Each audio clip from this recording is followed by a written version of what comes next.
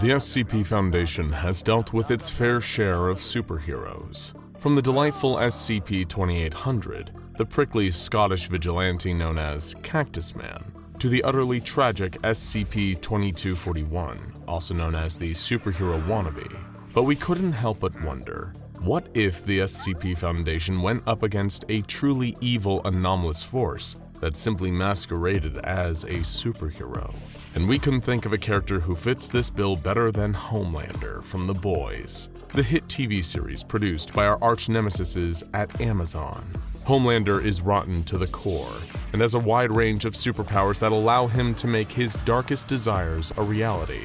And that's why, today, we're powering up the Anomatron 6000, filling it with all 3 current seasons of The Boys, and posing the big question. Could the SCP Foundation bring this sadistic soup to his knees, or is he just too diabolical? Let's find out. People love superheroes. They love that warm, cozy feeling that soups give them, a golden beacon of righteousness to swoop out of the sky and save the day so we don't have to do it ourselves. But you see, the thing about superheroes is they aren't always nice. If the whole world holds someone up on a pedestal, makes them believe from a young age that they can do no wrong, that they're the ultimate paragon of virtue, and that they have the powers and freedom to do anything they want, well, you end up with him, the Homelander. Now, some look to Homelander as a hero, and why wouldn't they? He flies around saving people, wearing those distinctive stars and stripes on his back, and stars in all those movies about how great he is. But that's just a cover story, the publicly acceptable story put out by Vought, the company responsible for creating him in the first place. They're there to sweep under the rug any bad thing that Homelander or any of their so-called superheroes has ever done, so that nobody will ever figure out the truth. And what is the truth? Well, as far as soups go, Homelander's even worse than the very worst of the worst. He's a murderous, self-absorbed, narcissistic psychopath with no empathy for powerless human beings. He thinks of himself as superior to the rest of us. Ordinary people are just expendable, and he'll gladly allow an entire plane full of innocent civilians to die with little care or remorse. Oh, but Homelander will play all that up for the cameras, though, which is why nobody would ever think to question his status as a hero. As far as the public knows, Homelander's actions are always justified, and that he can do no wrong. And it's this mentality that allows him to carry on doing whatever he wants with total impunity. But what if everyone turned on Homelander? Say his cover was finally blown and the rest of the world got to see him as he really is. A murderer with too much power, rampant insecurity, an explosive temper, and some nasty, lingering parental issues. Sure, getting a look at the real Homelander might be a cause for celebration from his most hardcore fanboys, allowing them to rally behind what they think he stands for. But what if we all had enough? What if everybody rejected Homelander? As it turns out, that might be the final straw that breaks him. By his own admission, Homelander would much prefer to be loved by everyone. But if you take that away, he's more than happy to settle for being feared. And with the level of power that he has, flight, super strength, invulnerability, heat vision, all it would take would be a show of his abilities in order to incite fear. And now, it's happened. The love anyone had for Homelander is gone. Maybe his crimes have finally been exposed, or he might have laser visioned someone in broad daylight. Regardless of the spark that started it, the fire has started burning. And now he's no longer chained. Homelander is free to do whatever he wants. He started tactically taking out key structures of influence in the United States. The White House went first, the red-hot beams of his laser eyes carving through the entire building, separating staff and Secret Service members at the waist or the neck, splattering the walls with blood. The quote, world's greatest superhero took care of the president personally, melting him down with his heat vision before flying away. Next on his list of targets was the Pentagon, shrugging off bullets and tank shells from the United States military as they were rapidly deploying to stop him. It didn't take long for Homelander to cut through the soldiers sent to stop him, before demolishing the Pentagon with as little as a supersonic clap of his hands. As the building crumbled around him, so did a number of the country's defenses fall as well. But there was one last line of defense. One organization that just might have access to the means to bring the only man in the sky back down to ground level. The SCP Foundation were no strangers to powerful beings running amok, but they were the only ones with the means to oppose a rampage like this. Now, while Homelander had already decimated much of the regular armed forces, the Foundation brought an army of their own to bear. Enter the Mobile Task Forces, the organization's most elite special operatives. They're specifically trained to deal with threats well beyond the capabilities of the regular military and can be quickly deployed almost anywhere in the world at a moment's notice, ready for action. Mobilizing their collected forces, the Foundation dispatched its MTFs at once. They had to be smart. Homelander was playing this tactically, taking out centers of influence and defense capabilities, still unleashing his years' worth of bottled-up rage, but using it in a controlled, calculated way. If they sent every mobile task force to where Homelander was, he could easily fly away at supersonic speeds, outmaneuver them, or just disintegrate the Foundation's entire reserve of troops in one move. So their primary goal was to divide and conquer, and spread their MTFs across the country so that anywhere Homelander went, they would be waiting for him.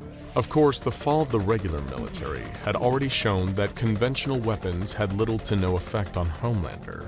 He is completely resistant to almost every form of physical harm, not only completely bulletproof, but unfazed by explosions as well. On top of that, his powers for detecting threats were also unparalleled. Homelander had the ability to see through almost any solid object or surface using X-ray vision. However, the Foundation knew there was a limit to this ability, and that the soup couldn't see through certain metals, specifically zinc. He also had tremendous olfactory and auditory senses, well beyond that of any ordinary human being. Homelander could detect changes in smell on such an acute level that he could detect changes to someone's adrenaline levels, as well as using that ability to detect explosives. But it was his super hearing that the Foundation was planning to exploit. They knew Homelander's senses were so attuned, he could detect changes in a person's heartbeat, enough to know when someone was lying. However, having such a high level of sensitive hearing meant that Homelander had at least one vulnerability: high-frequency sound waves. The Foundation knew it wouldn't be enough to kill the man in the sky, but they had another trick up their sleeve for that. First, they needed to draw him out. But how would they, when Homelander could easily overhear the orders being broadcast to their troops? Simple, they could lie. The Foundation started issuing falsified directions to its MTFs on the ground. Each one followed up with a written digital message via each troop's heads-up display. All Foundation operatives were reminded to disregard any radio communications, that these weren't real orders, merely just interference to throw Homelander off what they were actually doing. While the fake radio orders were attempting to nudge Homelander closer and closer towards New York, which was where Vought Tower, his headquarters, were located, one team was already there lying in wait: Mobile Task Force Pi 1, also known by the codename City Slickers. They had received a coded message from the Foundation. They were instructed to infiltrate Vought Tower, retrieve an item from the company's research and development labs, and then make their way to the roof. Once they were there, the next stage of the plan was to administer what they found in R&D, then await an airdrop of high-frequency sonic weaponry that the Foundation was sending to aid them. Storming Vought Tower had been the surprisingly easy part. The entire company had fallen into chaos. Now that their number one product was raining death from the sky, the employees at Vought didn't seem to care much about their jobs anymore. The City Slickers had snuck into the laboratory and found what they were sent for: Temporary Compound 5, a chemical that would alter human biology and grant anyone superpowers for a 24-hour period. It had the nasty side effect of turning the user's brain into Swiss cheese, but under the circumstances, it seemed necessary. Dosing themselves with it, all the City Slickers were in agony as they felt the V-24 burning in their veins. Just as the chopper was arriving to drop off their weaponry, a loud booming sound rang out, shattering windows across the city as Homelander's approach broke the sound barrier. The MTF stared up in horror as his laser vision cut through the helicopter above their heads, one of the crates landing on the roof as the fiery wreck plummeted down towards the street. Jackson! The team leader yelled to one of his men before pausing. He knew that if he told him to retrieve the sonic cannon, Homelander would destroy it in seconds. Instead, Jackson watched as his commanding officer leaped up into the air hundreds of feet higher than he would normally have been capable of. He careened towards a surprised Homelander, swinging a compound V-fueled uppercut that connected with his jaw, reeling him slightly as he hovered above. Taking that as their cue, the other members of the City Slickers started attacking the out-of-control Soup. One of them was firing energy blasts from his palms, and another had her arms stretching out like rubber, grabbing Homelander's cape in an attempt to drag him out of the sky. Meanwhile, Jackson was scrambling across the roof of the tower, fumbling with the clasps on the crate that contained the weapon.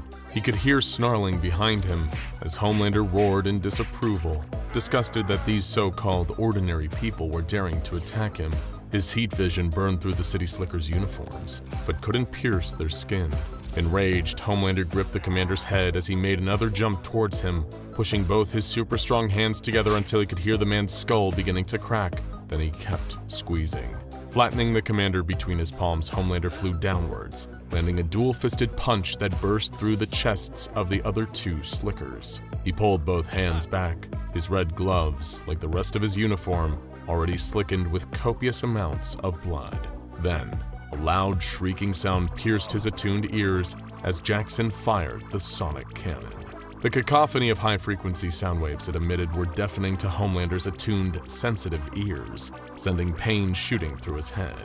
Unfortunately, pain meant little to Homelander, and he could still function despite it. It angered him even further that someone was trying to best him, that they'd highlighted and tried to exploit a weakness, something the Soup had told himself he didn't have. He shot forwards lightning fast, wrenching the device out of Jackson's hands before gripping him by the throat, lifting him up off his feet so that he was dangling over the edge of the tower. "Who in the hell do you think you are?" Homelander muttered, disturbingly subdued despite the obvious unhinged look in his eyes. "Just..." Jackson gasped for breath as he felt fingers clasping around his fault. In the distance, there was a low, rhythmic rumbling, like an earthquake, or heavy footsteps getting closer. "Just a distraction." With that, Homelander's hand closed tight the very second that Jackson teleported out of his grip, leaving the Soup standing on the roof alone, save for the bodies of the other City Slickers. He turned to face the sound of the oncoming footsteps, detecting the sound of whirring machinery along with it. This was something new. It was rare for Homelander to ever face a real challenge. Nothing ever forced him to improve his skills in combat. In most cases, he could just rely on his strength, or bring a quick end to confrontations with his eye lasers, which made the sight of SCP-5514 approaching all the more surprising to him. Striding across the city like something out of a Pacific Rim movie was a gigantic mech, known as SCP-5514, or by its far cooler-sounding nickname, the Dragon Slayer. Working with the Global Occult Coalition and High Brazil, the Foundation themselves constructed SCP-5514 using various anomalous methods, designing the machine to combat large-scale aggressors, or LSAs. While the Dragon Slayer, like the name implies, was built with fighting monsters and kaiju similar to its own size, these desperate times had called for desperate measures. The mech's huge robotic arm hosted its primary weapon, a cold iron sword, its blade 20 meters long. Inside, Mobile Task Force Eta 5, the Jaeger bombers, were piloting the Dragon Slayer, readying for battle with Homelander. He was staying still, not attempting to run or even fly away. Instead, he stayed at the top of Vought Tower. It was like he was waiting, watching, unfazed by the approaching humanoid machine, looking right at it, or through it. The Dragon Slayer brought its cold iron sword swooping down through the air, the blade coming right down on where Homelander stood. It cleaved directly through the building beneath him, carving Vought Tower in two, sending a shower of glass and concrete over the plaza below. The Soup caught the blade as it came at him, screaming in pain as he felt it cut into his hands. Any wound left by the cold iron sword was permanent. There was no regeneration or recovering from it. Homelander's natural durability gave him an edge. That, and being so much smaller than the sword itself, allowed him not to be sliced to pieces, but even touching it through his gloves hurt. The tower was rubble. Homelander was down, but far from out. He climbed up through the debris and bodies he was buried under, not caring when he blasted his heat vision through the dead and wounded to clear a path back up. Looming above, the Dragon Slayer stood taller than most buildings, his eyes glowing both with anger and the red light of his lasers. Homelander pushed himself up off the ground and flew up into the air. The mech's arm moved weightlessly to swat him out of the air, but Homelander used his speed and momentum to shoot through the metal, ripping through the machine's hand before it could land a strike. Homelander started zipping out of the path of the Dragon Slayer as it opened fire with its various anomalous armaments. While the mech was primarily used for close-quarters melee combat with various LSAs, it also featured a number of longer-range weaponry. Mounted on SCP-5514's shoulder was a Beowulf Sigurd railgun, an anomalous weapon that could use altered gravity to affect the weight of its targets, causing projectiles to impact with higher velocity. Yet none of these projectiles landed a shot, unable to catch Homelander at his current flight speed. With every supersonic pass he made of the Dragon Slayer, the deranged Soup took another look at his current enemy. His X-ray eyes could penetrate most of the metal and gave him a clear enough view of what was inside. There was a miniature sun powering it, kept perpetually stable while it generated energy for SCP-5514. Surrounding it were subdimensional portals, venting the excess heat off this plane of reality so that the mech and nothing around it melted.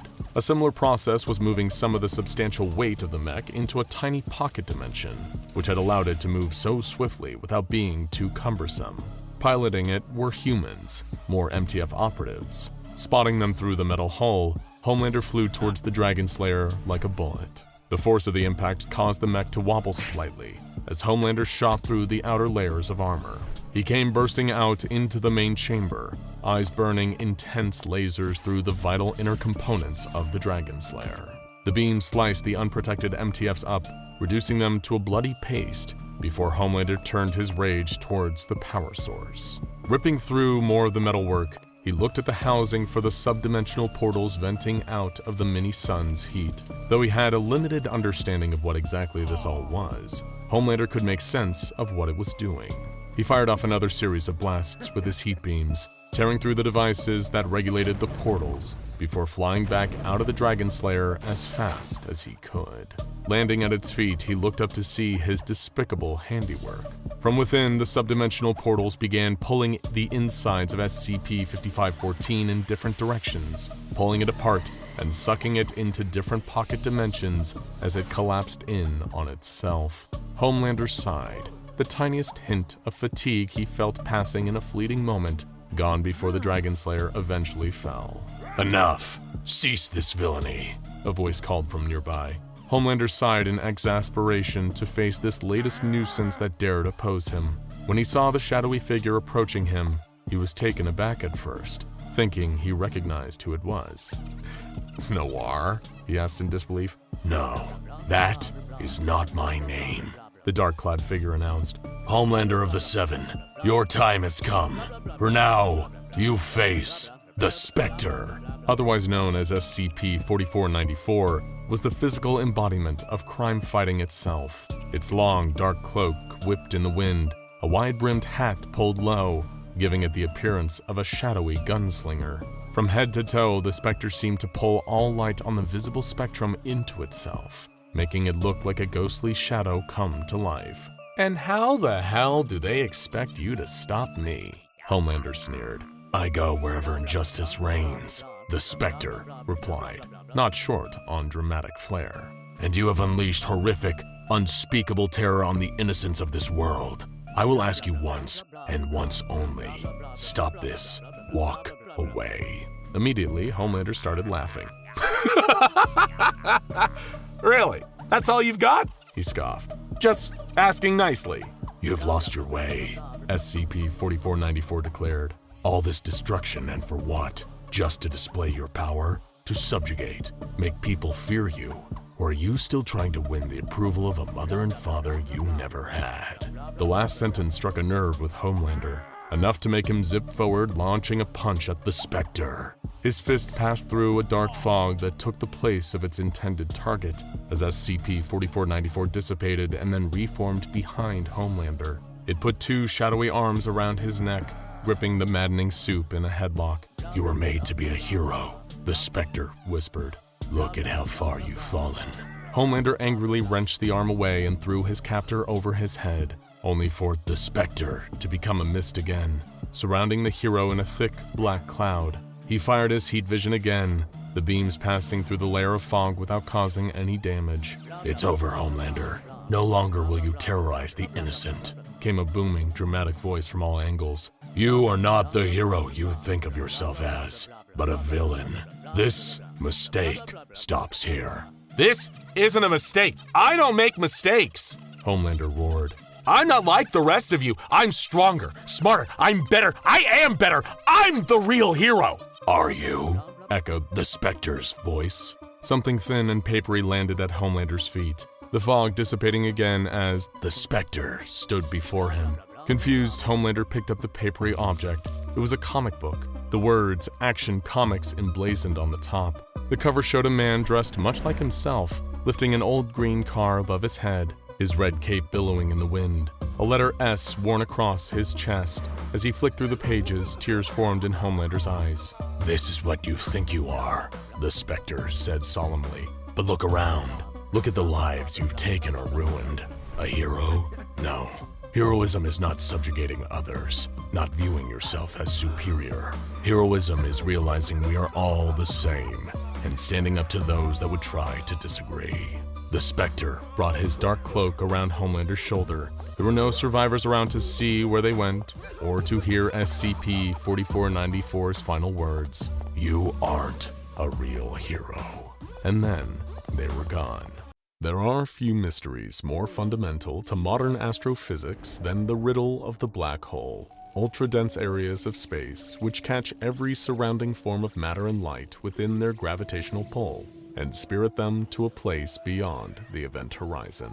Nobody knows for certain what might occur when something disappears into a black hole, and in that way, it is not unlike SCP-914, the Clockworks. Whatever object or creature is placed in the intake booth of SCP-914, and the settings are adjusted accordingly, the output booth produces a unique variation of whatever was inside of the Clockworks. The different settings range from rough to very fine, and given the amount of different things that could enter the intake booth, the possibilities of what could be made within SCP-914 are almost limitless. A black hole, on the other hand, and this certainly includes Gaia BH1, the closest of such abyssal celestial bodies to Earth, only has one setting, and as far as science is concerned, no output.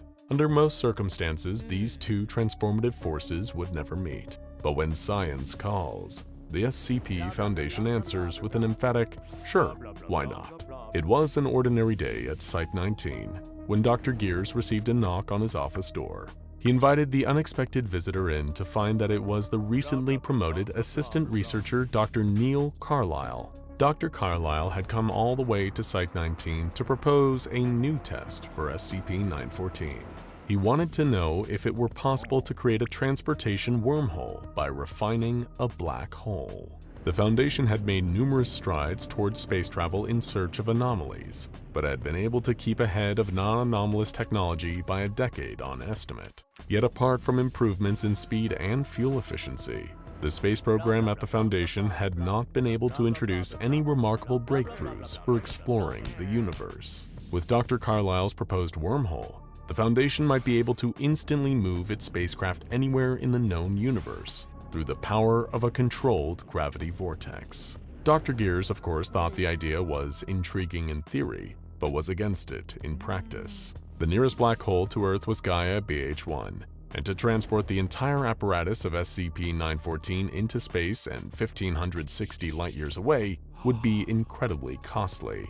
Not to mention the strong possibility of losing SCP-914 to an accident, or even to the depths of the black hole itself. For such a versatile safe-class SCP to be potentially neutralized for the sake of an experiment would be a huge loss for little gain. To be a researcher in Dr. Gears' position meant making hard decisions about containing SCPs, and when it is appropriate to use them for other purposes. It was better for Dr. Carlisle to learn this lesson at the assistant researcher phase of his career rather than go on and compromise the safety of Foundation staff or useful SCPs. Dr. Gears told him no, for the proposal and hoped that it would make the gravity of the situation clear, no pun intended. Dr. Carlyle left Dr. Gear's office feeling dejected and occupied himself with an entire tub of ice cream later that evening. The cold dairy delight did help numb the feeling of getting his first research proposal since promotion turned down.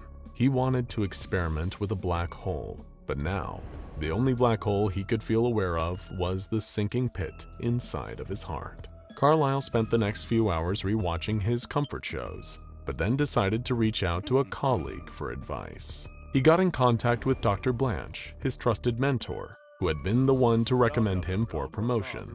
Blanche was frank with Carlyle about the idea needing some work, but also couldn't resist getting some barbs in at Dr. Gear's. That's typically for researchers watching over safe-class SCPs, she laughed. Taking risks is the farthest thing from their minds. While Dr. Blanche did have a great deal of respect for Dr. Gears, her own experiences with Euclid-class SCPs meant that her days at the Foundation were filled with more chaotic and immediate problems that demanded her own actions be less measured. She was much more of a think on her feet and roll with the punches sort of researcher, and saw in Dr. Carlyle the same potential to work with volatile SCPs. As such, Dr. Blanche decided to offer her mentee an easy win, a chance to assist in the containment and research of SCP-123, otherwise known as the Miniature Black Hole. Dr. Carlyle was quick to accept the position, and the next day he was sent off to the secure facility that housed SCP-123. Seeing the miniature black hole in person was all that Dr. Carlyle needed to lift his spirits, though he needed to go through several levels of security clearance in order to get to it. Being only a Level 2 personnel whose access was officiated recently, Dr. Carlyle was only just barely allowed to be within the same room as SCP-123. Having graduated from a prestigious university for science well before the SCP Foundation got in touch with him for a position, Dr. Carlyle was, first and foremost, interested in the non-anomalous mysteries of the universe. He had wanted to continue his research into theoretical physics ever since he completed his degree, but the demands of having to remain up to speed on all manner of SCPs seriously hampered his ability to do so. To stand before SCP-123 was at once a reminder of what he had wanted to do with his career, and also a clear symbol of how far his expectations were from the truth. There were so many things he wished to know about the inner workings of these heavy gravity wells, and so, against the wishes of his mentor, Dr. Carlyle absconded with SCP-123. He waited until a severe but inevitable containment breach occurred, and used the chaos as a cover to enact his extraction of the miniature black hole. It was no easy feat to transport the lightless orb out of its secure facility, even with the skeletal cage of metallic triangles that surrounded it as a buffer. The slow and methodical removal with a seamless net was the only way to make sure the black hole couldn't absorb any matter in the process of its transport. While this was a reckless endeavor, Dr. Carlyle knew the properties of black holes well, and as long as his goal was scientific progress, there was no limit to the lengths he would go. The containment breach that gave him his window was extra fortuitous because it offered an easy alibi for why he would be missing. The mobile task forces would be searching for his body, alive or not, and the Foundation worried he could transport SCP-123 back to the facility for SCP-914. By the time the personnel in charge of SCP-123 realized it was missing, the experiments would have already begun. Instead of bringing SCP-914 to Gaia BH-1, Dr. Carlyle had brought a portable and functioning model of a black hole to SCP-914. This is the threshold of scientific advancement, Dr. Carlyle thought to himself. He had run the scenarios 100 times over in his head, and was sure that by placing the miniature black hole into the clockworks, the world's first wormhole transportation would be born. All would be forgiven, and Dr. Carlyle would be exalted as the man who brought the interstellar travel of the far-flung future to the present day. Even Dr. Gears would understand that SCP-914 had to be used in order to bring about this glorious leap in technology. Carlyle had to act quickly, though, because there would only be a limited amount of time before he was discovered within the facility. With a deliberate and measured hustle, he used the net to maneuver SCP-123 into the intake booth of SCP-914 and closed the door. He ran over to the knob and turned it to the very fine setting. The gears of the clockworks began to move, signaling that the process of refinement had begun. With the countdown to his breakthrough now begun, Dr. Carlyle barred the door to the room that housed the clockworks. The mobile task forces would be arriving soon, and they would attempt to stop him from achieving his goal. It would be likely that he would lose his promotion if they succeeded. Dr. Blanche would also be punished for letting Dr. Carlyle get so close to SCP-123. Carlyle would, of course, feel bad for the trouble his mentor would go through in that outcome, but he was determined to make sure it did not happen. The refinement process would reach the output stage, and then the acclaim for himself would be assured. The gears continued to turn, and Dr. Carlyle listened carefully to each mechanical noise and puff of stuff that rumbled from SCP-914. Dr. Carlyle clenched his fist tightly, growing more anxious with each passing moment. "It has to work," he thought. "It has to."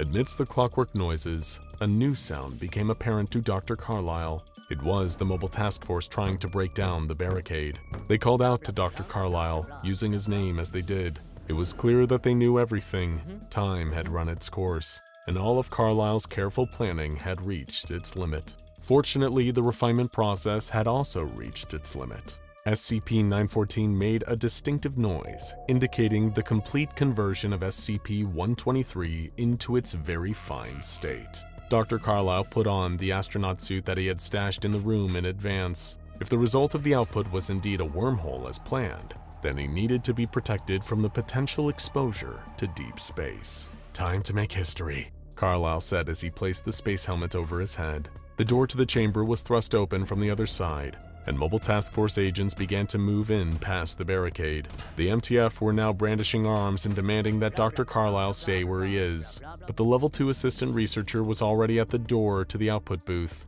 He reached forward and grabbed the handle, flinging open the space to the interior. Inside, a gray sphere of intense gravitational energy tugged on Dr. Carlyle, and within seconds, it pulled him through the small gap which was only a few feet wide. He had disappeared into the wormhole of the refined SCP-123, beyond its event horizon, and into the unknowable depths that existed beyond. The mobile task force agents stood in stunned silence for a moment, until Dr. Gears forced his way into the room. The veteran researcher was quick to ask for an explanation of exactly what happened, and the agents did the best they could try and piece together a reasonable explanation. Meanwhile, inside of the gravitic tunnel of SCP-123, Dr. Carlyle was flung through vast distances in the form of a strand of spaghettified matter. He could scarcely comprehend the sensation of what was happening to his body, the unfathomable movement between dimensions feeling like 1,000 dreams and nightmares colliding. He had succeeded. He had failed. He was going somewhere. He was nowhere. He was traveling beyond the stars. He was stuck in liminal stasis. All of these thoughts passed through Dr. Carlyle's elongated head simultaneously before they all came crashing together with the force of an avalanche. His physical body followed suit, returning to its original shape as he exited the event horizon to the other side of the wormhole. Dr. Carlyle could now see thousands of stars glowing in every direction around him. The emptiness of the expanse he had found himself in became immediately apparent, as did the lack of any gravity beyond a persistent pull behind him. He looked over his shoulder, and through the visor of his helmet, he could see an enormous black hole, or rather, a full-sized one. "Gaia BH1, Carlyle spoke. His highly intelligent mind formed a hypothesis within mere moments. The refined form of SCP-123 had become the entrance to a wormhole as he had expected, but the exit had to naturally develop somewhere, and thus it appeared that Gaia BH1 was chosen as the other side of the wormhole due to nothing else besides its relative proximity to the entrance. Essentially, the refining process had formed a link between the two closest black holes in the universe. Now Dr. Carlyle was faced with a new dilemma.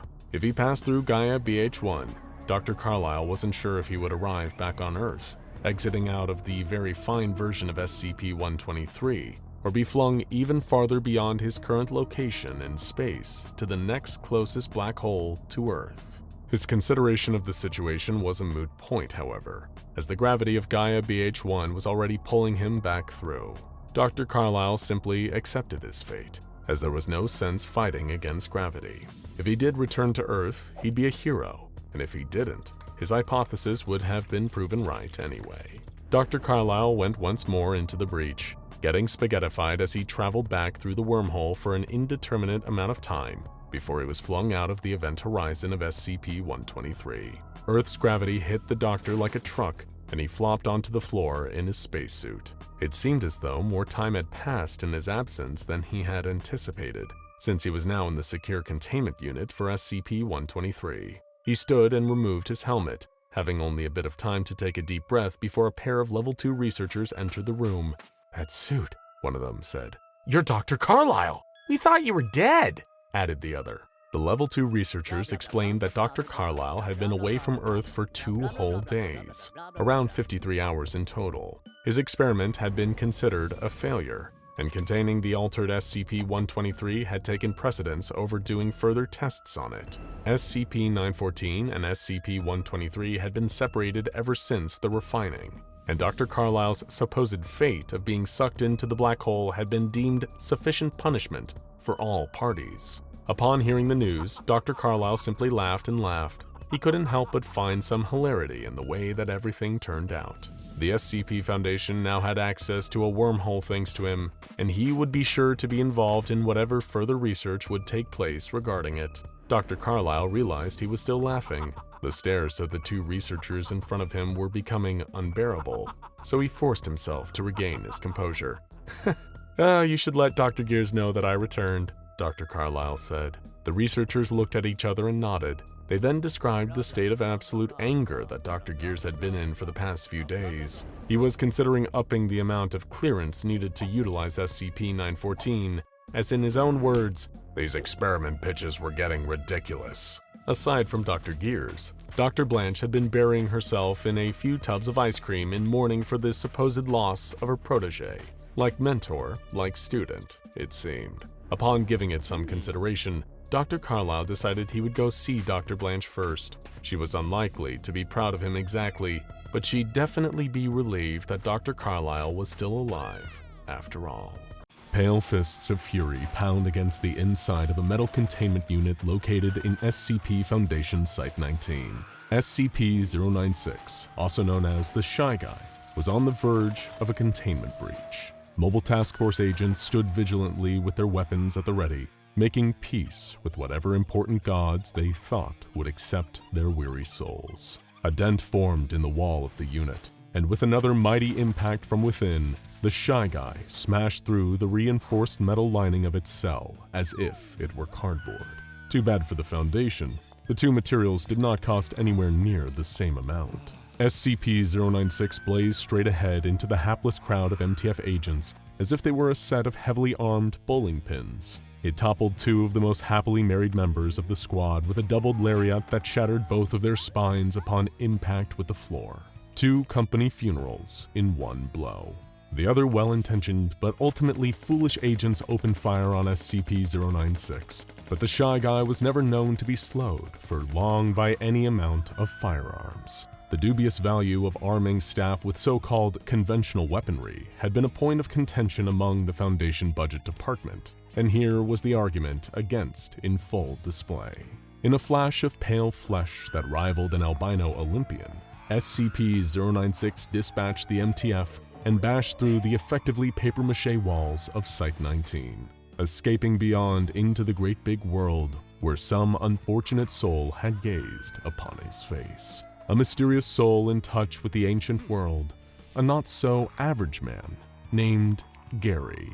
Gary had been hiking through the mountains for several miles, peering back over his shoulder for any sign of the dreaded creature that he feared had been pursuing him. When he got on that plane to Tibet, he knew there was no turning back, other than in a literal sense. He had come to see a reclusive mystic who was said to hold the forbidden knowledge to all of the ancient mysteries in the world. I have an intuition that even my peculiar issue, a bizarre and anomalous happening, can be solved when I seek the wisdom of this truly enlightened sage. He held out the legendary dodecahedron that he found in that public park, the only artifact that seemed capable of holding the creature at bay. The strange black-suited individuals guarding it referred to the dodecahedron as SCP-184, but Gary knew better than to think numbers and labels could sum up the totality of its ancient mysteries. Whenever I'm inside a building, the dodecahedron alters the dimensions of the hallways, making it so that the creature following me is always farther away. Gary needed any amount of distance he could get from the relentless pursuer, a thing that was clearly inhuman in every way except for the fact that it had 2 arms, 2 legs, and a head. But beyond the superficial appearance of being humanoid, the monster conveyed an unspeakable degree of malice and fright in its appearance. He had seen its face in his dreams and his nightmares ever since that terrifying incident that befell him so many desperate years ago. Years of running, years of isolation, years of being confounded by ancient mysteries. During those years, he had assembled the ancient tables that had long ago been unearthed in the Superstition Mountains, which depicted a horse on one tablet and a heart on another. When the 2 slabs of stone were combined, the truth could be revealed. And what the truth was an ancient mystery. Of all things, Gary never expected to see a carved depiction of SCP-096, or whatever the long, pale thing that was chasing him was called. "It's that one guy," Gary exclaimed, staring at the stone carving. "It must be from this mountain or something. But who's to say? It's a mystery." That was only the beginning of Gary's travels, and every next step took him farther from the creature, but also closer to it in a metaphorical sense. The pale humanoid haunted him, and this mystic of the mountain would soon give him the answers to how to be free of it forever. He came upon a hut in the deep mountain as he expected to. Opening his third eye, Gary could sense a pervasive aura of mystery surrounding the building before him. He advanced with trepidation, for as tantalizing as the solution to his problem was, the idea of lingering mystery was perhaps more so. Gary stepped inside and saw through the hazy smoke of incense a man who could only be described as the Mystic. It was unclear whether he was young or old, but one thing was for sure. His starry robes and conical hat denoted him as a member of a secret order from the distant past. "I am the Mystic, and I was expecting you. Now I will explain everything about everything." The Mystic gestured to a grand knitted tapestry over his head, depicting an ancient or perhaps yet-to-happen battle between a long-limbed pallid giant and Gary himself. In the tapestry, Gary was surrounded by ancient mysteries, all of them powerful, all of them ancient, and all of them mysterious. He listened closely to the Mystic's words, knowing that the fated fight that he was dreading would soon take place. Mastering the ancient mysteries was his only hope of being free, but also of avenging his family. Gary had never wanted this life. Several years before, he'd graduated from college, majoring in theology and comparative mythology. With his entire life ahead of him, he returned home after completing his PhD, excited to soon enter the wonderful world of academia. It felt like such a profound victory coming back to the sleepy Massachusetts town, having gained knowledge and experience in the world around him. But he wasn't the only one in his family with that inclination. His brother Michael never had the talent for academics. He didn't want to hit the books. He wanted to hit the excitement and danger of adventure. He was born too late to explore the world, too early to explore the galaxy, but just in time to test his mettle against the toughest expeditions Earth in all her glory had to offer.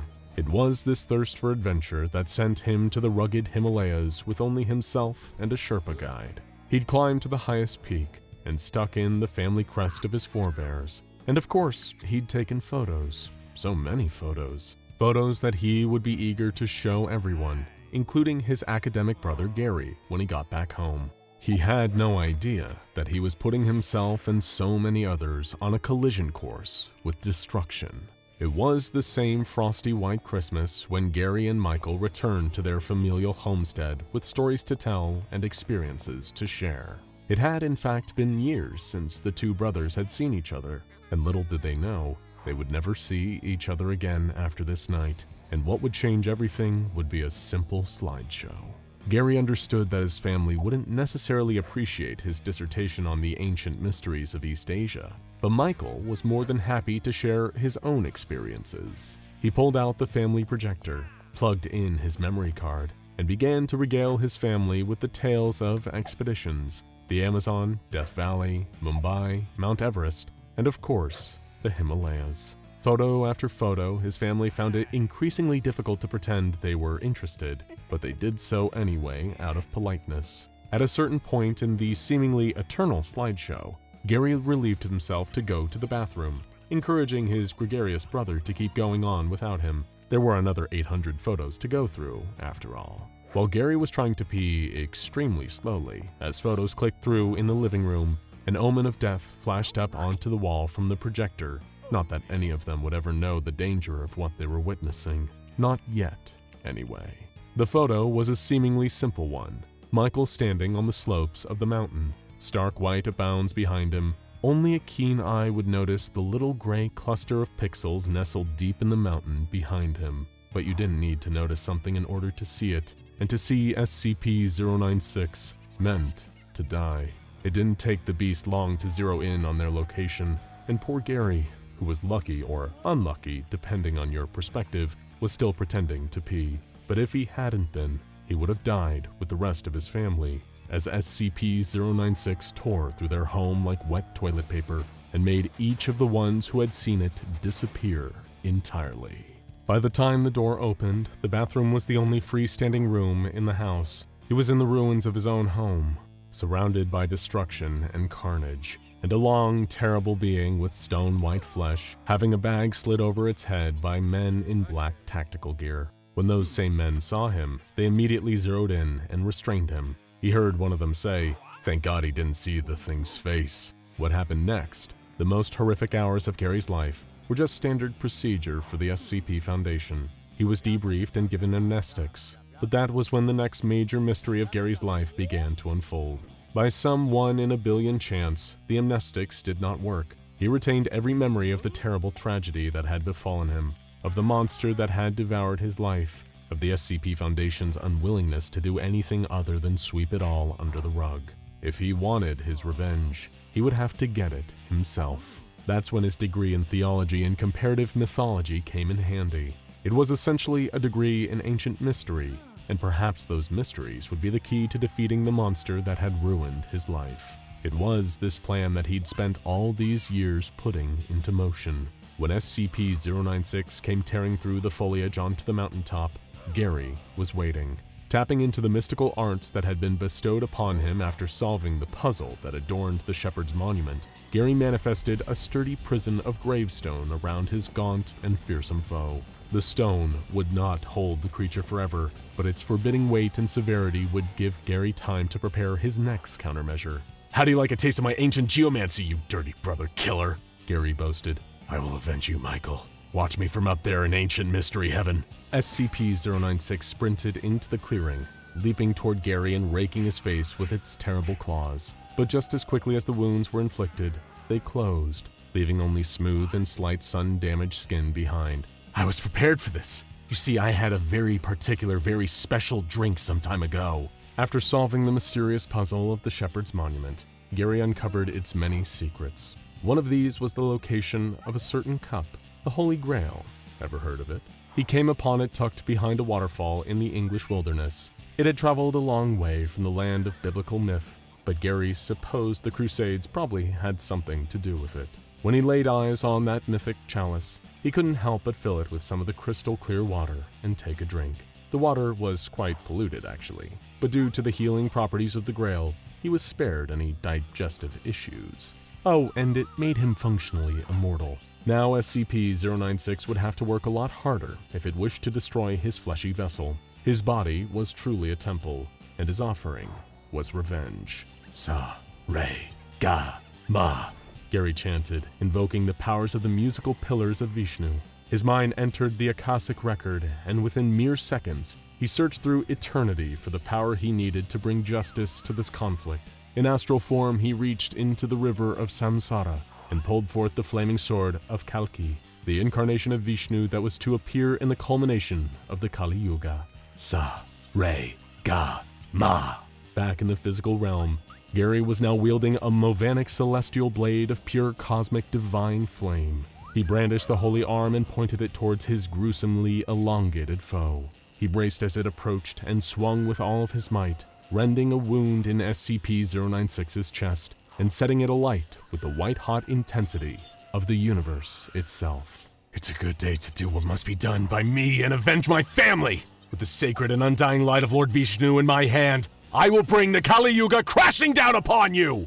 Like a pair of samurai warriors locked in a cinematic standoff, Gary and the Shy Guy charged towards each other, and each delivered a brutal and flashy attack.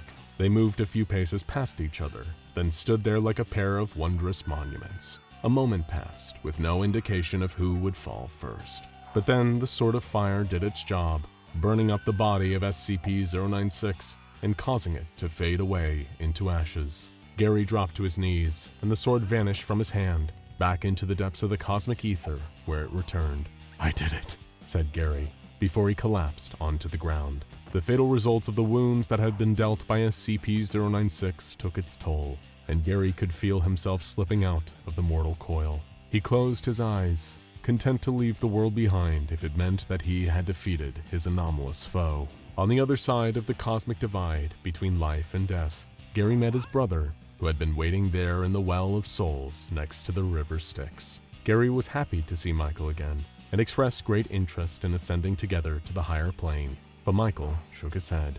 No, Gary, it's not your time yet. Michael spoke in astral form. There are mysteries you have yet to solve. Gary's eyes bulged with disbelief. He realized that his brother was right. While the infinite majesty of Nirvana had its charms, the world he was about to leave behind was still filled with so many unknowns, and he could not truly rest until he had unearthed the mystical answers behind all of them. When Gary opened his eyes, he was lying on the side of the mountain, a few feet from the ashes of SCP-096. He looked at the dodecahedron, his closest companion, and smiled.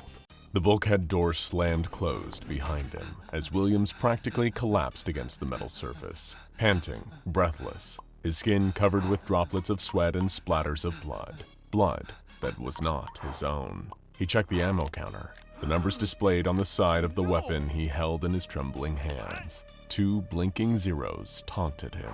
His still shaking fingers scrambled at his pouches, searching for a spare magazine, only to find nothing. Rico had the bag with the spare ammo, and that thing had just got to Rico. Williams pulled out his sidearm, sliding out the magazine to find 3 measly rounds left. The new experimental ammunition was designed not to damage the ship itself, avoiding punching a hole in the hull by only harming organic life forms. It had meant there were barely enough bullets to go around, but they were told they wouldn't need to use them. Just a precaution, the company had said. The sound of something moving made Williams's pounding heart lurch beneath his ribs. He hurriedly slotted the magazine back into the pistol and pointed it outwards, turning the corridor of the ship. The ceiling and walls had been torn apart, damaged either in the impact or by the creature that was on board. Sparks burst from the exposed wiring, the only source of light since the flashlight on Williams's shoulder stopped working. He froze mid-step. Something that looked like a tail was trailing down from the ceiling. Williams felt his blood run cold. It was here, hiding in the ventilation system right above his head. He pointed his gun upwards. Then he remembered what had happened to Lance Corporal Henrik when he'd gotten its blood on him. His mind momentarily flashed to the side of the commanding officer screaming as he melted, alive. The same would happen to Williams if he landed a shot. Instead, he punched at the flashlight mounted on his shoulder, frantically trying to will it into working when suddenly, the beam came back on, revealing that what was in front of him was just a cable, a loose strand of electrical wiring that must have come loose, and now, in the dark, Williams had mistaken it for the creature's long prehensile tail. He breathed a shaky breath, despite it doing hardly anything to steady his nerves. Then something behind him breathed too. Feeling the warm exhale against his neck, Williams battled against every frantic nerve in his body that urged him to turn around and shoot it, or run for his life in the false hope that he'd outpace the creature. It was faster than anything he'd ever seen, able to move in the blink of an eye. His only defense was that he hadn't seen its face yet. His eyes had been glued to the motion tracker up until the second it attacked, and when the frantic gunfire had started, he'd only caught glimpses of the monster's dark, chitinous hide in the glare of muzzle flashes. His heart simultaneously sank and pounded as a heavy clawed hand rested on his shoulder, and Williams slowly turned around to face the creature. He screwed his eyes shut, hoping that would be enough to save himself. Then it hissed, a grating, piercing noise like nails dragging down a chalkboard. Although he couldn't see it, Frozen to the spot in terror and held firm by the creature's grip, it was readying itself to strike. Beneath the domed, elongated carapace of its head, the huge gaping wide maw of SCP-096 still hung open in a permanent scream. Only now, there was a second inner pharyngeal jaw, like another mouth on the tip of a tongue that came shooting out like a piston. The excruciating pain shot through William's eye to the back of his skull, instincts causing his one remaining eye to snap open, and he saw it looking down at him through an eyeless face. The towering, terrifying creature coated with a biomechanical-looking exoskeleton, huge rows of fangs lining both of its mouths, poised to make another strike. There were more above, crawling upside down along the ceiling. They were the smaller, faster creatures, like drones of a beehive now moving out of the shadows from where they'd been keeping perfectly still, camouflaged directly over William's head. The 096 creature let out another bite from its inner jaws, piercing William's skull as he let out a blood-curdling scream. The scream echoed through the ship's metal corridors and then faded. Outside in the cold, empty vacuum of space, not a sound could be heard as the ship slowly crawled through the stars, carrying nightmares aboard. The year was 2150, but the problems had started long before. By now, humanity had become a spacefaring species, setting out from an overpopulated, overpolluted Earth to colonize other worlds that were barely more habitable. And as humanity ventured out across the stars, unbeknownst to most of them, the SCP Foundation had followed. With the sheer amount of anomalies encountered on Earth alone, the O5 Council deemed it wise course of action to embed Foundation operatives among off-world human colonies, continuing to further the Foundation's goals of containing anomalous creatures, entities, objects, persons, and places. However, conditions on Earth did not improve. If anything, they got worse. People boarding spaceships and going to found new colonies on worlds with letters and numbers for names did free up a little room on the human homeworld, but that barely made a difference. There were already those on Earth without any room for themselves, and without the funds to secure a spot on one of the departing interplanetary vessels. Add that to the sheer damage done by the launching of these ships, and those still stuck on Earth were now choking in fumes. And so was the Foundation. A mass exodus took place over the course of several decades. Many were given free passages to certain planets courtesy of the Weyland-Yutani Corporation, one of the companies bankrolling the various colonization missions and terraforming new planets for humans to live on.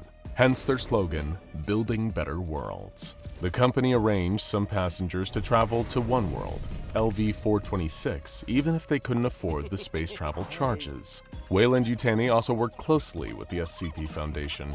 When it became clear that the Foundation could no longer continue to operate on Earth, the corporation assisted them in shipping their extensive coterie of SCPs to facilities that had been established off-world. The USCSS Remus, a commercial secure transport ship owned by Weyland-Yutani, was tasked with moving one of the SCP Foundation's most infamous anomalies to a newly built containment site on a distant planet. With its face covered, led along by the nooses of catch poles around its head and arms, SCP-096 was moved into a chamber at the heart of the Remus, in preparation for the Shy Guy to be shipped off to its new home. Projections had the estimated time of arrival set for roughly 9 months later, with a layover scheduled partway through. As part of their agreement with the Foundation, Weyland-Yutani would use the transport ship to pick up items and materials deemed highly important to the company. Foundation personnel were told to allow the Weyland employees to go about their work, and forbidden from accessing certain parts of the ship's cargo hold, reserved for company use only.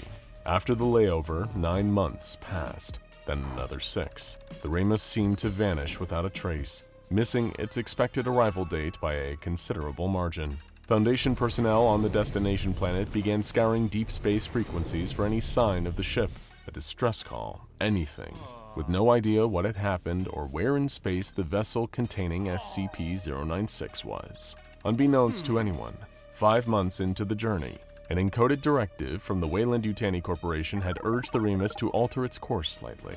It had veered off into the wilder reaches of deep space shortly after departing from its brief layover at a company outpost. None of the crew aboard, asleep soundly in their cryogenic suspension pods, noticed the change, until an emergency alert forced them all to wake up suddenly.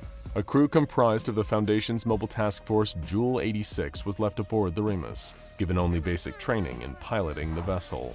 They'd been told the ship's computer would handle the most part of their journey. None of them had been expecting to have to navigate their way through an asteroid storm. The bombardment struck the Remus, causing severe damage through the ship and multiple critical system failures, including the containment chamber housing SCP-096. Once control had been re-established over the damaged vessel, MTF Jewel 86 quickly realized warnings coming from the life sign scanners and motion detectors. Having a camera system aboard was ill-advised with SCP-096. It seemed that the ship's only other occupant was free from its containment chamber. At least, they thought the Shy Guy was the only other living thing on the Remus with them. Clambering out of the unsealed chamber, SCP-096 found itself free to move around for the first time in a long while. It hadn't been afforded the luxury of a cryogenic nap, meaning it had been awake and stuck inside the chamber for every agonizing month ever since the Remus had departed Earth. Stretching its elongated limbs to will them out of atrophy, it started to explore the dank, dark belly of the spaceship.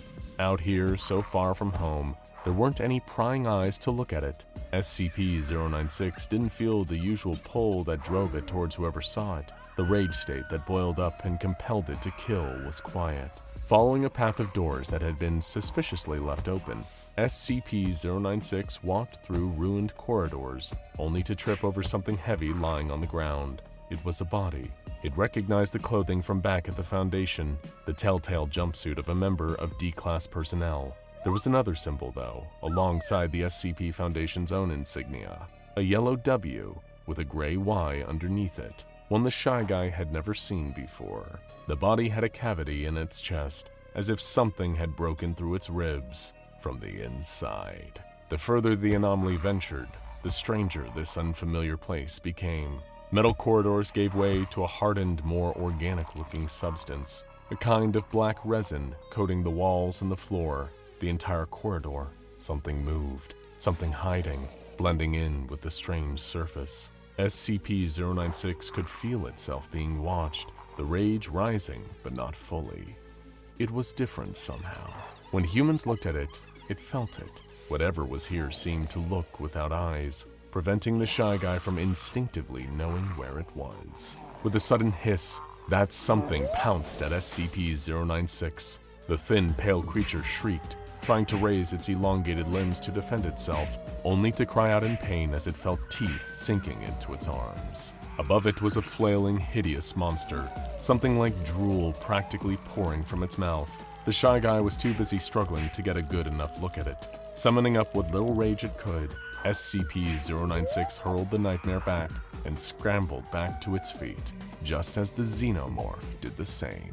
It had come out of the D-Class, the company property left aboard the Remus during the ship's short layover. A near cylindrical skull was encased beneath a smooth, vaguely translucent carapace. No eyes beneath its dome, just a featureless face, save for its dribbling, snarling mouth. The alien lurched, whipping its flimsy, prehensile tail towards SCP-096, the barb at the tip like a stinger of a scorpion. The Shy Guy effortlessly swiped it away with a single swipe of its large hand, screaming at the horrifying Xenomorph. Lowering itself onto all fours, the alien began to charge at SCP-096, and the anomalous creature, fearful for its safety but ready to defend itself, responded in kind. It lumbered through the narrow, cramped corridor. The ship had been designed for humans, not to accommodate a being of SCP-096's height and stature. It ran towards the hideous alien, expecting to tackle it head-on, only for the creature to leap out of SCP-096's path at the pivotal second, crawling up the resin-covered wall and up onto the ceiling. Outflanking the Shy Guy before it could react, the Xenomorph gave another strike with its tail. This one landed, piercing the anomaly's shoulder and causing it to howl in pain. It staggered, hit mid-charge, falling to the floor, gripping its injury. SCP-096 made loud, distressed noises that were heard over on the other side of the Remus, as members of MTF Jewel 86 scrambled to get on their combat gear and figure out a strategy to recapture their anomalous passenger. A sudden silence befell the group as they all realized something. If they were the only other ones aboard the ship apart from the Shy Guy, then what was making it scream? The Xenomorph crawled towards the downed SCP-096 as it rolled onto its front, still gripping its injured shoulder, then trying to push itself back up onto its legs to run. Before it could stand, sharp, needle-like teeth burrowed into its ankles, and the alien's inner pharyngeal jaw shot out to bite the Shy Guy. It screamed in pain again, trying desperately to crawl to safety on its wounded legs. It pulled away as the eyeless face of the alien drew nearer, hissing and drooling menacingly. SCP-096 was expecting a killing strike, one more bite from that piston-like inner jaw to finish it off. But it never happened. The xenomorph was almost studying the frightened creature cowering before it, silently regarding it. The Shy Guy felt woozy, succumbing to its injuries. The only thing it saw before falling unconscious, a horrific nightmare, as was the sight awaiting it when it woke back up. SCP-096 struggled, regaining consciousness to find itself stuck fast to a wall with the same dark resin substance that coated this part of the ship. Resting before it was a large, leathery object, 4 lobes on its top. It was clear what the object was. It was an egg. As the Shy Guy started to struggle in its confinement, the top of the egg unfolded, like the petals of a flower, and 8 long legs began scrabbling around at the opening before a facehugger leapt out of the egg, and what a face it found. Some of the Ramus soon found themselves in a similar predicament. The ones that didn't were met with a new breed of horror, a tall, slightly paler alien creature with misshapen, elongated limbs, the xenomorph's characteristically shaped head, and a wide mouth locked in a permanently screaming expression. It could move faster than the other drones that were soon infesting the ship, appearing behind the Foundation crew the moment they looked at its face. Before long, the screaming aboard the ship had stopped. The computer filed one more message before shutting down. Final report of the commercial starship Ramus. All members of the crew, Heinrich, Matthews, Rico, Williams, Bayan, Paxton, and Weaver, all deceased. Subject SCP-096 destroyed. New cargo acquired, as per company directive. Rapid footsteps echoed through the halls of Site-19 as one of the Foundation's most eccentric researchers, Dr. Casper Horton, an expert and enthusiast for all things Keter class, rushed towards the conference room where another discussion on how to eliminate SCP-682 was being held. Without warning to those already inside, Dr. Horton burst in through the doors of the conference room, dropping the stacks of paper he was carrying in the process. Too high on his latest idea to let that stop him, the erratic researcher blurted out one highly improbable sentence. Why don't we take the lizard and just chuck it into a black hole? The room was stunned. Nobody was sure how to respond at first, so Horton repeated himself, placing greater emphasis on the words lizard, chuck, and black hole. Again, the Keter fanboy was met with confused silence. Then, from the very back of the room, a visiting intern from another containment site began to clap his hands. This small act of solidarity with Dr. Horton was contagious, and slowly but surely, the room was filled with the sounds of clapping hands. Soon, everyone in the room was clapping at Dr. Horton's insane but potentially brilliant suggestion. It was one of those ideas that was so crazy that it just might work. For as long as anyone at the Foundation could seem to remember, the destruction of SCP-682, fittingly referred to as the hard-to-destroy reptile, had been one of the top priorities of the entire organization. The loathsome and wrathful creature represented an existential threat to all life in the known universe, and its tendency to adapt to any form of external attack only compounded the problem. Of all the multifarious methods that the SCP Foundation has tried in their attempts to lose the lizard, the concept of hurling the anomalous beast through the event horizon of a black hole had never been attempted before. This was in due part to the fact that as a Keter-class SCP, SCP-682 was difficult to transport across great distances due to the level of security required to contain it. Even so, if the required resources could be allocated to placing SCP-682's containment unit onto a spacecraft and sending it on a decisive course to the Gaia BH-1 black hole, the nearest black hole to Earth, it is quite possible that the hard-to-destroy reptile could be neutralized by merit of it being removed from all observable reality.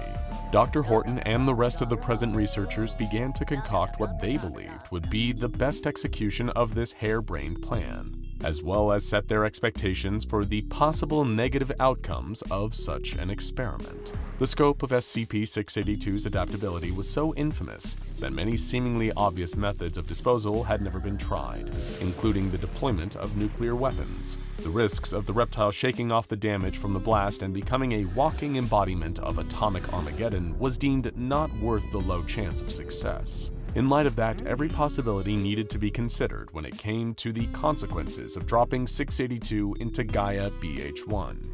In one hypothetical K-class scenario, the hard-to-destroy reptile would merge with the black hole and somehow grant the all-devouring consequence of gravity a present and malicious mind, akin to 682's own.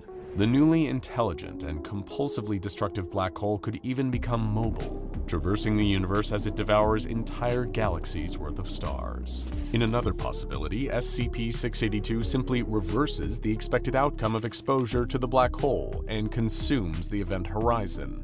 This could grant the hard-to-destroy reptile the ability to forcibly transmute matter into a string-like spaghettified state, either through contact or mere proximity.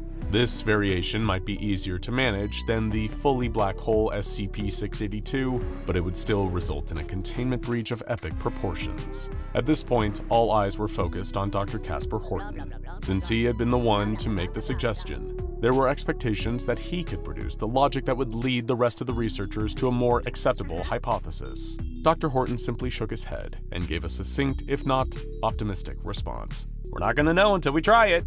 But if that lizard is subject to gravity, it can be subject to the black hole. From there on out, it's pure luck." There was then a bit of outrage in the room, considering that luck was not a variable any member of the Foundation personnel wanted to rely on with regards to SCP-682.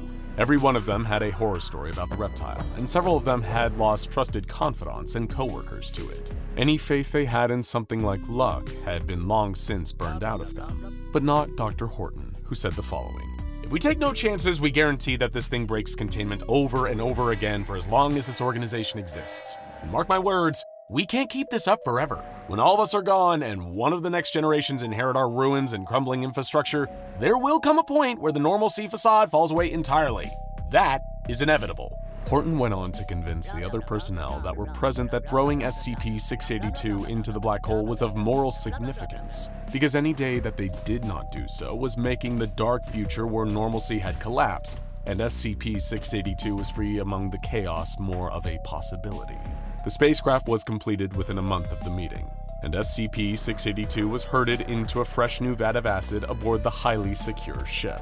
A military force of autonomous drones with the firepower equivalent to 3 mobile task forces was programmed to serve as the crew. In the event that SCP-682 broke containment in deep space, the robots would battle with the reptile in an attempt to contain it. Before the day of the launch, Dr. Horton was approached by junior researcher Ed Bloomsville, who proposed an 11th hour challenge to the plan. Ed held up a comic book with the Incredible Hulk on it, gesturing to the alien background behind the famous fictional superhuman. "I'm just saying that if we drop SCP-682 on Mars..." Dr. Horton swatted the comic book out of Bloomsville's hands and grabbed the younger man by his collar. "We are not doing Planet Hulk! He came back to Earth when that run completed, and the one thing we don't need is a version of SCP-682 with character development. Could you imagine how terrifying that would be? It would be like the Backrooms all over again." "Sir, put me down, please," Bloomsville whimpered. "Also, what are the Backrooms?" Dr. Horton leaned in, close enough to be whispering in the junior researcher's ear. "Nobody knows anymore, Ed. Nobody knows." With that, Dr. Horton let go of his coworker and went off to make the decisive preparations for 682's trip into space. It would be a straight shot to the heart of Gaia BH1, and hopefully, to the ultimate demise of 682. Horton and his fellow researchers would be watching and observing the progress of SCP-682 from the safety of ground control, and all high-ranking personnel up to and including the O5 Council would receive regular briefs on any updates regarding this titanic gamble. The interplanetary journey of the spacecraft was a multiple weeks-long process, and there were several close calls as the crew of drones managed to keep 682's escape attempts in check. The ship itself was repaired by that same crew multiple times over. While a team of humans wouldn't have survived the constant stress and physical trauma, the automated workers were fulfilling their experimental function in an exemplary manner. Props were given to the entire staff of engineers that had planned and implemented the drones. Soon enough, the grueling trek through space had reached its planned destination. Gaia BH1. The moment of truth was upon Dr. Casper Horton, as well as every active member of the Foundation who believed in this one-in-a-million plan. With so much at stake and the event horizon hovering so close to the shuttle containing 682, the order was given to fly the silver vessel into the belly of the beast. "Goodbye, 682, Horton snarked. With a mighty thrust of the engines, the spacecraft entered the orbit of Gaia BH1 and was soon pulled through the event horizon. Ground control observed the readings of several indicators to confirm that both 682 and the shuttle transporting it would disappear from reality. Energy signatures and galactic drone cameras were able to depict the exact moment that 682 crossed the line. By all accounts, the lizard had been neutralized. For minutes, no activity at all was reported from the inside of Gaia BH1. Even if SCP-682 had endured the crushing pressure of gravity and the ensuing spaghettification, it may not have had access to the reality-facing side of the vortex at all. While there was still the possibility of the hard-to-destroy reptile emerging, the fact that its presence had so completely vanished was a positive sign. "Well," said Dr. Casper Horton, "are we calling it neutralized?" The ground control operatives chattered amongst themselves, as did the O5 Council. Had it truly been as simple as throwing the anomaly down a hole and forgetting about it? If so, this fateful day might be remembered as the moment that the Foundation stopped taking itself so seriously when it came to Keter-class SCPs. Why not chuck them all into Gaia BH1? If normalcy was like a clean office, then naturally having access to a garbage disposal would be part of the cleaning process. Of course, it could never have been so simple. A new reading of absurdly potent and totally unidentified energy surged forth on every available interface. Something big was going to spring from Gaia BH1, and whatever it was could not even be recognized as SCP-682. Not anymore. The being that broke free of the event horizon was like a self-made god from another reality, a much less celebrated and revered reality, but one that always held terrifying secrets of its own. This thing resembled a superior form of SCP-682, with muscles swollen by the condensed power of absorbing over 999 individual liminal pocket dimensions. Its wicked laughter boomed across the void of space as air and cascades of powerful lightning leapt from its body. The first words it spoke revealed its true origins. "Let me tell you about the backrooms." After an unfathomable eternity of time passing between several SCP-explained YouTube videos, Entity 682 had returned to its native reality and canon from the mimetic nightmarescape of the backrooms. It had gained phenomenal powers only told about in a playlist and compilation that you can watch right here, as well as the most fearsome improvement of all. 682 had undergone a character arc.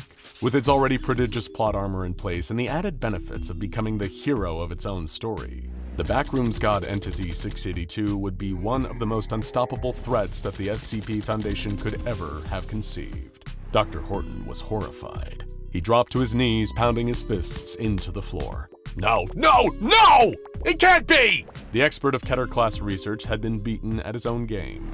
His risky experiment had unwittingly opened the door to a continuity that most had assumed was abandoned. He screamed, he cried, he ripped out a chunk of his own hair. "This is the worst thing a human being could ever go through." Every member of the O5 Council shook their heads or equivalent appendages for the potentially non-humanoid ones. This was not the success or standing ovation that Horton had bet everything on. It was an inconceivable worst-case scenario, beyond even Black Hole 682 or Flying Spaghetti Monster 682. Back in the depths of space, near the entrance of Gaia BH1, Entity 682 was still gloating about its return from the Backrooms dimension. "It's good to be back, you disgusting fools. I'm going to wreck this reality so fast and so totally that it would look like a speed run." Having dwelled for so long inside of an alternate universe composed mostly of nostalgic images and ephemera tinged with gamification, SCP-682 was now aware of the concept of speedruns. But SCP-682 would soon find that conquering the original reality was not as easy as it expected. even though the ultimate and strongest boss was about to make an appearance. As if to say, "Are you winning, son?" The Scarlet King materialized in front of Entity 682 and was immediately disgusted by the extent to which its spawn had been altered by contact with the insidious backrooms. The palpable, rumbling, and eldritch voice of the hard-to-destroy reptile's brood father seemed to carry across multiple dimensions. "How far have you fallen, my spawn? Did you really think I'd let you conquer the universe before me in such a pitiable state?" The Scarlet King snarled. "If you forsake these washed-up backrooms and join with me, I will allow you a place among the foot soldiers of my army." Seemingly unafraid of the Scarlet King, Entity 682 roared back. "This isn't a phase, Dad," the godlike lizard hissed. "The backrooms gave me everything." And in many ways, 682 had spoken the truth. In journeying through the liminal abyss, the hard-to-destroy reptile had become more patient, as well as learned to absorb other dimensions into its form. This was not to mention the unusually wholesome bond that the creature had been able to form with Entity 7, aka Jerry, a blue hyacinth macaw with a powerful cult-forming psychic ability. But even without its once dear traveling companion, 682 was not alone. Behind the entity, the black hole of Gaia BH1 inverted and became a gloriously burning sun. This golden ball of divine light unfolded like a portal, ushering in SCP-682's own invincible army of searing flames. These paragons of the element of fire once belonged to a great backrooms legend known as Rajiran, but after he was defeated by Entity 682, the entire burning entourage had been bestowed upon the reptile to serve as its elite guard until the cessation of time. "What manner of ridiculous nonsense is this?" bellowed the Scarlet King. "You would stand against your own creator. You cannot expect to win."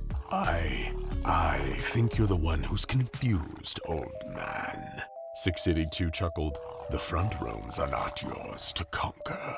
"You dare insult my quarry by calling it the front rooms? You must die!" replied the Scarlet King.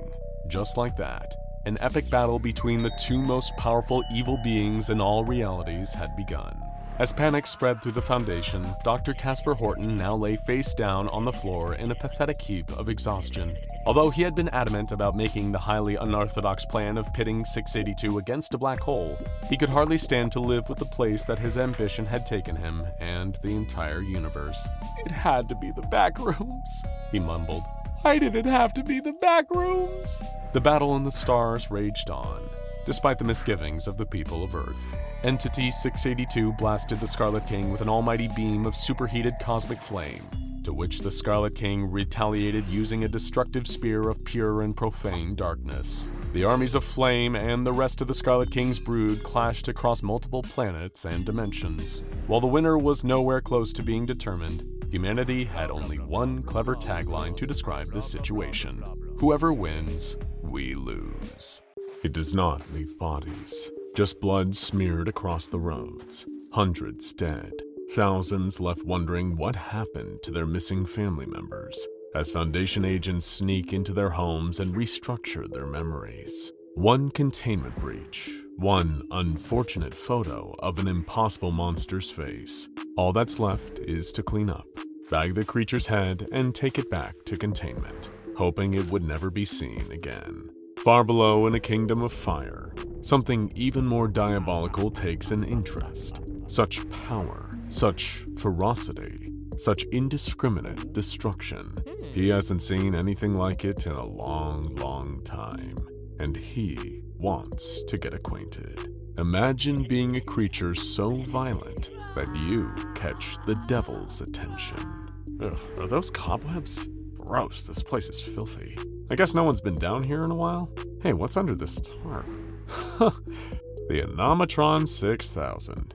Looks like this thing hasn't seen a whole lot of use lately. What's the worst that could happen if I dusted it off? Chaos exploded beyond the doors of the ATV as they burst open, steel-capped boots thumping against the asphalt and crunching shards of broken glass underfoot. The blindingly bright neon of the strip was dwarfing the flicker of flames, barely making much more light than the usual twinkling machines that offered hollow promises of winning big. Agent North felt his fingers flex around the grip of his rifle, as he caught sight of the carnage unfolding through the shattered glass front of the Vegas hotel. Jazz, better activate your disruptor. One of his squad mates nudged him back to awareness. Whatever's going on in there, it's turning these folks into animals. The squad flipped on the anti-memetic devices that the tech boys had attached to their tactical helmets, keeping themselves safe from whatever had infected the civilians inside. Or so they believed. They formed up, approaching the building in a defensive pattern, and cautiously made their way inside. The report had called it a riot, but that seemed like an understatement. The place had been ransacked so badly it was barely recognizable as either the hotel or casino it advertised itself as. Slot machines had been smashed to pieces, the metal and plastic torn apart seemingly by hand, given the red streaks and fingernails embedded in some. Discarded chips lay strewn across the floor, those that weren't being carried by the armfuls scooped up in the shirts of the people that were left standing. Each of them was frenzied, feral, eyes wide and bloodshot, baring all their teeth as they scrapped together. Agent North spotted two men trading punches, clawing at each other on the blood-stained marble floor, with the body of another lying still beneath them. The members of Mobile Task Force Mu-0 kept their weapons raised, but the civilians' wrath seemed to be solely focused on each other. All except one. Sat calmly at a blackjack table was a man in a suit, calmly sipping wine from a tall glass and humming to himself. There is a house in New Orleans. He casually turned around in his seat to face the Foundation operatives as they approached, laser dots hovering over the open shirt beneath his suit jacket.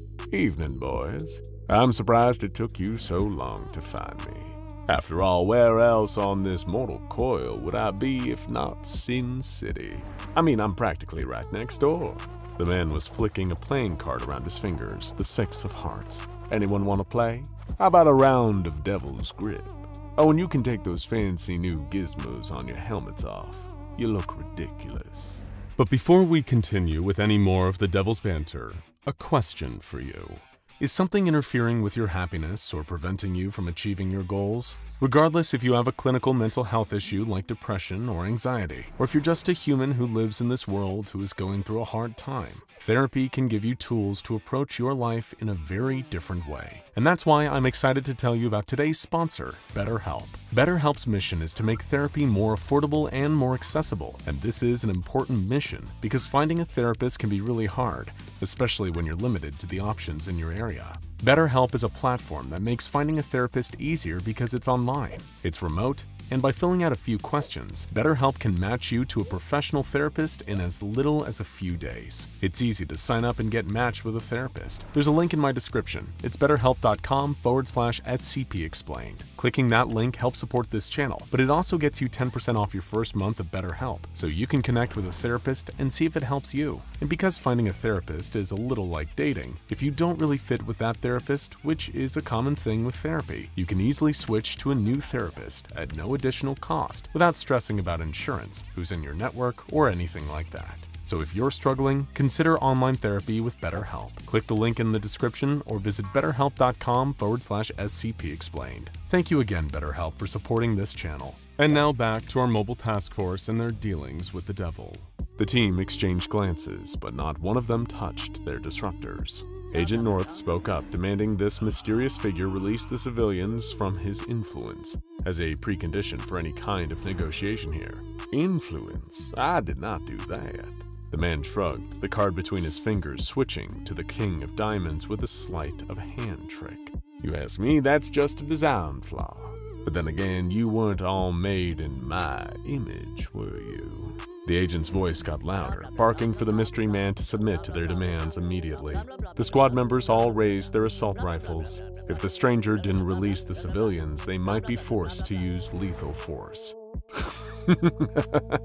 Oh, you mean release them from their basic human instincts? Well, that seems a little bit cruel and unusual, even for your foundation. The man chuckled, finishing his wine. But if you insist. With a click of his fingers, the room went silent. Calm instantaneously spread among the people who had been literally tearing each other apart only seconds earlier. But taking more than a cursory glance at the civilian told the MTF operatives that there was still something wrong. Each of the people in the casino wore a vacant expression, eyes empty as if they were completely void of life. Agent North barked out a question. What had he done to these people? Now, Mr. North, The man said, standing up. a deal is a deal. Convey me to the Foundation. I've been waiting for the sightseeing part of my vacation. Hearing his name from this unknown, clearly anomalous reality warper made Agent North instinctively raise his gun. The man staring down the barrel didn't flinch. Instead, a wry smile crawled across his face. Oh, come now, Mr. North. Perhaps I shouldn't have expected rationality. Oh, that's a little beyond you, isn't it? The figure chuckled, everything about him filling the MTF operatives with an overpowering sense of dread as they kept their weapons trained on him.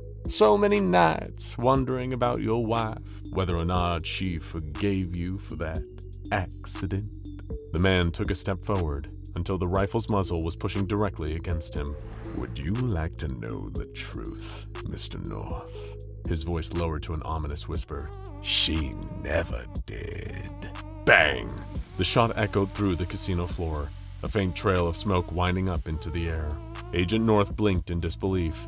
In the flash that followed him pulling the trigger, the figure standing before him and his squad mates had vanished. They scanned the area to try and spot their target, only to be met with pitch-dark shadows surrounding them. Came the man's voice through the emptiness. You can't kill the devil, Jeremy. Back at command, the Foundation analysts were panicking. MTF Mu-0 had vanished. They scrabbled around trying to figure out what to do. Someone threw out the suggestion that the full force of Alpha-1, the Red Right Hand, be dispatched to Las Vegas to launch a full-scale assault on SCP-4661, the area of the city that anomalously overlapped with another plane of reality, causing sinful behavior to intensify within Vegas. Another threw out the idea, suggesting that SCP-507 should be sent to retrieve the dimensionally displaced task force. As they squabbled, researchers and security found themselves being drawn into an argument, all of them feeling an overwhelming notion that they were right and everyone disagreeing with them was wrong. What had begun as a tactical discussion devolved into a free-for-all. Shoves turned into swings of fists, the hurling of office chairs as a brawl ensued. Little did any personnel notice an unauthorized new arrival, who seemed to be walking around the facility's halls. It was the same man from the casino, strolling calmly and casually past the windowed containment cells that housed anomalies, like an eccentric collector perusing an art gallery. Boring, the man scoffed, seeing an orange blob shrink away from him behind the glass. Oh, so boring. He passed a beak-faced doctor in dark clothes. Derivative, the man sighed, seeing a statue that refused to move even when he blinked. Absurdly overpowered. Within its acid-filled vat, the reptile seethed with anger. Oh, look, one of my antiques, the man mused, passing a vacant mahogany desk with two vacant chairs, a simpler straight-back seat, and a large, ornate throne-like office chair, embellished with brass and royal purple velvet padding. Then the man came to a windowless room, the one thing that seemed to garner his curiosity in the entire facility. In actuality, it wasn't the unassuming containment cell that caught his attention. It was the sounds of distraught crying emanating from within. The despaired sobs didn't deter the man from effortlessly waving his hands and causing the heavy, hermetically sealed door to start buckling, glowing as the dense steel began to melt. The molten metal door split apart, then cooled in an instant, leaving a gap in the entrance to the dark containment chamber. Sat in the far corner, rocking itself slightly, was a shape with legs and arms far too long to be hunched over comfortably in the cramped room. A paper bag had been left over its face, as the tall, wiry, thin creature gently rocked itself between sobs. SCP-096 had felt the same unease that now ran through the entire facility, and even with its face covered, it could sense its source getting closer with each step. Oh, enough, the figure said, walking into the cell, startling the shy guy. If I wanted to hear the desperate cries of the damned, I would have stayed home. The man clicked his fingers, causing flames to erupt out of nowhere, singeing the paper bag into nothing but ash in seconds. SCP-096 recoiled, pushing itself further into the corner, ineffectually covering its face with its elongated limbs. Now, don't cower. The man unnervingly, calmly offered out a hand to the creature. I did come all this way to see if the rumors were true. And just look at you, you're real. Even if I'm impressed, the rage of a creature that would kill a human just for the insolence of looking at it. Remarkable. Here, while everyone's hashing things out in the command center, what say you and I have a little chat about your future, 096? That's what they call you, isn't it? Slowly recognizing its designation, the shy guy turned, trembling to face the suited figure in its cell. The moment the man's eyes looked at its face, the anomalous creature could feel the familiar, intensifying rage that it was so accustomed to, urging it to lash out at the man and kill him on the spot. But somehow, it was being suppressed, like the figure's influence was enough to keep the rage state at bay, for now. Either that, or for maybe the first time ever, SCP-096 was too scared to attack.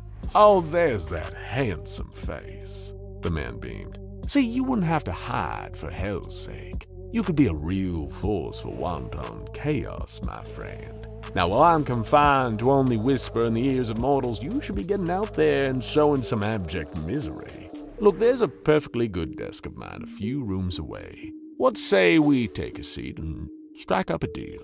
After all, better the devil you know. I can give you anything you truly desire, whether it's freedom from this place, revenge on the Foundation. If you're really all that insecure about it, I could even give you a facelift. In return, you have to do one thing for me. Let as many people see you as possible. Maybe even the whole world, even. Oh, you'd have so much killing to do. The very suggestion of being perceived by so many people was enough to enrage SCP-096. It broke free of whatever unfamiliar hold the figure had over it, hurling one of its arms out in a vicious swipe. Just as its fingers were about to reach the man, they passed through the now vacant spot where he had been standing. He had vanished within a split second that the shy guy had lunged at him. The anonymous creature wailed and screamed as the figure's voice echoed around the room, giving another sinister chuckle. Oh my, how disappointing, he sneered. To think you could have had anything you wanted. No matter. Screaming and trying to attack me won't do you any good either. I won't go down like some of the others that have snuck a forbidding glance at that mug of yours. My physical form isn't even really here. It's still trapped on the lowest layer. You're not the only one kept contained, my friend. I just use this human shape for personal travel above ground. But it seems my little vacation is coming to a halt. Here, won't you join me for the return trip? The ground beneath SCP-096's feet began to shudder violently, the floor cracking and crumbling away.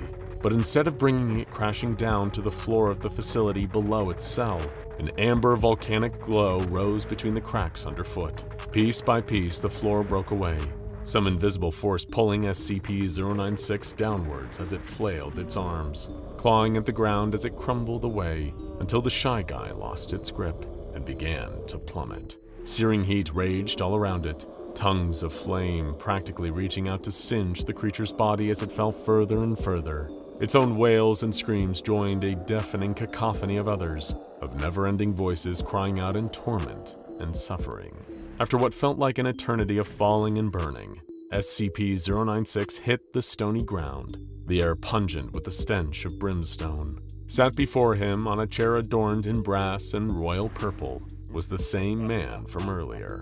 As the shy guy staggered to its feet, the man's visage started to catch fire, slowly burning away to reveal the blood-colored skin and huge protruding horns of a fallen angel beneath the disguise. Perhaps after a several thousand-year stint in the Eighth Circle, you'll reconsider my generous offer. Satan chuckled before snapping his clawed fingers, causing SCP-096 to vanish in a burst of flame. Excruciating torture awaited the defenseless creature. The Prince of Darkness's underlings would see to that. But as he reclined on his throne, he didn't realize a tall, thin humanoid form reappeared behind him, eyes filled with a rage that didn't care if he was the devil. He should not have looked at its face. The devil struggles in the grasp of the nightmare he unknowingly brought down into his boiling kingdom. Perhaps there's a spell or some terrible curse that can free him from the monster's grasp, but somehow he knows that nothing will save him. He could flee to any of the ninth circles, and the monster would brave fire and brimstone to find him. He could throw the creature into a reoccurring pit of infinite darkness, and it would find its way back into the light. Somehow, in the same hubris that had gotten him cast out of heaven so many eons ago, the Lord of Darkness may have brought about his own destruction. And he may have thought he knew darkness, until the black maw of SCP-096 gaped open, and Satan himself beheld a darkness deeper and more permanent than any he had ever known. There is panic in the streets of all the world's major cities. A pale humanoid monster has gone on an unstoppable rampage, destroying lives with unmeasured speed and brutality. The fleeing people know they cannot fight, and that even the military has failed to stop this thing. The only thought that rings in their heads is whether or not they will be next. The Foundation, however, comes to have a different perspective, one that a certain Dr. Dan has had for years. It is time to get rid of SCP-096 once and for all. In the depths of space, no one can see your face. Well, that's not exactly how the saying goes, but it was certainly the hope of one intrepid spacefaring mobile task force that was assigned with the Herculean task of neutralizing SCP-096, aka the Shy Guy, for good. After the tragic leak of video from inside Site-19, which depicted the Shy Guy inside of its containment unit, a viral sensation caused SCP-096's face to be seen by over 2 million internet users across the globe. The video was taken down by the Foundation, but not before 096 broke containment and claimed the lives of all of the many witnesses. This gruesome worldwide massacre required an exorbitant expenditure of high-quality amnestics, and left the Foundation with a sobering reminder that some anomalies are simply too dangerous to be kept alive. Dr. Dan was right all along, even if his methods of proving it all those years ago had been utterly monstrous. Once the leakers were found within the Foundation, they were escorted on the same shuttle that would be transporting SCP-096 into deep space, where both the unfortunate leakers and the Shy Guy were about to be thrown into a black hole. The primary video leaker, a newbie researcher by the name of Dr. Arnold, was sweating in his lab coat as the shuttle drifted through the stars towards the location. Surrounded by mobile task force agents, he knew that attempting to fight for his escape would be completely fruitless, especially when the Foundation ship he and his fellow leakers were on was so far out in space. They're all really serious about this, he thought. In the brief time that Dr. Arnold had been employed at the Foundation, he could have sworn that he heard one mantra repeated to him at least a few dozen times. Secure, contain, protect. We do not destroy unless all other options are exhausted. As Dr. Arnold stewed on that quote, he wondered if all of his options truly had been exhausted. Was the Foundation really going to destroy him along with SCP-096, a being that had already caused untold death even before the accident that he had had a hand in causing? Was it fair to hold him responsible for the actions of a creature that, in a just world, would have been permanently dealt with a long time ago? However, outside of these thoughts, all Dr. Arnold could do was try to reassure the other researchers involved in the leak incident and wait for the shuttle to arrive at its destination, the Gaia BH1 black hole, the nearest black hole to the planet Earth. "Don't worry, this is all a ploy just to scare us," Dr. Arnold told the interns. "Throwing us out there would be murder." The SCP Foundation had to bring some previously classified technology out of storage in order to power a ship fast enough to cross the 1,500 light-years between Earth and Gaia BH1 within the time frame of a month. And Dr. Arnold found this overcommitment to the plot to destroy the Shy Guy to be shocking, as well as a sure sign that his superiors weren't joking around. Because of the overwhelming oppressive gravity of the black hole, there would have to be a significant distance between the Foundation space shuttle and the event horizon itself, or else the risk of all the staff being sucked in along with the leakers and SCP-096 would become too great. Instead, a portable version of SCP-096's containment chamber would be launched on a smaller rocket that would be guided via a pre-programmed route into the center of Gaia BH1. Dr. Arnold and the other leakers would be loaded onto the same rocket, which would boast no way for the unfortunate researchers to steer or redirect its course away from certain doom. Upon receiving confirmation that the ship was in range, the Mobile Task Force agents escorted the leakers on board the rocket with weapons pointed at them. They loaded the containment unit into the rocket next, taking care not to leave any chance of damaging the walls. Soon, everything was prepared for launch of the miniature rocket. Dr. Arnold, SCP-096, and the rest of the terminated staff would be launched away, never to return. But while this process was taking place, a deeply ill-timed event was occurring all the way back on Earth. A popular gaming streamer and content creator by the name of Bridget Parks was in the midst of her latest reaction stream when a member of the chat sent a link to a horror video for Parks to react to. The message was given priority because it had been sent as a super chat, a $100 super chat at that. What neither the SCP Foundation nor Bridget Parks knew was that the linked video was actually an archived copy of the viral video that caused SCP-096 to wreak total havoc on the world. It appeared that in the shuffle of administering amnestics and using Foundation resources to scrub the internet clean of all instances of Dr. Arnold's accidentally leaked viral video, at least one copy of the file was lost in the shuffle and re-uploaded to a file hosting site from a private external hard drive days after the most recently reported attack of the Shy Guy. Whatever reason this anonymous fan chose to send this particular video into the stream will most likely remain a mystery, but what is known is that Bridget Parks would have to react to it, or risk devaluing the pull behind the super chat. Bridget was already deeply sleep-deprived, as those who work in her industry often are, and had been reacting to a wide variety of frightening and creepy short films over the past 3 hours. She was willing to do anything to keep the subathon going, and with some mild trepidation, Bridget Parks clicked the link to the video. In the moments that followed, the face of SCP-096 was viewed live on the internet by the entirety of Bridget Parks' current streaming audience, and without delay, this information became known to the Shy Guy, as both the chat and Bridget herself gawked and laughed at the creature, reacting with disgust and disbelief at its appearance. SCP-096 began to stir within its containment unit. It slammed its fists against the wall with sudden ferocity, startling Dr. Arnold and the other passengers aboard the rocket. The Mobile Task Force, still safe inside the main shuttle, made preparations for launching the rocket into the black hole. "Any passing words, Dr. Arnold? We'll be recording them," said one of the agents present, snickering as his hand hovered over the launch button. In a panic, Dr. Arnold blurted, "Containment breach!"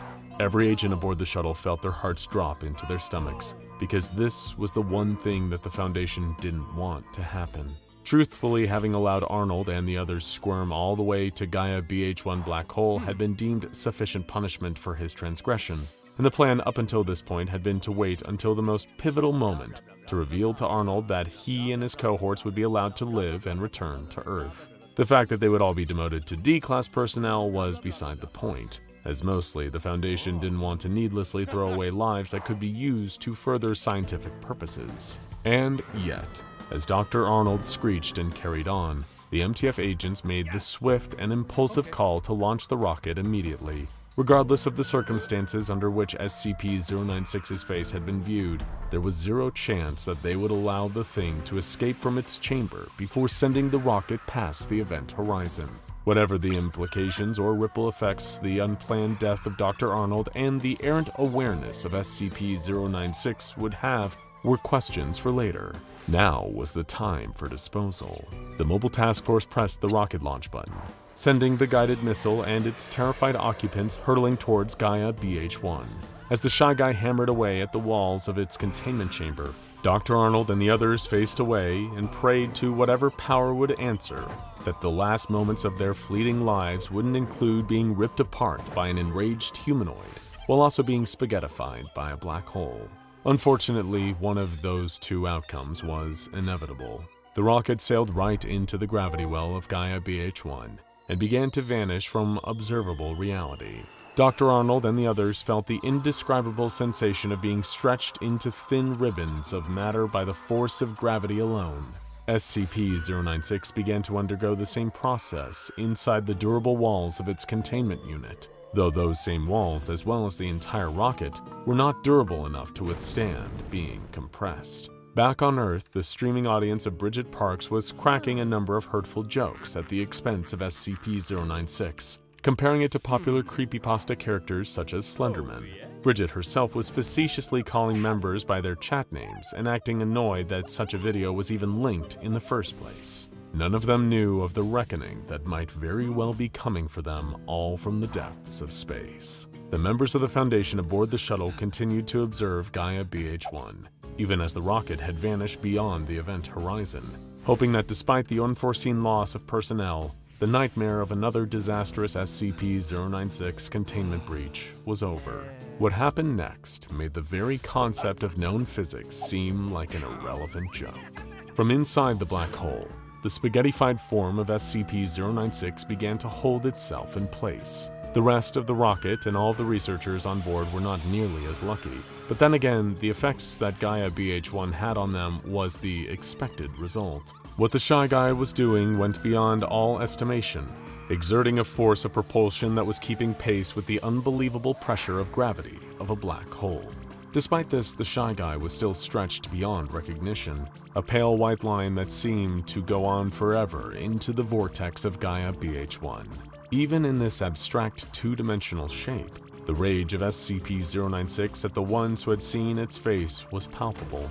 Its entire length began to shudder, pulsing with kinetic energy that had already surpassed almost anything in the known universe. To the outside observers who could only glimpse the impression left by the black hole, SCP-096 was already well and truly gone. But the longer the agents of the Mobile Task Force stared into the abyss, the more anxious they felt at the possibility of the Shy Guy somehow making it back from beyond the event horizon. And sure enough, like a nightmare that had spontaneously emerged into the daylight, the Foundation staff became able to see the tip of the spaghetti strand that was SCP-096. The Shy Guy had now partially stretched itself out of the grasp of the event horizon and back into observable reality. It was not yet in any recognizable shape, but the gradual appearance of a stretched-out version of its face did appear across the closer extreme of its distorted anatomy. It was almost like some kind of horrible worm with the face of a melting ghost, but how it looked was nothing compared to the implications of this form of SCP-096 being able to be seen again.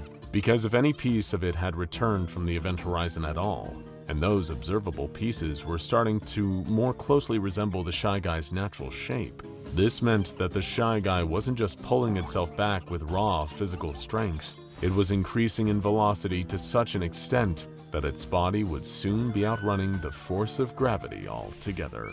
"Mother of God," said head field researcher Newman. "096 is already faster than light." The Foundation staff could do nothing but gaze in alarm as the Shy Guy's head returned to its normal shape. It was a comically surreal and horrible image, like a cartoon character from the rubber hose era of animation whose neck was stretching off screen. But any dark sense of humor derived from the appearance of the Shy Guy quickly vanished as the researchers realized all at once, "Oh crap, we just looked at it too."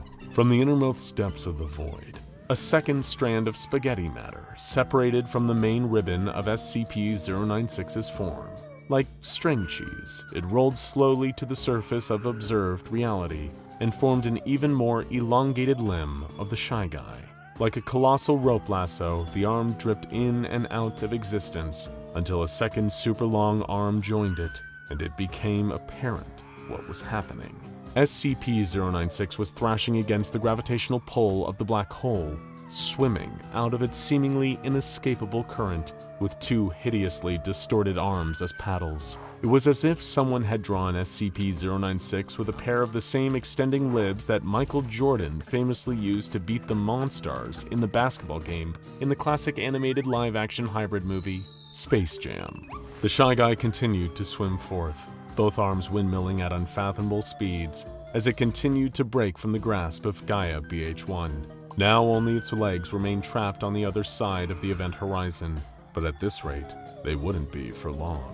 Every researcher aboard the shuttle dreaded the possibility, no, the dreadful eventuality, that 096 would snap itself free from the black hole's orbit and be unleashed upon the universe once again. And without a doubt, everyone aboard the shuttle would be the first victims of the Shy Guy. Though the exact order in which SCP-096 kills those who observe its face has been the subject of continued debate, the fact that Earth was 1,500 light-years away meant that any other potential targets were that far away too. There was no escaping the onslaught of SCP-096, and no way to redirect its anger to a new target. "He's picking up so much speed," Mobile Task Force Agent Smith remarked. A horrible sound reverberated across space as SCP-096's legs zoomed to catch up with its body from the other side of the event horizon. In a truly unprecedented break from physics, the creature returned to its original shape, creating the mother of all sonic booms in the process. The sheer release of energy obliterated the shuttle, and any traces of space matter within the area around the black hole was also utterly obliterated.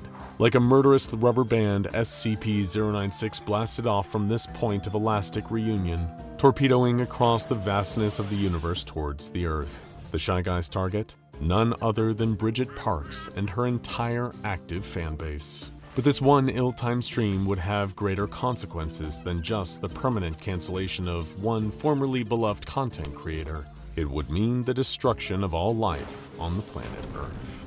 For you see, SCP-096 didn't possess the ability to deaccelerate its mass before impact with the blue and green sphere. And now, its entire faster-than-light form had been launched at the Earth from the inside of Gaia BH-1's event horizon, like a projectile from a railgun. It was over. The laughter, the Foundation, and civilization itself, all swept away in an instant as SCP-096 collided with the Earth in a truly unforgettable Holdo maneuver. The blue planet exploded like a watermelon struck with a sledgehammer, and SCP-096 was pulverized into broken or tangled limbs. From there it sailed through space, slowly regenerating from its wounds as it passed farther and farther from the planet that once housed so many doomed onlookers. It was unknown how long the Shy Guy would survive out there, or where it would wind up next, but it was more than certain that no human would ever see its face again. The SCP Foundation has gone up against a lot of anomalies that can be best described as demonic, but few fit the bill better than the demons and imps of SCP-5049, Demon Dan's Discount Homunculus Depot, a skin-stealing enterprise designing bespoke demonic disguises on the behalf of 7 mysterious demon lords. Anyone that the Foundation has managed to capture related to this anomaly has been assassinated by the Demon Lords, eliminating the prospect of further investigation. But what if the Foundation brought in another expert to help? A bona fide expert in the occult, DC's devious demon detective himself, John Constantine. Maybe he can finally give us the lead we need to bring down those demon lords once and for all. And with the help of the Anomatron 6000, we're going to find out exactly how that situation would play out. Let's rev up the machine and take a look. It was a cold night in New York. If you've ever been there, you'll know that most nights are. But on this particular night, a certain chill was streaking its way through the air, as icy cold as the grave. This wasn't just a deathly gust of wind or any other freak occurrence of the weather though, especially judging by that piercing, wailing shriek it gave as it passed by, a cry loud enough to wake both the living and the dead alike. And hot on its tail, chasing through the rain-dampened streets after it, long trenchcoat whipping behind him, was the one man stupid enough to try and catch it. You see, this thing he was chasing was a spirit. Some might have called it a banshee or a Yanaki Baba, but all our coat-clad friend called it was a right bloody nuisance. As for who in heaven, in hell, or on earth he was, that's easy. If you were to rummage through the pockets of his coat, you'd find the answer, along with an interesting assortment of mystical objects. Beneath the charms and trinkets that he carried on his person was a crumpled off-white business card. Printed on its surface in simple black lettering was one name, John Constantine. And underneath, along with a phone number, were the words Exorcist, Demonologist, and Master of the Dark Arts. although the word master has been crossed out with petty dabbler written above. Our friend John really hated putting on airs. He turned down an alleyway just as the spirit did, its screams rippling through the silence. Dead end. There was nothing but a solid wall ahead. Not that it mattered. The shrieking entity lacked a physical corporeal form, but the sight of an obstacle in its path caused it to pause just for a split second, a short moment, as it tried to think, over or through. And that tiny little instance of hesitation, well, that's what John had been waiting for. As he ran towards the spirit, he reached into his coat pocket, pulling out a lighter. Its surface was engraved with a phrase in Latin that read, Fiat iustitia et pereat mundus, meaning, let justice be done, though the world may perish. That had long been John's credo, to stop at nothing to achieve righteous justice, no matter what the cost or how bad things got. Admittedly, that was a little easier to accomplish when you owned a blessed lighter. Striking it, John breathlessly uttered an incantation to command the holy fire within. His hand caught ablaze as he took hold of the flame, barely feeling the pain of it burning. Casting it towards the screeching spirit, a bright orange streak shot forward and ensnared the runaway creature. It hovered above the ground, writhing and thrashing in the air as it struggled to free itself from its fiery bonds. Shaking his hand to extinguish it, John reached into his other pocket, looking for the small jar he'd put there. To his horror, the glass container was gone. Constantine frantically patted the outside of his coat, trying but unable to find it. He must have dropped it during their chase, and without the jar, he had nothing to trap the spirit in. Typical, he grumbled to himself, turning to look at the shrieking specter wriggling its way out of the flame. John looked around for something, anything he could use to contain it. Finally, he spotted something left discarded in the alleyway. It was an empty whiskey bottle, filthy and covered in grime. Well, suppose this will have to do, Constantine said aloud to no one other than himself. He was a bit of a fan of his own voice, even if his overconfidence did regularly cross the line into arrogance. Placing the bottle neck up on a dry patch of ground, John hurriedly pulled a piece of chalk from his pocket. He started to mark the asphalt, creating a circle around the bottle. Symbols taken from ancient languages and magical texts surrounding the unlikely vessel. His hands at his sides, Constantine took a deep breath and began muttering in Aramaic. To the untrained ear, it would have sounded like an incomprehensible incantation, although in no uncertain terms, John was just telling the spirit to pack it in and get in the bottle before you wake the whole city. With a final screech of dissatisfaction, the entity was pulled into its cramped new home, like a mystical vacuum cleaner sucking up a cloud of dust. With an exhausted sigh, John knelt down to pick up the bottle. The glass surface was warm to the touch now that the shrieking spirit was contained inside. He yawned, putting the bottle in the pocket of his trench coat. He had a nice cozy shelf back in the house of mystery where he could keep this troublesome siren and let it gather dust, trapped and unable to cause harm to any mortal ever again. But it was just as John was preparing a spell to transport himself back to his base of operations that his cell phone started to ring. "Hello?" he answered bluntly. He was too tired for whatever this was. Hi, is that Mr. Constantine?" a female voice asked from the other end of the line. "Depends on who wants to know, love," John replied. "My name's Emma. A friend of mine gave me your card. They said that—" She paused, sounded like she was sniffling. "They said that you could help me get my brother back." As much as it had already been a long night, and even though he might often act like he didn't care, John was rarely heartless enough to turn down a request for his help. Giving another sigh, John told Emma he'd look into it, but she'd need to give him the full story in person. The coffee shop was one of the few open this early, as morning started to dawn over the city. All of New York was gearing up for another day of hustle and bustle, people shoving past each other to ride the subway to jobs they hated. Stepping inside with his usual air of swagger and bravado, John spotted Emma sitting and waiting for him. She had a mug of coffee in her hands, but wasn't drinking it. The lack of steam seemed to indicate it was already stone cold. "You must be Emma," he greeted her, doing his best impression of a friendly smile, extending a handshake. "John Constantine, at your service." "Oh, hello," Emma responded, awkwardly accepting the shake. "You sure I can't get you anything stronger? John offered as he sat down opposite. Stronger? It's 8 o'clock in the morning. Isn't it a bit early for that? She asked. Never too early in my book. John chuckled dryly, picking up a menu and scanning his eyes over it. Here we are, breakfast. One should never battle demons on an empty stomach. So what can I do for you, Emma? He asked, not even looking up from the menu, still half focused on what he was going to order. Well, Emma began. Like I said over the phone, something happened to my brother. Run off, did he? Constantine interjected. Yes and no, not exactly.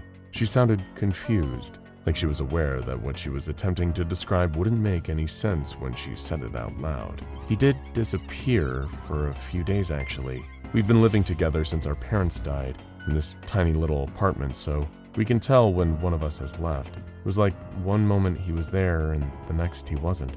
Sounds like a pretty run-of-the-mill missing persons case, love. John sighed. Not exactly my department.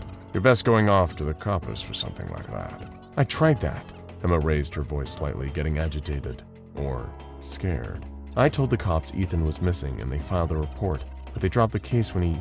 John thought about making another snide comment to get her to finish her sentence, but chose to wait instead. He came home, just like that a few days later. The police questioned Ethan and asked him where he'd been, and he just told them he had gone to a hotel for a few nights, she explained. Open and shut then. John shrugged. Except the thing that came back, it's not my brother. Emma continued, trying to hold back frightened tears. It looks like him and even sounds like him, but it's not Ethan. You think something happened to him?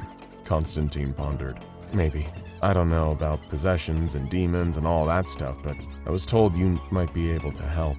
As much as I'd love to help you out, I'm afraid I need a little more to go on than that, John admitted, a tiny shred of sympathy in his tired eyes. I recorded this, Emma exclaimed, producing her phone. That's part of what made me call you, since he came back. Ethan, well, not Ethan. He started staying up late at night. Doing what exactly? The paranormal detective asked. Chanting, she answered, hitting play on her phone. The audio recording started. It was faint, but John could just about hear someone growling. It was a human voice, male as expected, but it sounded all wrong.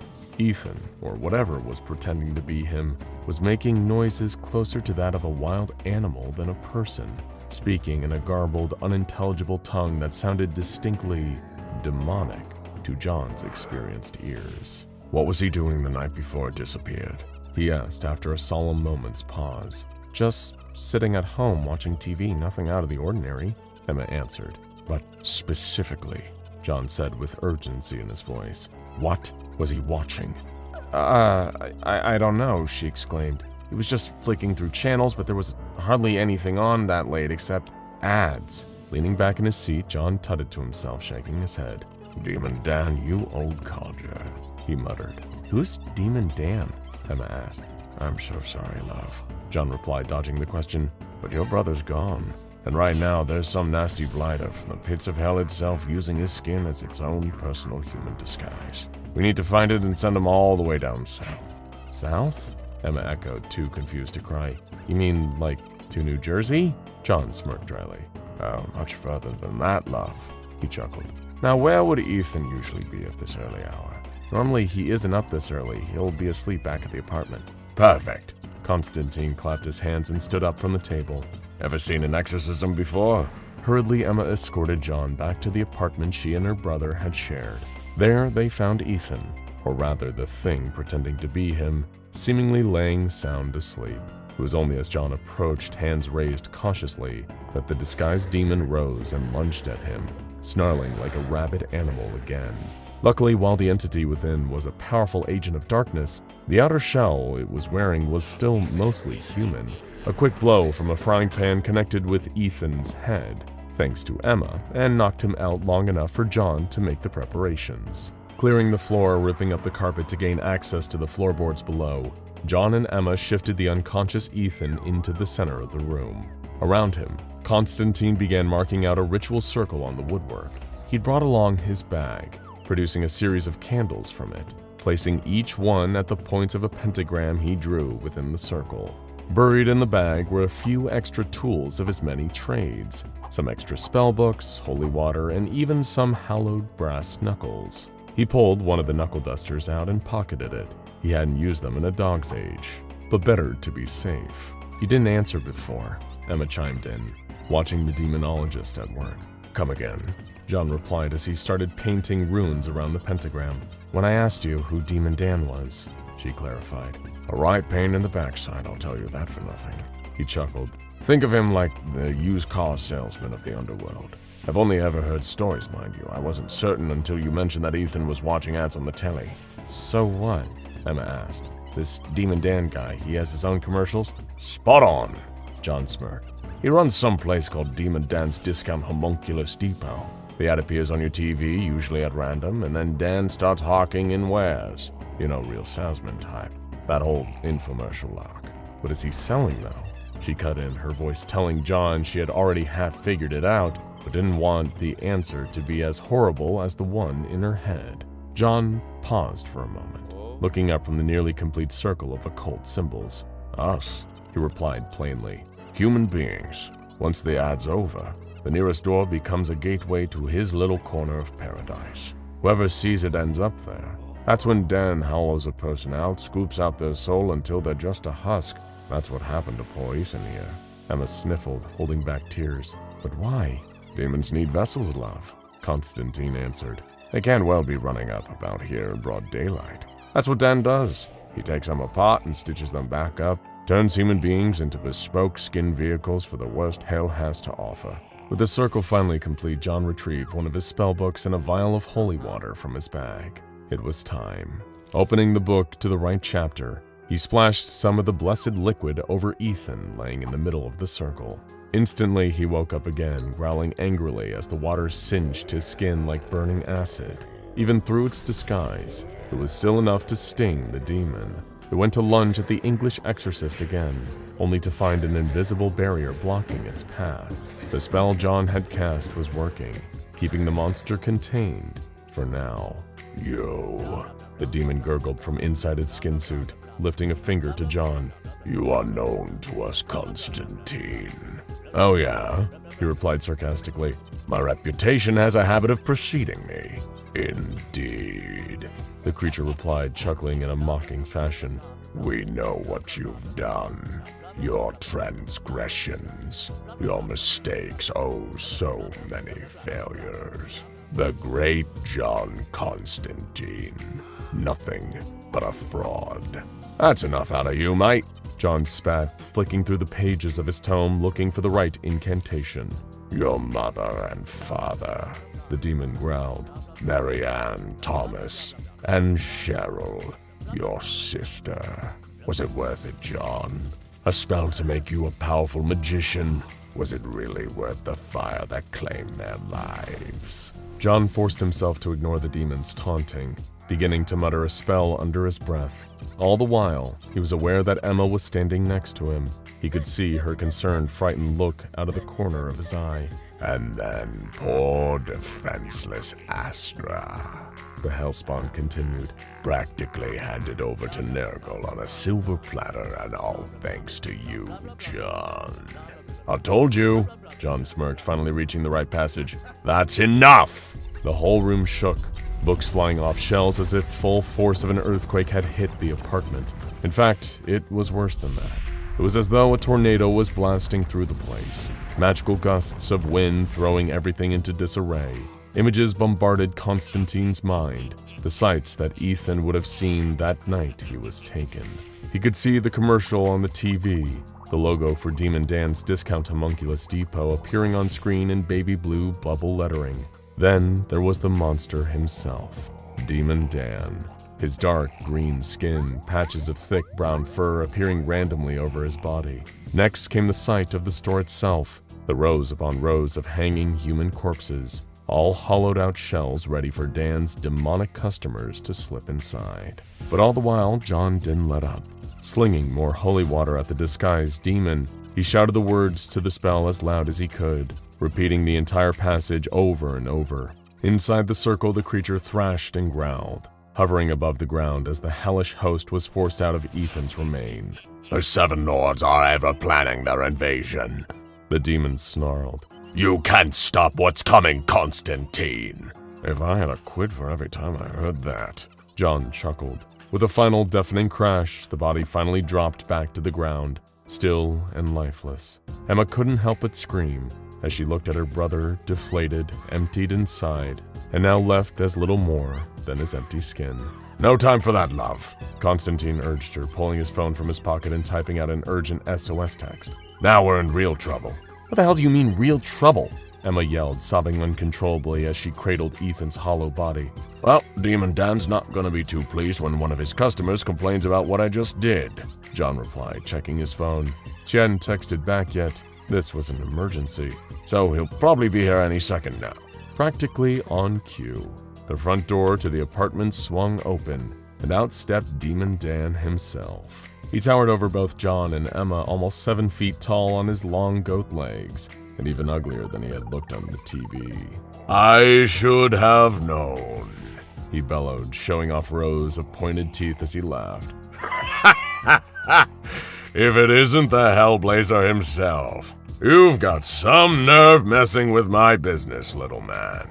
And you've got some bloody cheeks snatching human beings for your little hustle, mate, John retorted, slipping something out of his coat pocket as he squared up to the grotesque green-skinned demon. A few words of advice, lad. Cash up, pack up your bags, and close shop. Demon Dan threw his head back and laughed, a twisted, inhuman sound. Or what? He snarled with a grin. I've got a thriving enterprise. Business is booming. Do you really think you can stop me all alone, Constantine? John smirked, feeling his phone buzz in his pocket. Who said I was alone? A blast of magical energy lit up the apartment as the raven-haired woman appeared in a black tuxedo jacket and matching top hat, a white shirt and bow tie beneath. She gave a flick of her hand right towards Dan, casting a spell. Before the demonic salesman could comprehend what was going on, a portal erupted behind him with enough force to drag him into it. Demon Dan tried desperately to scrabble to grip at the floorboards, only to feel a shoe standing on his clawed fingers. Looking down at him, John was wearing something metal over his fingers. You're out of business, mate. With a swing of his fist, the hollowed brass knuckles smashed into Demon Dan's face, burning his green skin and sending him tumbling backwards into the portal's magical pole. You took your time, John jokingly scolded. A thank you wouldn't go amiss, John.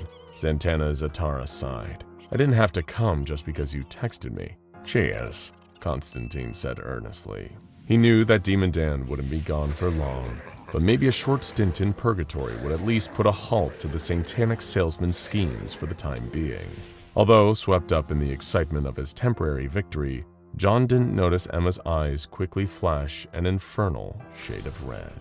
Agent Lane's eyes scanned over the document he'd been sent. The decryption program had finished unraveling the sensitive data that the SCP Foundation's cybersecurity kept hidden beneath layers of encryption.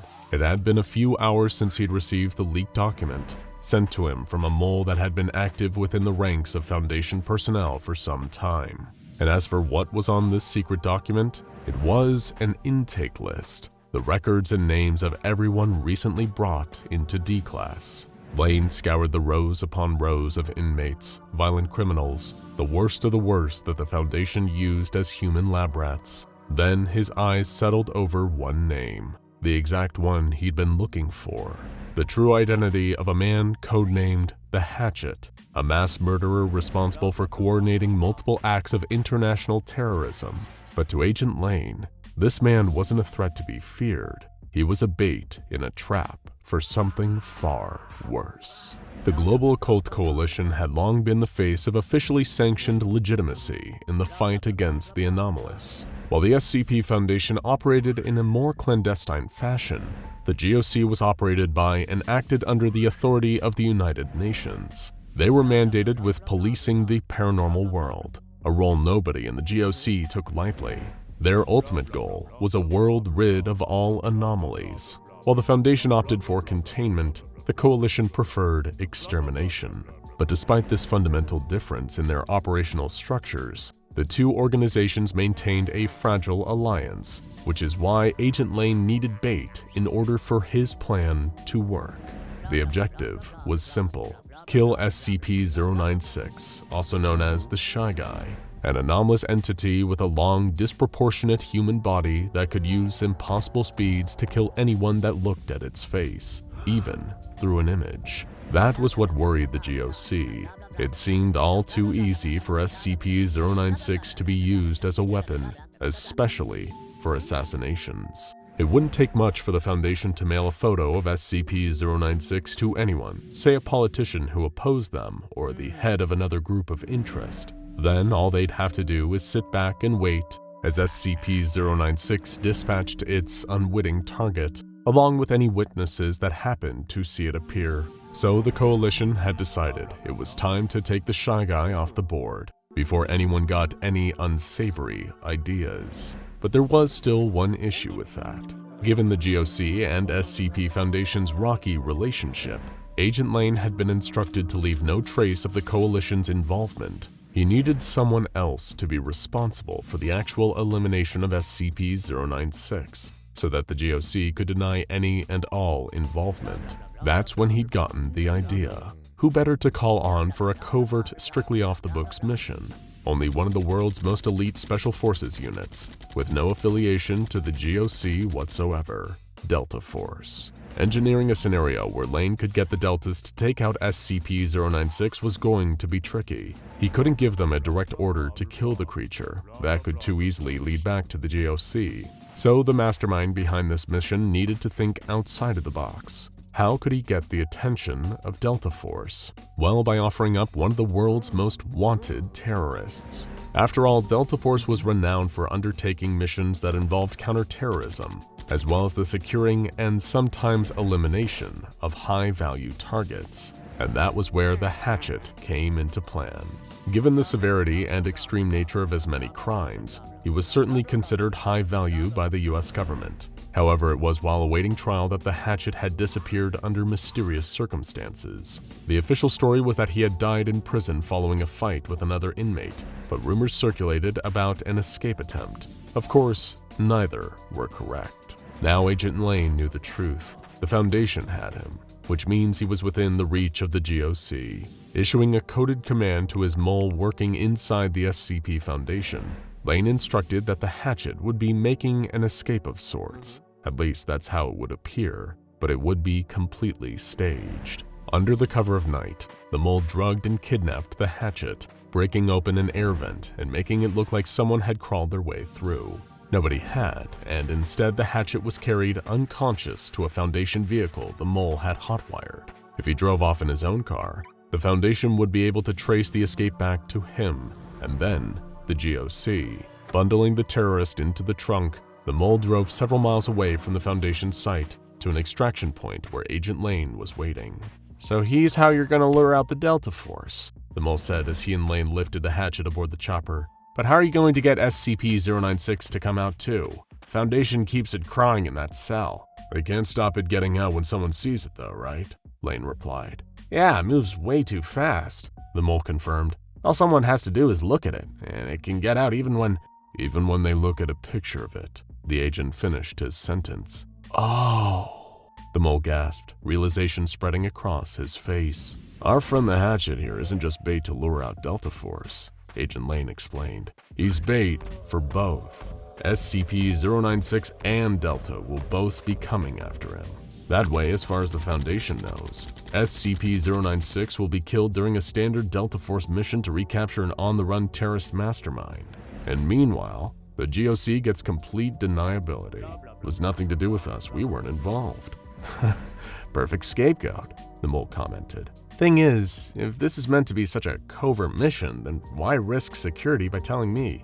"Dead man don't talk," Agent Lane replied quietly, pulling a silenced handgun from his holster and squeezing the trigger, firing 3 times for good measure. With the loose end tied up, nothing linked the global occult coalition to the hatchet's apparent escape. Sure enough, the Foundation fell for it, hook, line, and sinker. While they were busy locking down the facility, sealing the air vents that they believed their D-class prisoner had escaped through, Agent Lane had the hatchet handcuffed, securely under lock and key. The helicopter took them a short distance to a quiet airstrip, where they boarded an uncharted plane to a safe house. To avoid any further links to the GOC, Lane had to transport the hatchet as off the grid as possible until he got him to their destination. Even then, the safe house couldn't be one that the GOC had ever used before. Any link in the Foundation or Delta Force would smell a rat. The leaked intelligence that was soon received by Delta Force seemed to confirm their worst fears. Not only was the Hatchet still alive, but he was free and apparently hiding out in a safe house. While they would never publicly acknowledge the unit's activities, the Department of Defense issued an objective to Delta Force: track down the Hatchet to his current location and either capture him or kill him. A squad of some of the most highly trained United States troops were assembled. Before joining Delta Force, most of them had been recruited from the elite 75th Ranger Regiment, as well as from other branches of Special Forces and the wider U.S. Army. The team wasn't told by their commander, whose identity was classified, where they were going. All the information they were given was only the essentials, just that there was a high-value target holed up in a safe house. Although they had no idea there would actually be two, only the second was unlike anything the Deltas had ever seen. Agent Lane was watching over hidden infrared cameras. They were sent to cut out the minute the lights came on. No point in going through all this trouble, only to see 096 on his feed and be killed too. Silently, using all the skills and stealth that they had been trained in, the squad of Delta Force operators slipped into the safe house. Their movements were perfectly synchronized, practiced hours and hours at a time. They checked corners. Two would sweep one room of the building whilst two more protected them, and none of them would move on until they confirmed that the area was clear. Floor by floor, they worked their way up the building, ascending closer and closer to where the Hatchet was. The operators were fully expecting to meet armed resistance from the Hatchet's loyalists when they arrived. The fact that the place was so quiet didn't seem right. In fact, none of the lights were on either. The Delta Force unit needed to wear night vision just to navigate their way around. Despite it seeming suspicious, none of them could have guessed it was intentional. Agent Lane had set everything up to work perfectly. Arriving at one room, the Special Forces troops could hear the sound of someone behind the door. Their voice was muffled, like something was obscuring their mouth and preventing them from speaking. This was it. The team lined up against the nearest wall and placed an explosive charge on the door. With a mighty explosion, the entrance burst wide open, and the team filed in, weapons trained on the room's sole occupant. They could see through the hazy green of their goggles a figure sat in a chair. No, restrained to a chair, with something in front of him.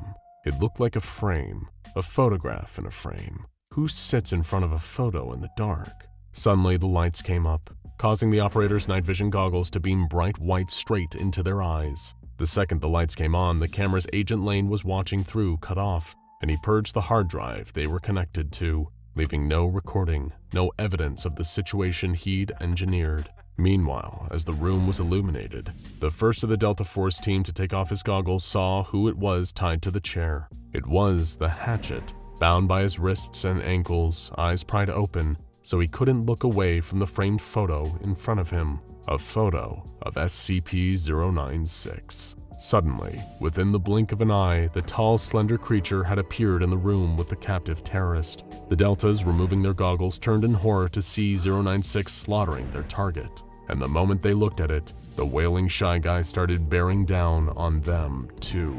Contact! Their captain yelled. Open fire! Hostile contact! They started shooting, their bullets having little effect on the looming wiry monster as it came at each of the squad one by one. The muzzle flashes illuminated the oncoming anomaly. Those brief glimpses of it flickering of gunfire made it look all the more horrifying.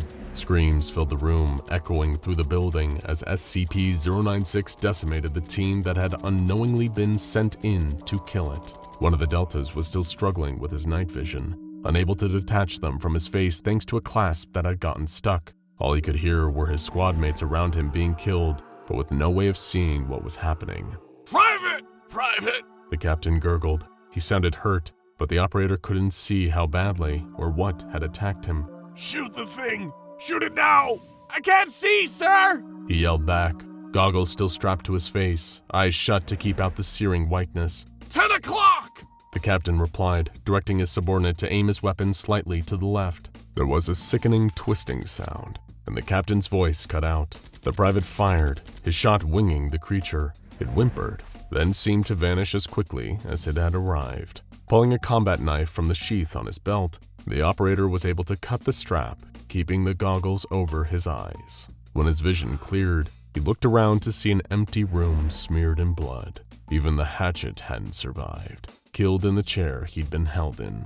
The operator took a closer look at the photo the terrorist had been made to look directly at. It was hideous, tall and thin, arms that looked too long and a huge mouth. And now, it was behind him. It would never stop killing anyone that looked at it. Chaos had erupted. All hell had broken loose, and nightmares were running amok. Even from her perspective, watching as fleshy abominations tore through the streets of New York City, Eliza Flynn couldn't escape the feeling that the entire world had gone mad. Only moments before, things had been calm, normal. Another mundane, uninteresting day in the Big Apple. Now she was watching in horror from underneath an overturned table as a group of things had seemingly appeared out of nowhere. Unbeknownst to Eliza, these creatures were instances of something known as SCP-610, alternatively going by the name The Flesh That Hates. From her hiding place inside the local coffee shop she frequented, they looked like horrific mutated masses of flesh that barely resembled anything even close to human, but that's what they were. Or at least, had been. Eliza had witnessed a barista rushing out into the street, trying to get away from a group of SCP-610s that were bashing their appendages against the front window. In trying to make a break for it, the mutated creatures attacked the barista, killing him upon making contact with his skin. It was only a short while afterwards that Eliza spotted his body moving, the infectious process only accelerated by the heat from a nearby car that was on fire. Before long, what had once been a barista, an ordinary person, was now another of the grotesque flesh monsters. Mike, she remembered. His name had been Mike. She'd read it on his name tag when she came in for her morning coffee. He had always smiled, never got the spelling of her name right on her to-go cup, writing it with an S instead of a Z, and now he was gone. Worse than dead, he wasn't even Mike anymore, instead turned into another SCP-610 monstrosity. Too petrified to move, terrified of being caught and turned into another of the fleshy nightmares, Eliza stayed hidden. This was it, she thought to herself. Any moment now, one of those things would find her, either breaking through the street-facing window of the coffee shop or slithering in through the rear fire door. Sure enough, the flesh formerly known as Mike, the barista, turned. Where had once there been a head was now a featureless blob that had fused with the shoulder, but Eliza could tell its eyeless stare was being directed at her, and she had nowhere to run. Mike's arm, which was now a slimy blood-red tentacle, began slamming against the glass, cracks forming across the surface. Eliza's eyes darted around the room, trying to look for some kind of way out. Her options were limited, and even then, they didn't amount to more than hiding in a storage cupboard and prolonging the inevitable. She needed a miracle. As if to answer her prayers, a blinding white light erupted from somewhere out of view, beyond the window. Turning away, Eliza had to shield her eyes from the searing glow, blinking away spots in her vision as she looked to see what had happened. The SCP-610 creature, Mike, had vanished, a dark outline scorched against the glass, as if it had been obliterated by an intense, focused blast. That light, whatever it was, had vaporized it. The sound of commotion came bustling through the door, and distorted, mechanical-sounding voices called out. "Hello, is anyone there? Hello, is anyone in here?" One garbled. "We mean you no harm," another said, "but you need to leave this place as soon as you can." Cautiously, Eliza stood up from under the table. Standing at the entrance to the coffee shop were a trio of figures. Each one of them had machinery, all manner of metallic components protruding from their bodies, replacing arms, legs, parts of their faces. Eliza stared at them, unsure whether these cyborgs were as harmless as they claimed. One even had a cannon in place of one of their hands, which was still smoking from the blast that had killed the SCP-610 instances outside. "Did the flesh make contact with you?" one of the figures asked. "No," Eliza replied. "That's how they spread, right? It's like an infection. I watched it happen." "Indeed," the cyborg with the cannon arm replied. "The flesh being loose is only the beginning. If you are uninfected, then we'd ask you to come with us. We'll explain on the way." "Hang on, who are you?" Eliza asked, concern on her face. "And where are you taking me?" "We are the Church of the Broken God," one of them answered, "and we're getting you out of New York." The idea of a person making their way out of a city that never sleeps on foot would be laughable to anyone that lived there, even before it had become overrun with monsters. But the subway wasn't exactly running on time, and the roads were gridlocked with cars that had either been destroyed or abandoned by their owners. So walking out of New York was the only option. The Church of the Broken God cyborgs explained to Eliza as much as they knew about what had happened. They described an organization, a secret cabal with power spanning the entire world called the SCP Foundation. Apparently, this foundation had been responsible for gathering and safeguarding the world from dangerous and unexplained phenomena. "You mean like those flesh things?" she asked. "Exactly.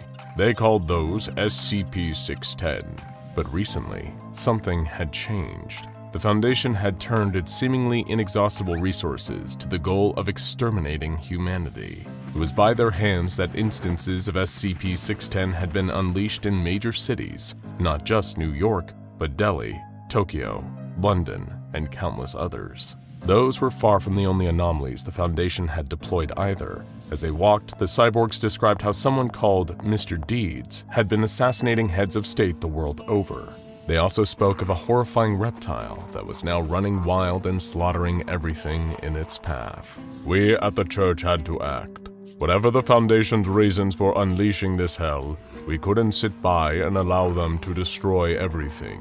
So we've aligned ourselves with the Global Occult Coalition to assist them in fighting against the flesh that hates. In exchange, we have vowed to help transport survivors to safety." "But where can we possibly go that's safe?" Eliza interjected. "If the Foundation have the reach you say they do, if they have all these horrible creatures at their disposal, what chance do we have at surviving?" "Well, there is always our path," one of the Broken God's followers replied. "The path of standardization, becoming one with machine. Our mechanized parts are safe from the flesh's corruption. If you would consider joining us." Eliza took a quick glance at the metallic components of her cyborg companions. They looked like they hurt as much as becoming a SCP-610 monster would have. She politely declined, although it led to the rest of their journey continuing in an awkward silence. Eventually, the Broken God cyborgs brought Eliza to an extraction point, where they left her in the care of the Global Occult Coalition. Boarding a convoy, her and a number of others were ferried out of New York State by the GOC. For the first time since this had all started, Eliza started to think that maybe she was heading to somewhere safe. That sliver of hope all came crashing down the moment the convoy was attacked. Armed assailants opened fire on the trucks. They were quickly identified by Coalition soldiers as members of the SCP Foundation's mobile task forces, special operations troops sent out to pick off survivors. In the midst of the firefight, gunfire erupting all around her, Eliza never felt so terrified. One of the GOC officers turned to her as they crouched behind cover. "Listen, I shouldn't be telling you this, but there's rumors of a survivor settlement not far from here," he barked. "I'll draw their fire. You run. Get as far away from here fast as you can and don't look back." Doing as she was told, Eliza sprinted away from the wreckage of the convoy until her legs refused to run any further. She trudged alone through an empty town, abandoned. It felt like a place out of a nightmare. The world was decimated, virtually post-apocalyptic. The further she willed herself to walk, the more she could feel herself giving up that she would never even find the settlement, if it even existed at all. Hope had abandoned her, and at her lowest point, Eliza dug her heels in and dropped to the ground, both exhausted and convinced she'd been hiking towards nothing. The feeling of being moved caused Eliza to stir, waking her up from a dream that had been almost as bleak as her new reality. Someone was carrying her on what felt like a stretcher, she quickly realized. Before she had a chance to ask who they were, the pair of shadowy human shapes brought her through the woods to what looked like a campsite. "Don't be alarmed," one of them said in a voice that sounded so optimistic it felt almost alien, as if this person was from another planet, where things were far less horrible. Looking around, Eliza noticed the glow of a campfire illuminating the nearby trees. A handful of people were huddled together in makeshift tents, resting and wearing contented, almost happy expressions. Then Eliza's eyes were drawn towards something else, some slimy mass gliding around the camp. At first, she thought it was another instance of SCP-610, until she saw an amorphous, gelatinous orange blob glowing in the firelight. To the Foundation, it had been known as SCP-999, but to its newfound family of human survivors, this creature was their savior, a bastion of hope and happiness in a devastated hellscape, the Tickle Monster.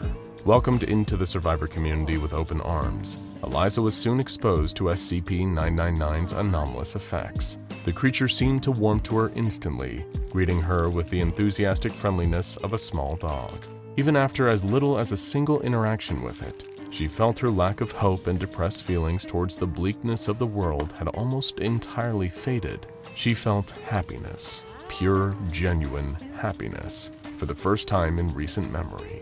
Thanks to the Tickle Monster, Eliza's entire outlook had completely changed. The same was true for the other survivors that had formed a settlement around the happy orange creature. They had all come seeking an escape, not just a physical place that was out of harm's way, but somewhere they could reject the harsh reality of what the SCP Foundation had done to the world. And SCP-999 had provided that for them all, curing the displaced refugees of their woes, keeping them in perpetually high spirits. Most of them had reached such a point of contentment that they'd forgotten their old lives before the collapse, before the anomalies, and the Foundation.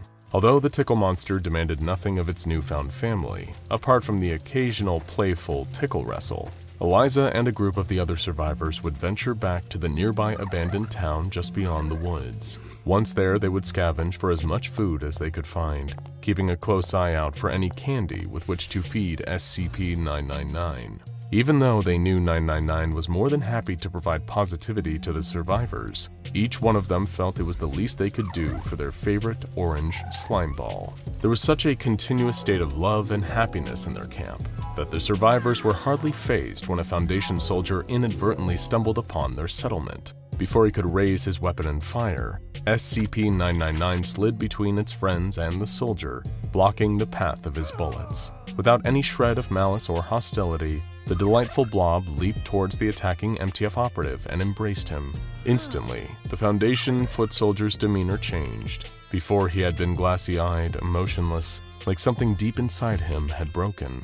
But after their hug parted, the man was euphoric, grinning in a state of elation for long afterwards. For a time, Eliza sat with the soldier, Sergeant Callows, and listened to him explaining how he wanted to renounce the Foundation, to stay with this community of survivors now he knew SCP-999 was here.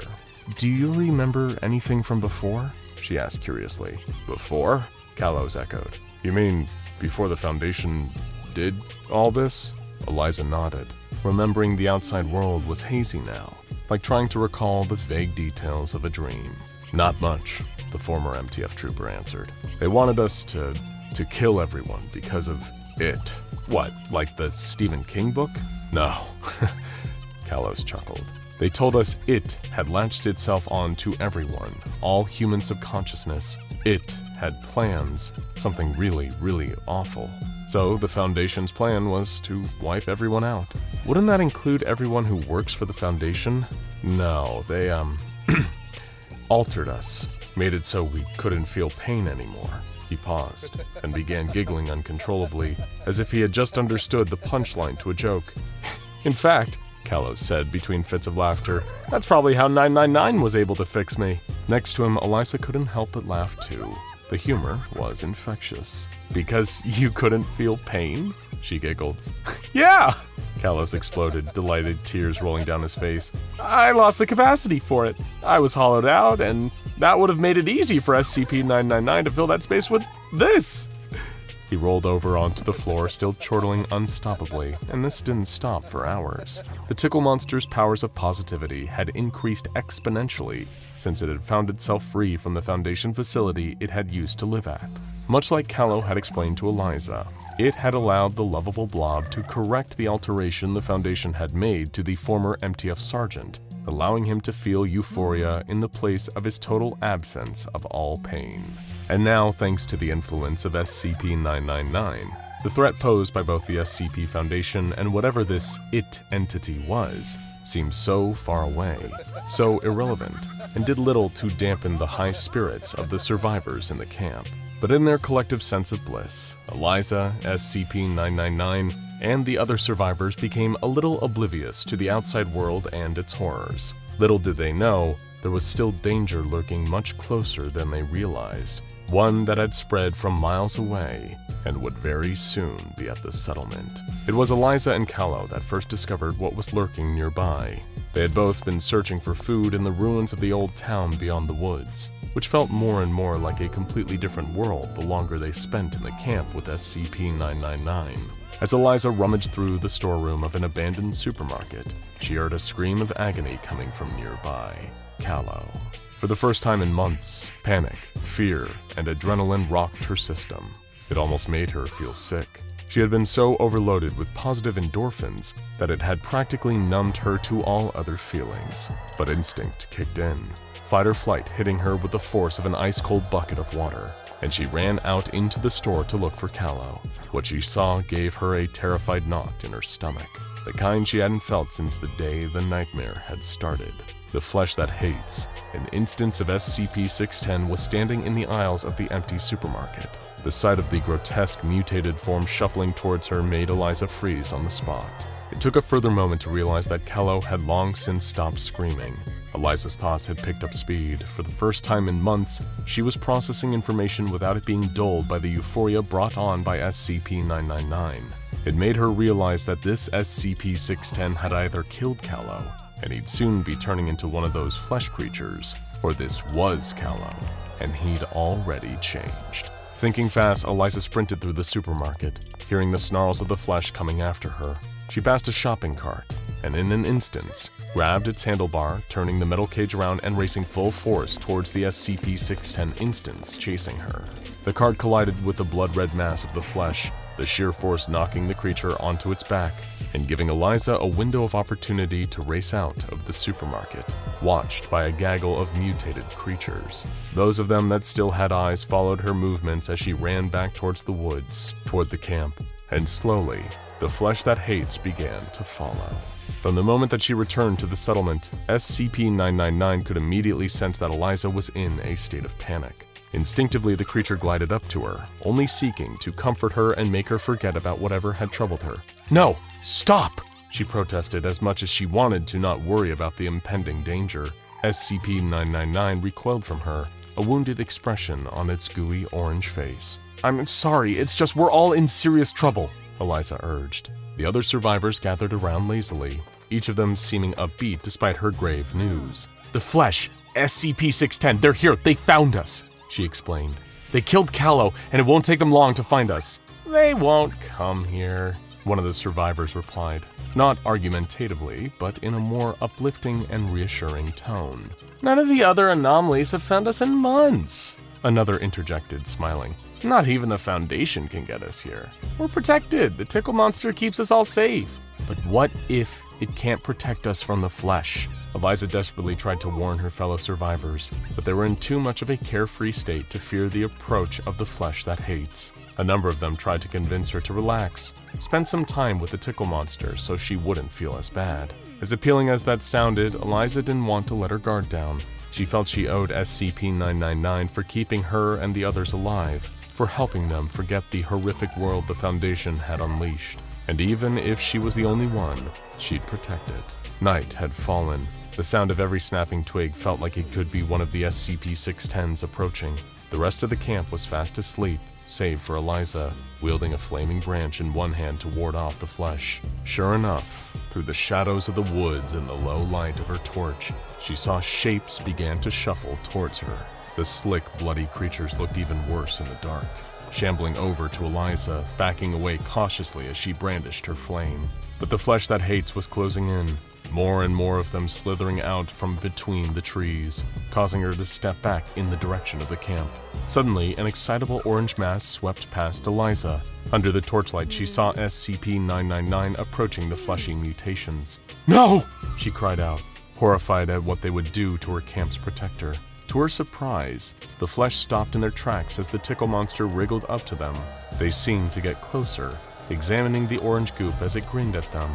Then, as if they had lost their innate hostility to anything that they hadn't yet infected, the SCP-610 creatures turned and left. Perhaps it was something within the slimy substance the tickle monster was made of that repelled the flesh that hates. Or maybe it was because it was such a sheer force of overwhelming good, and its increased power, that allowed SCP-999 to pacify the monstrosities. Either way, Eliza breathed a sigh of relief. The grinning orange blob turned to her and smiled, leaping up into her arms and allowing her to carry it back to camp.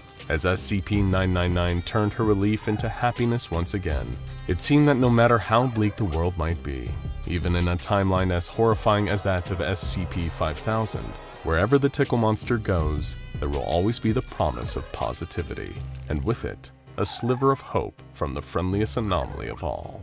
An organization with as many secrets as the SCP Foundation requires the ability to dispose of material that could prove harmful to the facade of normalcy that the O5 Council desperately wishes to uphold. And because most of the high-ranking researchers are a bit too smart and practical to simply flush classified documents and unwanted objects down the toilet, that means the Foundation has to get rid of evidence thorough enough to guarantee that absolutely no trace of what needs to be disposed of survives. For this purpose, several waste disposal plants are used as front companies for the Foundation and function internally as a foolproof way to liquidate hazardous material and comprising information. But not all secrets are so easily forgotten with the push of a button, and a rare few can prove too resilient to be burned away. This is the regrettable case of the anomalies contained within the site now designated SCP-2419, a place where the unfortunate consequence of amnestic experiments has led to the creation of hateful, immortal humanoids, fated to be sealed within the incinerators of the facility. These undead freaks are known as SCP-2419-A, and though they were made from human bodies, the consciousness that dwells within each instance is nothing short of pure evil. Every happy memory and associated positive emotion was extracted from the brains of SCP-2419-A corpses prior to their attempted disposal in the incinerators. This was done in order to increase the effectiveness of standard-issue Foundation amnestics. But the cost of this minor breakthrough was that these bodies, all of which were once D-Class personnel, had effectively been stripped of all human qualities. Given the sorts of violent criminal backgrounds that earns an individual the designation of D-Class personnel, these former humans were the last people that should have been deprived of the love and joy in their hearts. And when the first of these psychopathic laughing men crawled out of one of SCP-2419's incinerators, the Foundation learned all too well what an uninhibited criminal mind looked like, driven only by rage and fury that inspired their most gruesome acts of exploitation and violence in life. Their pain has made them too hateful to succumb to the flames. They are the archetypal sinners of a burning hell that the Foundation's best intentions pave the road to. And when they break loose, all that hell breaks loose with them. But no place of the damned leaves its gates unguarded. Dante's Inferno posits that the ancient Greek mythological figure Minos, serpentine father of the Minotaur and judge of wicked souls, guards the pit of hell with stern vigilance. The Greeks themselves favored the image of Cerberus, a three-headed hound that served its lord Hades as a watchdog. For the ancient Egyptians, there was Amuth, the devourer of the dead, who consumed the hearts of the unrighteous in the afterlife. While this sort of guardian beast is not officially on the Foundation's payroll, the concept turned out to be alive and well in the present day when SCP-682, the hard-to-destroy reptile, stood against the laughing men and gave them the fight of their tortured, unliving existence. It all began when the guards stationed at SCP-2419 began to hear banging from inside one of the incinerators. It seemed as though the SCP-2419-A instance on the other side was determined to breach containment, so Mobile Task Force Beta-7, the Maz Hatters, were called in to stand with all weapons at the ready. But this was exactly what the instance wanted. As soon as the armed force had fully assembled, the laughing man inside ripped the door from its hinges. It proceeded to use it as a cover and run full speed towards the Mobile Task Force, who opened fire immediately. SCP-2419-A were known to possess extremely fast regenerative abilities, so it would take a lot of punishment to slow this instance down. But this was no unthinking zombie, and the instance broke its charge the second it was in the midst of the Mobile Task Force agents to twirl the door around like a trained martial artist. This not only sent the incoming bullets ricocheting everywhere, causing many of the Beta 7 operatives to be hit by their own friendly fire, it also allowed the instance to bludgeon several agents with sides of the door. As the remaining Mobile Task Force members retreated to a less exposed vantage point where they could employ heavy artillery, the instance used this moment of confusion to pitch the door backwards towards the incinerators in a boomerang trajectory. The force and spin of the door knocked 2 more incinerator doors off their hinges and caused 2 other instances of SCP-2419-A to emerge. One, who was so thoroughly decomposed that it appeared to be more than a flaming skeleton, sprinted forth and threw handfuls of hot cinders at the Foundation agents. It used its still-burning body to ignite a few of the closest agents, laughing with sadistic glee as it did so. Seconds after the emergence of the 2 new instances, a grenade launcher was fired at the first escapee. The blast was enough to deal significant damage, but the instance was indifferent to its own pain. It pointed to the agent wielding the grenade launcher, and a moment later, the 3rd instance was at the agent's throat, strangling him to death.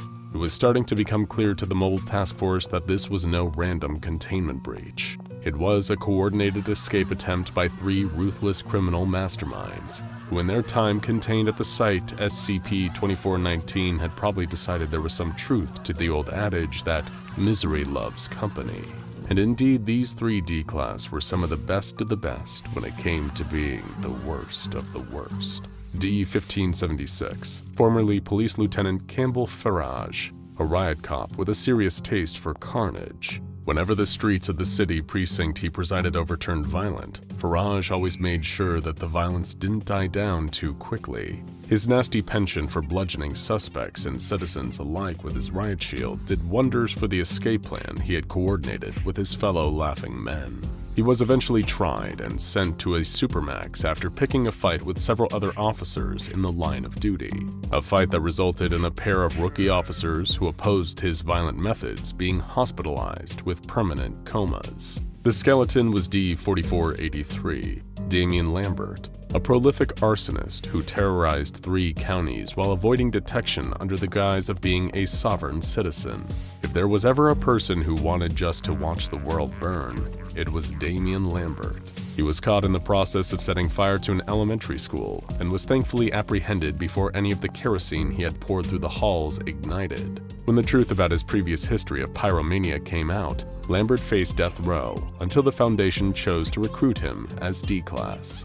Then there was D-2316, Arnold Roper, who was better known as the Illinois Strangler, responsible for over 50 deaths in 2 decades before he was arrested and detained. While he mostly used his bare hands to do the deed, Roper was fond of using metal chains and heavy-duty choke collars, usually worn by animals, to perform his namesake act of violence. Roper wasn't just brutally strong, he was crafty too, and the trio of laughing men had him to thank for some of the finer points of the escape plan. The 3 now immortal D-Class also had one thing in common. Each of them had met the ends of their cruel and violent lives at the jaws and claws of SCP-682, and now that they had outmaneuvered and slaughtered Mobile Task Force Beta 7, their only collective goal was to get revenge on the monster that condemned them all to the fiery hell of the incinerator.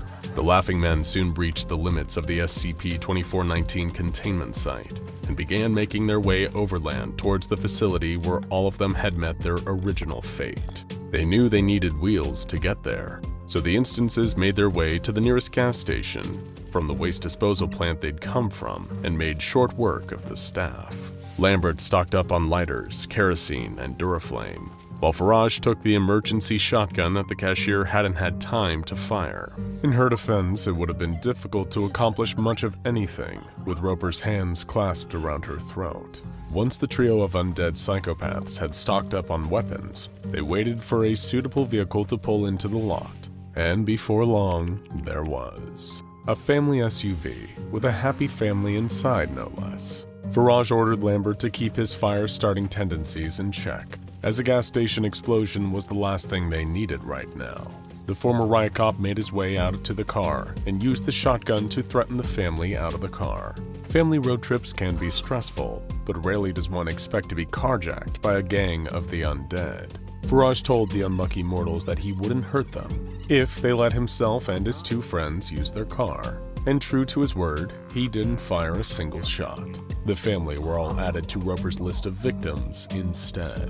After that, the three men took to the wheel, and with only their hazy memories of pain and suffering to guide them, drove relentlessly towards the Foundation facility, where their enemy SCP-682 was contained. The three had made sure to leave no human alive at their original containment site, and would allow no witnesses who saw their anomalous corpse-like forms to survive. They couldn't afford to give the Foundation a heads up that the reckoning was on its way in a family motor vehicle.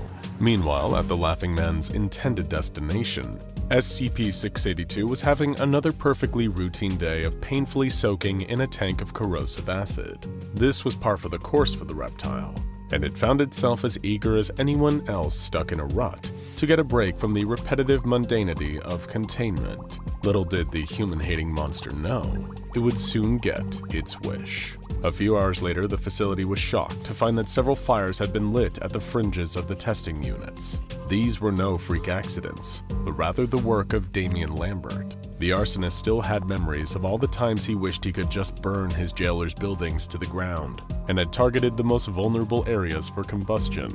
The flames threatened the integrity of several areas of the facility, and multiple containment breaches were imminent if the blaze couldn't be kept under control.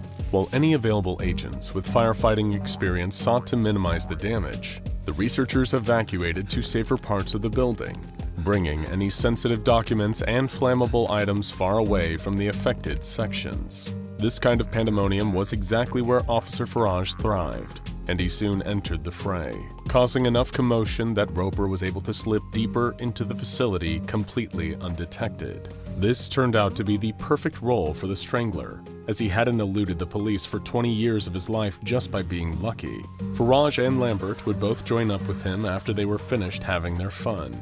For now, his task was to locate the containment unit of SCP-682 and give the beast a taste of what the trio had in store.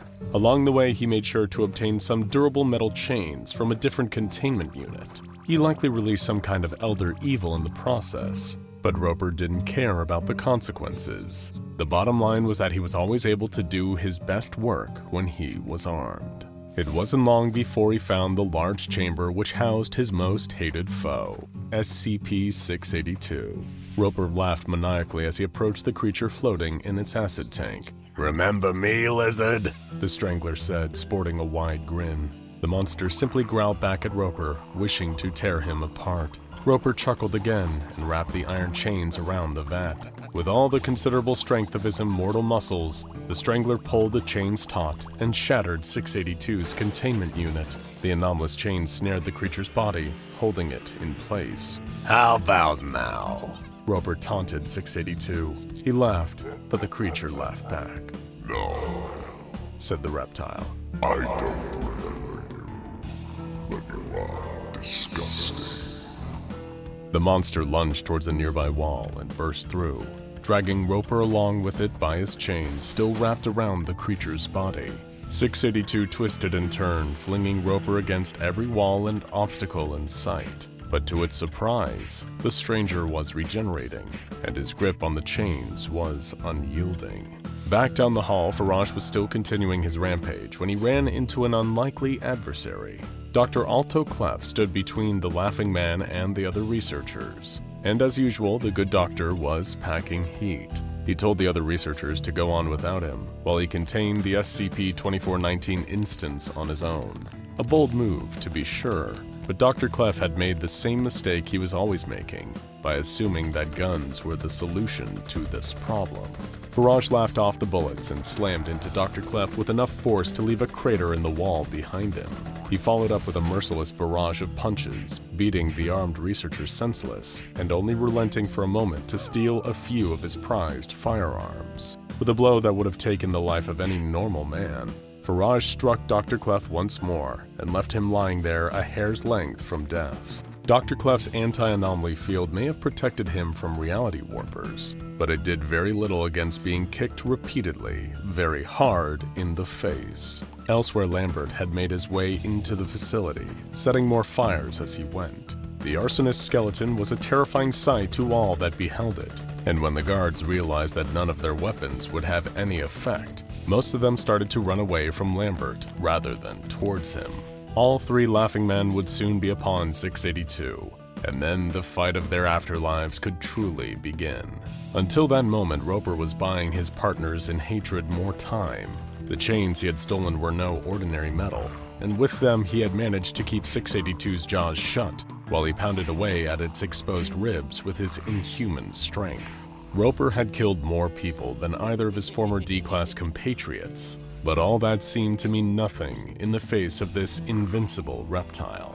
The shame and powerlessness he had once felt as the creature had mauled him to death made his immortal heart beat with outrage. When he was alive, the Illinois stranger had always thought that his gift for murder made him better than the average person, a man among men. But this thing had made him feel weak in his last moments of humanity, and that sickening emotion of weakness was still sliding around in his soul with all of the other despair and malice. If his fate were to live forever as a dead man walking, then he would make damn sure that any humiliation he suffered would be paid back threefold. This soup of impotent fury bubbled within Roper as SCP-682's strength suddenly increased, shattering the weak link of the chains and sending the hapless strangler flying backwards. At that precise moment, Faraj leaped out of a nearby hallway and unleashed Dr. Clef's arsenal on the reptile. This sustained fire irritated the creature, and it turned its focus towards the unliving dirty cop. It readied a charge only to be suddenly held fast by Roper, who had grabbed its tail. Faraj fired until there was no more ammo, then pistol-whipped the creature in both of its eye sockets. SCP-682 thrashed and struggled, so the men began to circle the reptile and alternate delivering formidable body blows. They took far more damage than they could dish out with their bare hands, but the regeneration that their preternatural hatred granted them meant that both instances could theoretically keep this up all day. Roper grabbed a broken length of the anomalous chain, while Faraj picked up a metal table to use as a makeshift riot shield.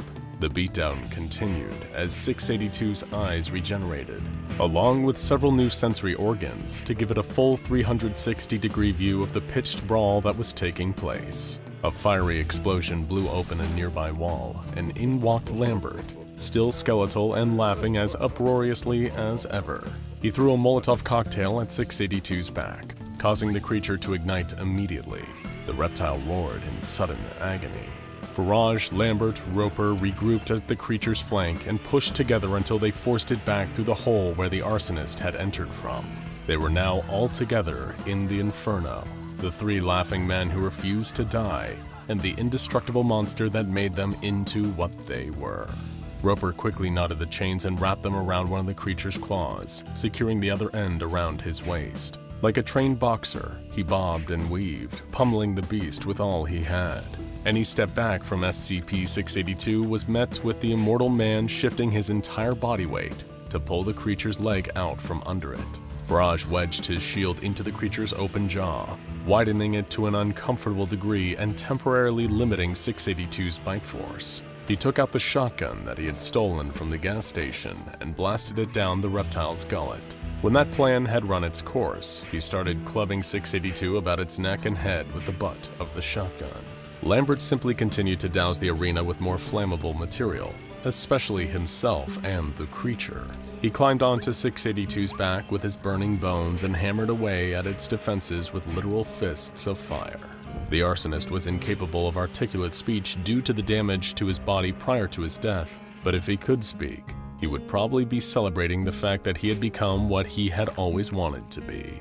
Damien Lambert was no mere pretender with a fetish for fire. He was fire itself, a brightly burning god of destruction that left no inch of the world unburnt and no molecule of oxygen unconsumed. His mother and father would be proud of him as they waited in hell for the son who would never arrive, the son who would make the planet they left behind into a true hell, where he would reign supreme. That is, until SCP-682 stole that dream out from under him. With a flash of blue and green from deep within, 682 began to burn with a never-before-seen chemical reaction, an impossible event that could only be described as anti-fire. The turquoise anti-flames devoured the orange and yellow ones, leaving Lambert in a state of panic, which was soon shared by his fellow Laughing Men. The three former D-classes had gotten so used to the torments of the incinerator that the idea that anything could be more painful had never occurred to them. And yet, here it was, the anti-fire, which devoured all flames and directly inflicted unimaginable suffering to the trio of instances. Every particle of their still regenerating bodies felt as if it were ice cold and melting into nothingness at the same time. Numbed and broken all over again, the Laughing Men were consumed all over by the anti-flames and fell into a state of suspended animation. With the Foundation finally getting everything back under control 24 hours later, SCP-682 was contained in a new acidic chamber. There were some new ordinances from all present and surviving researchers about exposing it to fire, as the anti-flames it produced were considered too hazardous to ever exist within the facility again. As for the three Laughing Men who had escaped from SCP-2419, they were returned to their containment units inside of the incinerators and never exhibited signs of aggression or escape attempts ever again. A psychological profile of Farage, Lambert, and Roper that all of them could still feel the sting of the burns left by 682's anti-fire to this day, and that not even exposure to natural heat and fire could ever reduce that pain. Greetings, brave adventurers, seekers of knowledge, explorers of the great unknown! No doubt by now you've heard the stories of the noble Lord Theodore Thomas Blackwood, gentleman explorer and naturalist, also known as SCP-1867.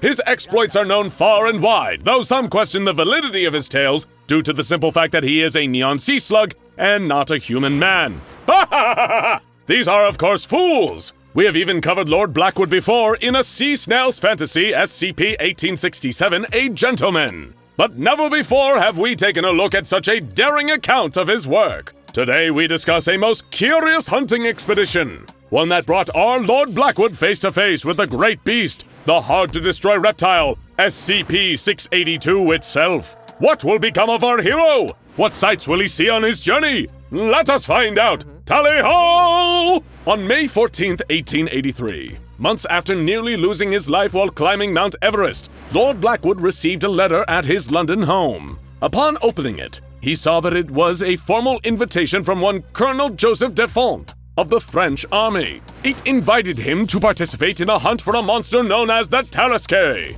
that threatened the lives and security of the French people. Anyone who was able to slay the creature would receive a handsome award of £5 million for their trouble. Unable to resist a challenge, the chance to face off against a creature he had never heard of before, or the allure of such an impressive prize, Lord Blackwood sent off an acceptance. So what was the Tarasque? Lord Blackwood's research turned up a fearsome description. It was a massive scaly creature with a hide that seemed impossible to pierce, that breathed fire and killed everything in its path without batting an eye. A worthy foe indeed. By the end of the day, Lord Blackwood had received an address where he would attend a briefing before the hunt would commence. The meeting was held in a private room in the city, in an exclusive club. There were 3 other would-be hunters there: Mr. Roosevelt from America, Mr. Dukov from Russia, and Mr. Harris from England. The colonel greeted the men and told them what they were up against. A beast had laid waste to a French town, ripping men, women, and children to shreds and resisting every blow dealt against it by the army. So the colonel vowed to gather expert scientists and hunters, for if they could not take down the monster, it was likely that no one could. On May the 20th, the party arrived in France to begin the great adventure. Each man brought his own armaments, a combination of specialized weapons and knowledge for the task at hand. The following day, the colonel escorted the man to the quarantine zone, where the beast's attack had led it. Lord Blackwood was troubled by the sights there. It was a city at war. Soldiers patrolled the streets and barricades were placed at the edge of town. Citizens were being evacuated as soldiers aided them, and few had seen the beast themselves. At least they had not been unfortunate enough to see it up close. Beyond the quarantine barrier, it was hell on earth. There were bodies laying in the streets, buildings burnt to the ground, castles and stone walls reduced to piles of rubble. There was not one living thing in sight, not a person, a farm animal, or even so much as an insect. The men set up camp near the edge of town, and Mr. Harris set about tracking the beast. Before too long, he had found it, to the southwest, and the next day they would set off after it. The next day, the party made its way southwest to Belleville, following a trail of destruction. There they found it having a nap in the sun. It was longer than a whale, taller than a giraffe, and bigger than both. Lord Blackwood thought that, if it had any visible wings, he would consider it a dragon. They approached it slowly, careful not to wake the Tarrasque. Lord Blackwood crouched behind a fence, steadied his gun, and fired right at its head. The shot hit, and the top of the Tarrasque's head came off with its impact. It seemed as if the beast was, after so much pomp and circumstance, dead right there. But sadly, it was not. It sprang to life, blood and brains dripping from its open skull as it turned to the men and roared, then charged. The men scattered, firing their guns as they ran, the monster gaining on them faster and faster, until Mr. Dukoff fired into its open wound with an electric rifle. It was stunned long enough for the men to make it onto their horses. As they rode away, the monster continued to chase them, new skin and bone growing over what had once been a hole in its skull. Lord Blackwood fired a particle destabilizer at its leg, tearing it off, but as he watched in horror, the leg began to grow back. The hunting party managed to escape with their lives, though their confidence was thoroughly shaken. They rested that night with the soldiers at the barricade. They attempted to attack the Tarrasque again the following day, but failed once more. The men realized that a simple gunshot, electrocution, or fire would not be enough to kill the monster. It simply healed too fast, and its tolerance for pain was too high. In order to kill it, they realized they would have to render it immobile and destroy its body so thoroughly that it would die before it could rebuild itself. And so, they decided to set a trap. They dug a massive trench, wide and long enough for the monster, and deep enough that it would not be able to climb out before they had killed it. In the bottom of the pit, they had placed hundreds of steel spikes, the tips dipped in poison. They placed a bridge across it, strong enough for the men and horses, but weak enough to break under the Tarrasque's weight, and covered it all with grass and leaves. Now, they just had to wait. Mr. Roosevelt acted as bait, approaching the monster on horseback and attacking it with a gunshot, then running and leading it back toward the trap. As Roosevelt raced across the bridge, the creature pursued him and fell into the pit where it was impaled on the spikes. Then the man rained down hellfire. They shot it with bullets, explosives, jellied kerosene. Mr. Dukoff fired a pitch-blende gun that, upon firing, released a blur of smoke and fire. Once the fire had receded, all that remained was a skeleton. The men took the skull, charred from the flames, and planned to take it back as a trophy. All was well, or so it seemed. The men returned to the town with the monster's skull in tow, and the soldiers cheered at the sight. They posed for photographs, and Mr. Dukoff decided to pose with his head between the jaws of the beast. This was a grave mistake on his part, and the jaws closed tight around his neck, his head falling to the ground. The skull acted on its own, rolling and biting, all the while growing fresh skin and scales. It opened its gaping maw and shouted, "Vous me rendez malade." Or, for those of you that are not familiar with the French language, "You make me sick." Screams ran out behind Lord Blackwood, and he turned to see the rest of the Tarrasque's body. A headless corpse covered with stringy bits of muscle and slowly growing brand new flesh. It stomped through the field, crushing men and tents beneath its great feet on its way to reclaim its head. Mr. Harris ran for the bank vault to grab a weapon he had only referred to previously as his secret weapon. Lord Blackwood chased after him and found Harris pulling a large crate, which he opened with a sense of desperation. There inside was a sarcophagus, bound in chains and covered in ancient runes. Blackwood begged Harris to leave the thing behind and run for his life, but he did not have a chance to finish before Harris opened the lid and an arm wielding a sword emerged and sliced his head from his body. A man emerged from the sarcophagus, naked, wielding a sword covered in tattoos. Blackwood had no way of knowing this, but the man was none other than the deadly warrior, SCP-076, or Abel. The mysterious man attacked Blackwood and Roosevelt, and though they tried to defend themselves, no weapon seemed to have an effect on him. He was preparing to deliver a final blow to Blackwood and kill him once and for all when the Terrascape burst through the wall of the building with a mighty bellow. At the sight of the enormous monster, Abel turned his focus from the two men to the beast. And so the two seemingly unkillable creatures, driven by bloodlust and inhuman strength, began to fight. It took over an hour and left destruction and death in its wake. Abel armed himself with explosives, mounting them to his chest along with the pitch-blende gun, and ran towards the Terrascape. Knowing what would come next, Roosevelt and Blackwood locked themselves in the bank vault and prayed that someone would find them before they starved to death. After 2 days, the men were saved by a major of the army, who was leading a group of soldiers in search for any survivors. They were taken to a hospital and nursed back to health by the staff there, as well as a friend of Blackwood's named Henry. The major who rescued them told them that the colonel was dead, and so were 10,000 others claimed by the massive explosion. The Terrascape and Abel had both disappeared, and there was no indication of where either of them had gone. All that was left was destruction and the memory that a true monster had made itself known on French soil. Now, the only thing left to do was recover, as best as anyone could. It would certainly take a very long time.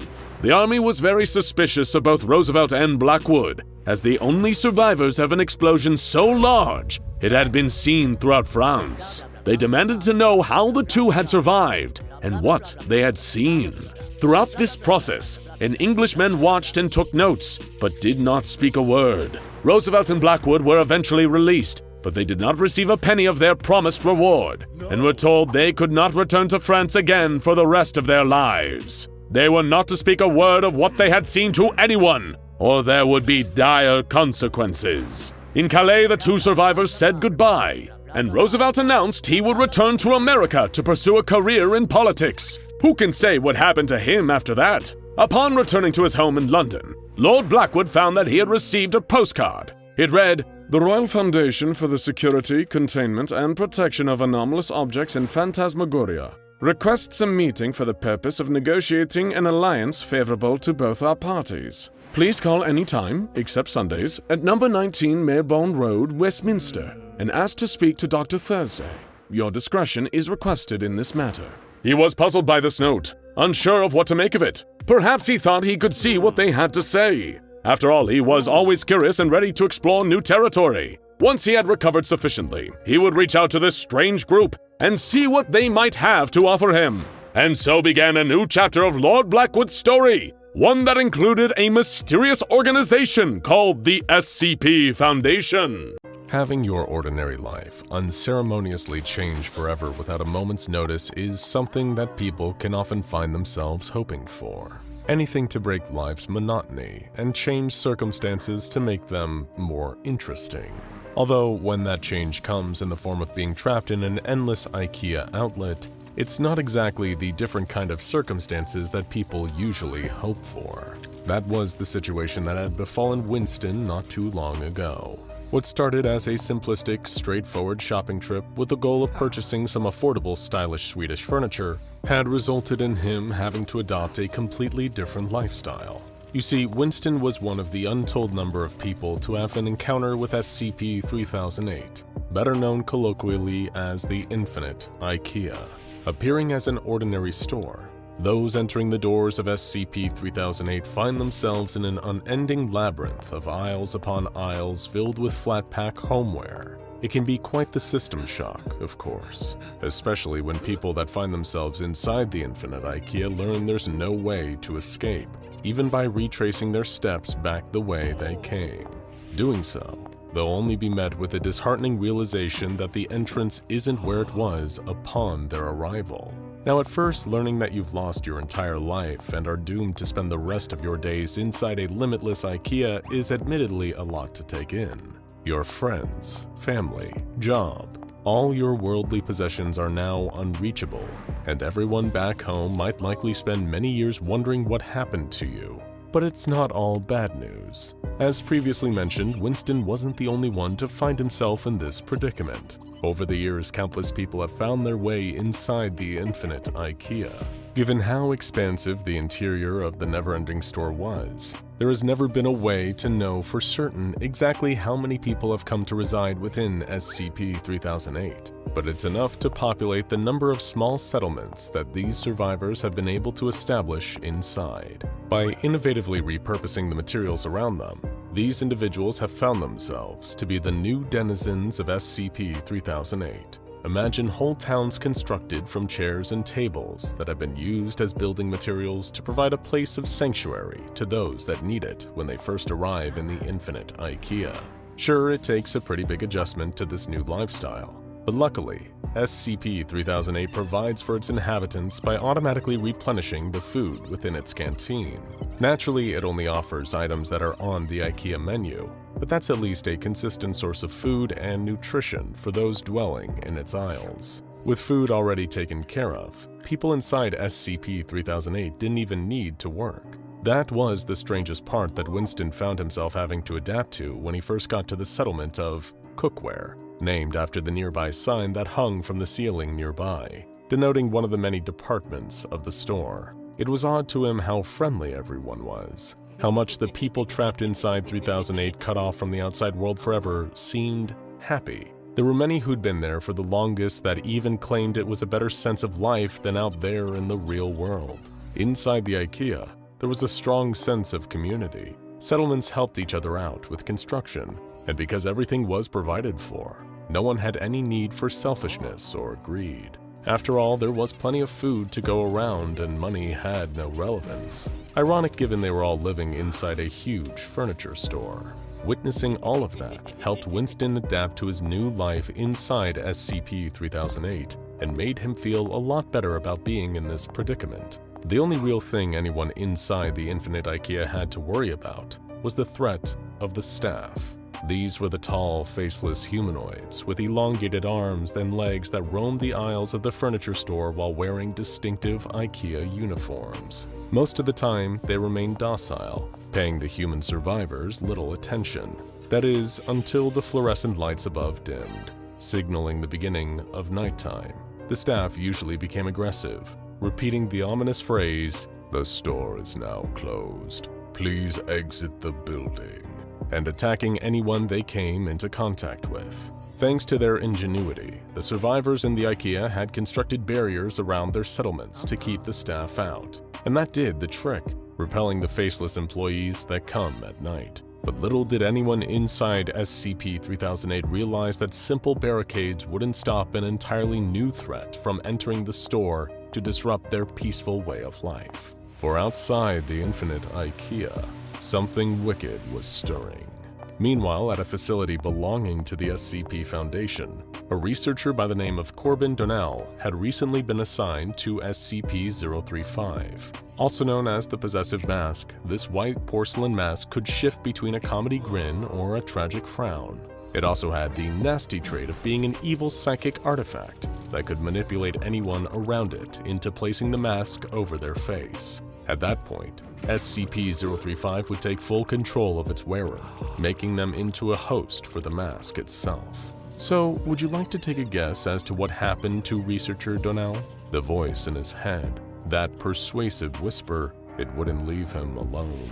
All day long, it was there, but whenever Corbin was near SCP-035, it got louder, and as the days he was studying the possessive mask went on, the whisper became a shout. The screams to put on the mask were taunting him, keeping him awake at night, tormenting him all through the waking day, until eventually he'd had enough. Given that SCP-035 produced a corrosive black substance that usually melted anything around it, the mask had to periodically be taken out of its containment case so that the container housing it could be replaced. And it was during one of these transfers that researcher Donnell calmly swept in, pushing away the guards taking it out of its melted case before they could place it in a new one. The aggression from the researcher caught the security personnel by surprise, as did what he did next. Not caring what the possessive mask would do to him, Corbin lifted the white porcelain to his face. He wasn't even aware that the containment breach alarms were sounding.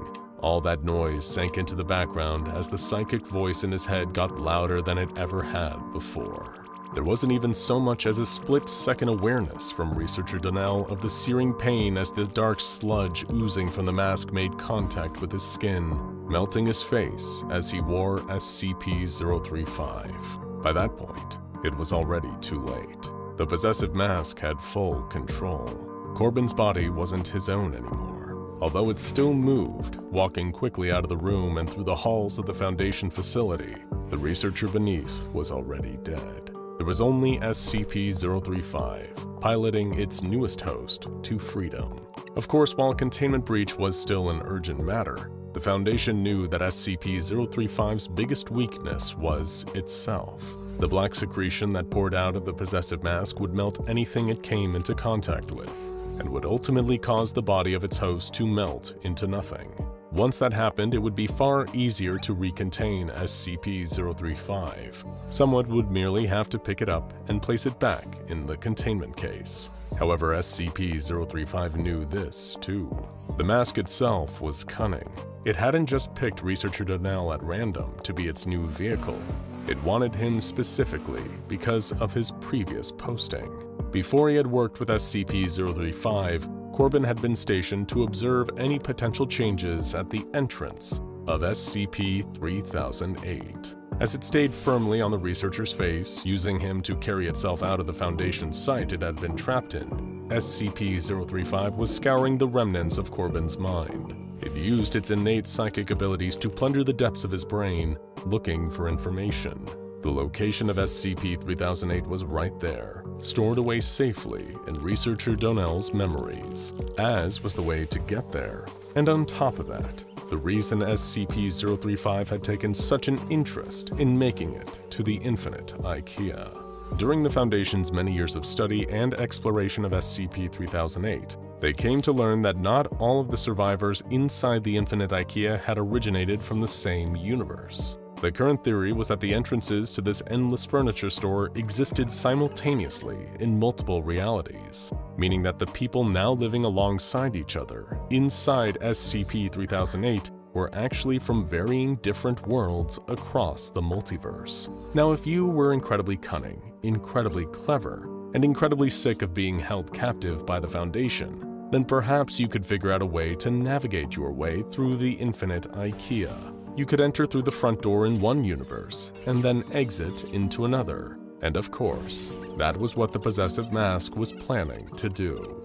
As it approached the main entrance of SCP-3008, the black sludge leaking out of the mask had almost destroyed what was left of researcher Corbin Donnell. It wiped more of the corrosive secretion onto the guards stationed at the Infinite IKEA, melting through them as SCP-035 made its way inside. First things first, the mask knew it had to find itself a new body to pilot before Corbin's expired. And it didn't take long for the possessive mask to happen across an unwitting candidate between the aisles of flat-pack tables. At around the same time this was happening, Winston, having long since gotten used to the rhythm of life inside SCP-3008, was on his way to the food court. He knew the route by heart now, and as he strolled closer, he was pondering over what he'd help himself to today from the menu. But it was while making his way there that he noticed something, or rather, he noticed not something, that he usually did. There were no staff anywhere around. Although they did not pay the survivors any mind during the day, when the lights of the IKEA were on, Winston knew that the staff members were always present. There were usually a couple milling about the aisles he had to pass in order to get from the settlement of cookware to the food hall, but today, there were none. And while this wouldn't usually be any cause for alarm, it kept playing on Winston's mind as he sat down to eat his plate of Swedish meatballs. He'd been inside SCP-3008 for such a long time that he'd become accustomed to the routine of living there, and the absence of the staff immediately stuck out as something that was out of its usual place. Finishing his food, Winston asked around, talking with his fellow residents of the Infinite IKEA, asking if any of them had encountered any of the tall, faceless staff members on their way to get their meals. Each and every one of them that he asked, from varying different settlements, all answered the same, that they hadn't spotted any staff all day. As much as they were a minor threat to the human beings living inside the Infinite IKEA, the absence of the store's only other residents kept playing on Winston's mind. Whatever was going on, the staff seemingly vanishing couldn't mean anything good, and so he decided to venture out into the aisles to figure out what exactly was going on.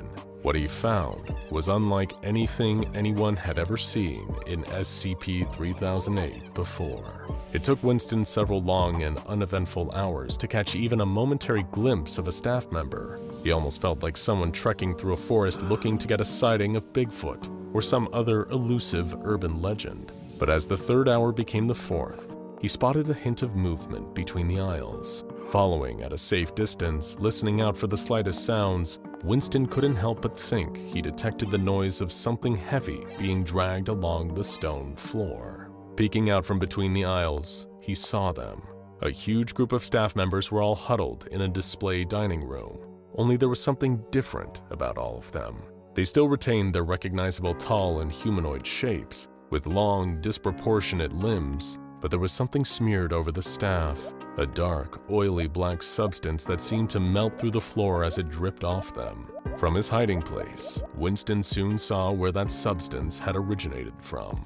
The thing being dragged across the floor was another staff member, looking more normal than the rest. One of the others, covered in the corrosive sludge, was gripping it by the collar of its IKEA polo shirt and bringing it through the group. Meanwhile, the ordinary creature was thrashing and flailing its lengthy arms around, trying to get free. It was dragged up to a staff member in the middle of the group, which turned and shocked Winston at the strange sight of it. This staff member, evidently the leader, had a face, or rather, it was wearing a mask. SCP-035 was now firmly affixed to the slender, faceless being, its expression locked in a wide grin that seemed to convey a twisted sense of glee. Its black secretion didn't seem to be affecting its new host in the same way it usually did. The body of the staff member it was now piloting didn't seem to dissolve. As the uncorrupted staff creature was presented to the masked leader, SCP-035 compelled its newfound followers to restrain their prisoner. The workers within SCP-3008 didn't have much in the way of their own free will, or even personalities to speak of. They did, however, seem to share some sort of connection to each other, a hive mind of sorts. So presented with a powerful psychic force like the possessive mask, the entity had been able to not only take over one of the staff members as its new host, but spread its influence to the others. And while Winston watched horrified, it unknowingly demonstrated this. The captive staff member was grabbed and held by the others, its long arms and legs pulled apart. The huddled group lifted it up off the floor so that it couldn't free itself and run off into the endless aisles of furniture. Wearing SCP-035, the leader extended an arm, black ooze dripping from it, the droplets burning holes in the floor as it reached towards the faceless head of the restrained staff member. It placed a large hand over the faceless head of the captive. More of the corrosive secretion passed on to the newest addition to SCP-035's growing army. As the black substance spread over the staff member, so did the influence of the possessive mask force its way into another vessel. I'm telling you, I know what I saw! Winston protested, after recounting the events to the other settlers back at Cookware. There's something else out there, something new and dangerous, and it's infecting the staff. Oh, that's ridiculous, replied Bryce, one of the survivors who had been there much longer. I've been here for years and I've never even heard of such a thing. They yelled. I saw it with my own eyes, Winston argued. It has a small army of them already under its control. Even if what you're saying is true, someone else chimed in. What does it matter? We've already got barriers that keep the staff out, and they only attack at night anyways. Surely, even if this mask thing really is in control of them now, who cares? As if on cue, one of the lookouts at the Cookware settlement started frantically trying to get everyone's attention. They pointed to the ominous glow coming from just beyond the nearby aisles filled with wardrobe frames. An orange flicker was visible, even under the lights of the store which were still on, although blocked a little by thick plumes of black smoke rising up towards the ceiling. That's lighting, the lookout said in shocked disbelief, stating the name of another nearby community of survivors that was named after an IKEA store department. Something must have happened over there, Bryce declared. Maybe it's an electrical fire that's gotten out of control. It's them, Winston said solemnly. It can't be them, the older survivor snapped. The lights are still on. It's still daytime in the store and the staff never attacked during the day. I don't think the rules are the same anymore. Frustrated, Winston continued to argue. There's no telling what that mask did to them. Perhaps Bryce was trying desperately to come up with a suggestion, but was clearly grasping at straws. What if this mask can be reasoned with? If it's more intelligent than the staff, we can negotiate. There must be something it wants. What do you think it wants? It wants this place, this IKEA. And now it has control of enough staff to form a small army. You think it's just gonna stop there? It's coming for all of us. And it won't stop until it's got the whole store under its control. And if it has to wipe us out to do that, well, it looks like it's not hesitating. So what do we do? A voice called meekly. Winston turned to see the townsfolk of Cookware had gathered, all looking up at him with terrified expressions on their faces. He gazed back at each one of them, then looked back over at the smoke now towering over where lighting had been, and was now in flames. Who knew how many of the settlers there were still alive, and how long it would be before SCP-035 and its new army did the same to Cookware? Something had to be done. We need to get the word out, Winston announced to the other survivors. I need our fastest to run over to the other towns in the store. You each take one, you pass on the message, and then you come back. You know your way around well enough, so avoid anywhere you'd normally see staff.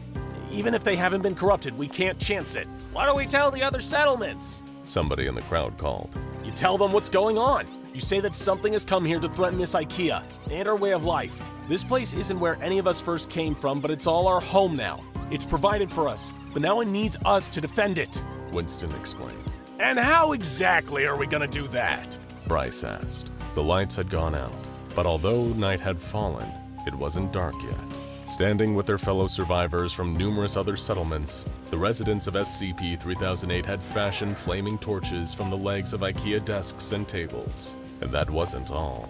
They were carrying makeshift weapons. Some had spears crafted using curtain rails with sharp kitchen implements fashioned to the end. Others had wardrobe doors in their hands to act as rudimentary shields. They were hardly warriors, but as an army of corrupted staff members lurched out of the darkness towards them, each survivor of SCP-3008 knew what they had to do. At the front of the army towered the staff member with SCP-035 on its faceless head. The possessive mask's wide grin had shifted, now a long frown, almost one of disgust at the amassed settlers who opposed it. As it raised an elongated arm to command its horde, Winston raised a curtain rail spear into the air. For IKEA! He yelled, as the residents of SCP-3008 charged. The SCP Foundation's existence might be a frightening thing to some, but if you ask us, it's comforting. Of course, the existence of the Foundation implies the existence of all the mind-meltingly terrifying entities they combat on a daily basis. But doesn't it put your mind at least a little at ease to know somebody out there knows what's going on? After all, sometimes knowledge is the only light we have in the darkness. It is humanity's greatest strength, to know things and to act accordingly. From knowledge, we can understand our enemies and the threats they pose against us. From knowledge, we can build sturdier defenses. From knowledge, we can develop the means to finally effectively strike back. And nobody among the ranks of humanity has more knowledge than the SCP Foundation. So what happens when the knowledge of the SCP Foundation fails us? What happens when a concept eludes even them? A concept like, say, SCP-2317, an old wooden door that hides within a truly terrible secret, a secret known by many as the Devourer of Worlds, a beast every bit as powerful and unpleasant as that name suggests. The SCP Foundation performs a complex set of rituals every single day to keep him contained, and if the top brass of the Foundation is to be believed, then these rituals are effective. But I think we all know better than to believe everything we're told around here, don't we? The truth is, beyond the wooden door known as SCP-2317, there is a hellish desert world, underneath which the Devourer of Worlds awaits. He is kept in place, bound by ancient chains created by a race that has long since been lost to the history books. And while the Foundation tells its underlings that the rituals D-Class personnel perform here every day helps to keep these chains in place, this is little more than a placebo. The rituals only exist to make the Foundation feel like they're doing something to bide time, while they figure out an actual lasting solution. In reality, based on the Foundation's current knowledge, these chains could break any day now, and sadly, there's nothing they can do about it. This may seem like the worst possible truth to learn, But we can think of one even worse truth, that any day now is today. When the chain breaks, the ground begins to rumble worldwide. Like an earthquake so great it might even split the planet in two. No conventional scientist anywhere in the world has any idea what's happening, but the SCP Foundation does. For the first time in recorded history, the entire O5 Council are quaking. It's Judgment Day, and their every sin is on an express trip back to get them. They put out a call to dispatch every single mobile task force worldwide to come to Site-19 and combat this new threat. But deep down, the council members silently worried that this would be about as effective as the sham rituals they claimed every day would protect them. Meanwhile, Site-19 exploded. Most of the Foundation personnel and anomalies stationed there perished in an instant, as a giant clawed hand rose out of the ground, grasping at the sunlight for the first time in millions of years since imprisonment. Its sheer size, hundreds of kilometers in height, displaces and destroys the land around it as it climbs free from the earth. The Devourer of Worlds is a monster of such magnitude that it dwarfs even the Foundation's mightiest weapons, but their mobile task forces fight valiantly, or perhaps foolishly, nonetheless. The Foundation went in with its finest resources and weaponry, from advanced cruise missiles to classified laser projectile weapons that conventional militaries wouldn't be finding for another century, and all of it amounted to be the strength of getting a mid-rate birthday clown's cheap cream pie to the face. The thick, scaly hide of the beast somehow rejected everything they threw at it. Jets were scrambled, flying around the Devourer's gargantuan head and peppering its great eye with bullets, followed by heat-guided rockets. Nothing. The monster simply swatted them out of the air with its claws. Down below, ground forces mobilized en masse, from tanks to turrets, unleashing all kinds of hell onto the Devourer of Worlds from below. And still, what good did it do? The monster simply kept walking, killing thousands with every footfall. Its magnitude was simply unfathomable. Scranton reality anchors were placed at its feet in hopes of creating some kind of trap, but its ancient feet defied their force. Every mobile task force from Hammerdown to Samsara did what they could, and what they could do ultimately amounted to a fat lot of nothing. The rampage of the Devourer was undeterred. Within an hour, he would reach a population center, and then true hell would be unleashed upon the human race. But sometimes the only thing that could destroy something inhuman was something so much more than human. Over in the low-risk humanoid containment center of Site-17, SCP-343, perhaps better known as God, was watching all the horror unfold in his mind's eye. So the Devourer was finally free and wreaking havoc on the world that he put so much effort into creating. No, that simply would not do.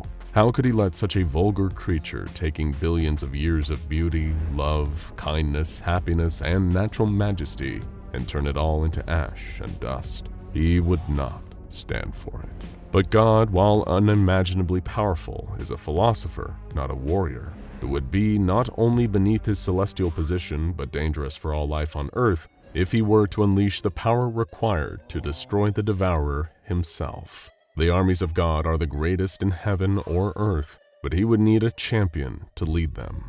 And while the operatives of the SCP Foundation fought and died bravely for the human race, SCP-343 blipped out of Site-17 and reappeared in the Middle East, where his champion would be waiting, guarding the gate to paradise. SCP-001, in this case known as the Gate Guardian. A huge, glowing humanoid with wings made of fire, and a sword hotter than the sun, capable of cleaving its enemies apart on the atomic level. Typically, any being who traveled within a kilometer of the Gate Guardian would receive this treatment, a strike so powerful that in the aftermath, not even dust would remain. But when SCP-343 appeared mere feet away from the mighty Gate Guardian, the Guardian fell to one knee and bowed its glowing head in holy reverence. "Master," the Guardian said, "you have returned to me at long last. I will do thy bidding. What must be done?" "Uriel," God said gravely, "an enemy is at the gates, one more powerful than this world has ever known.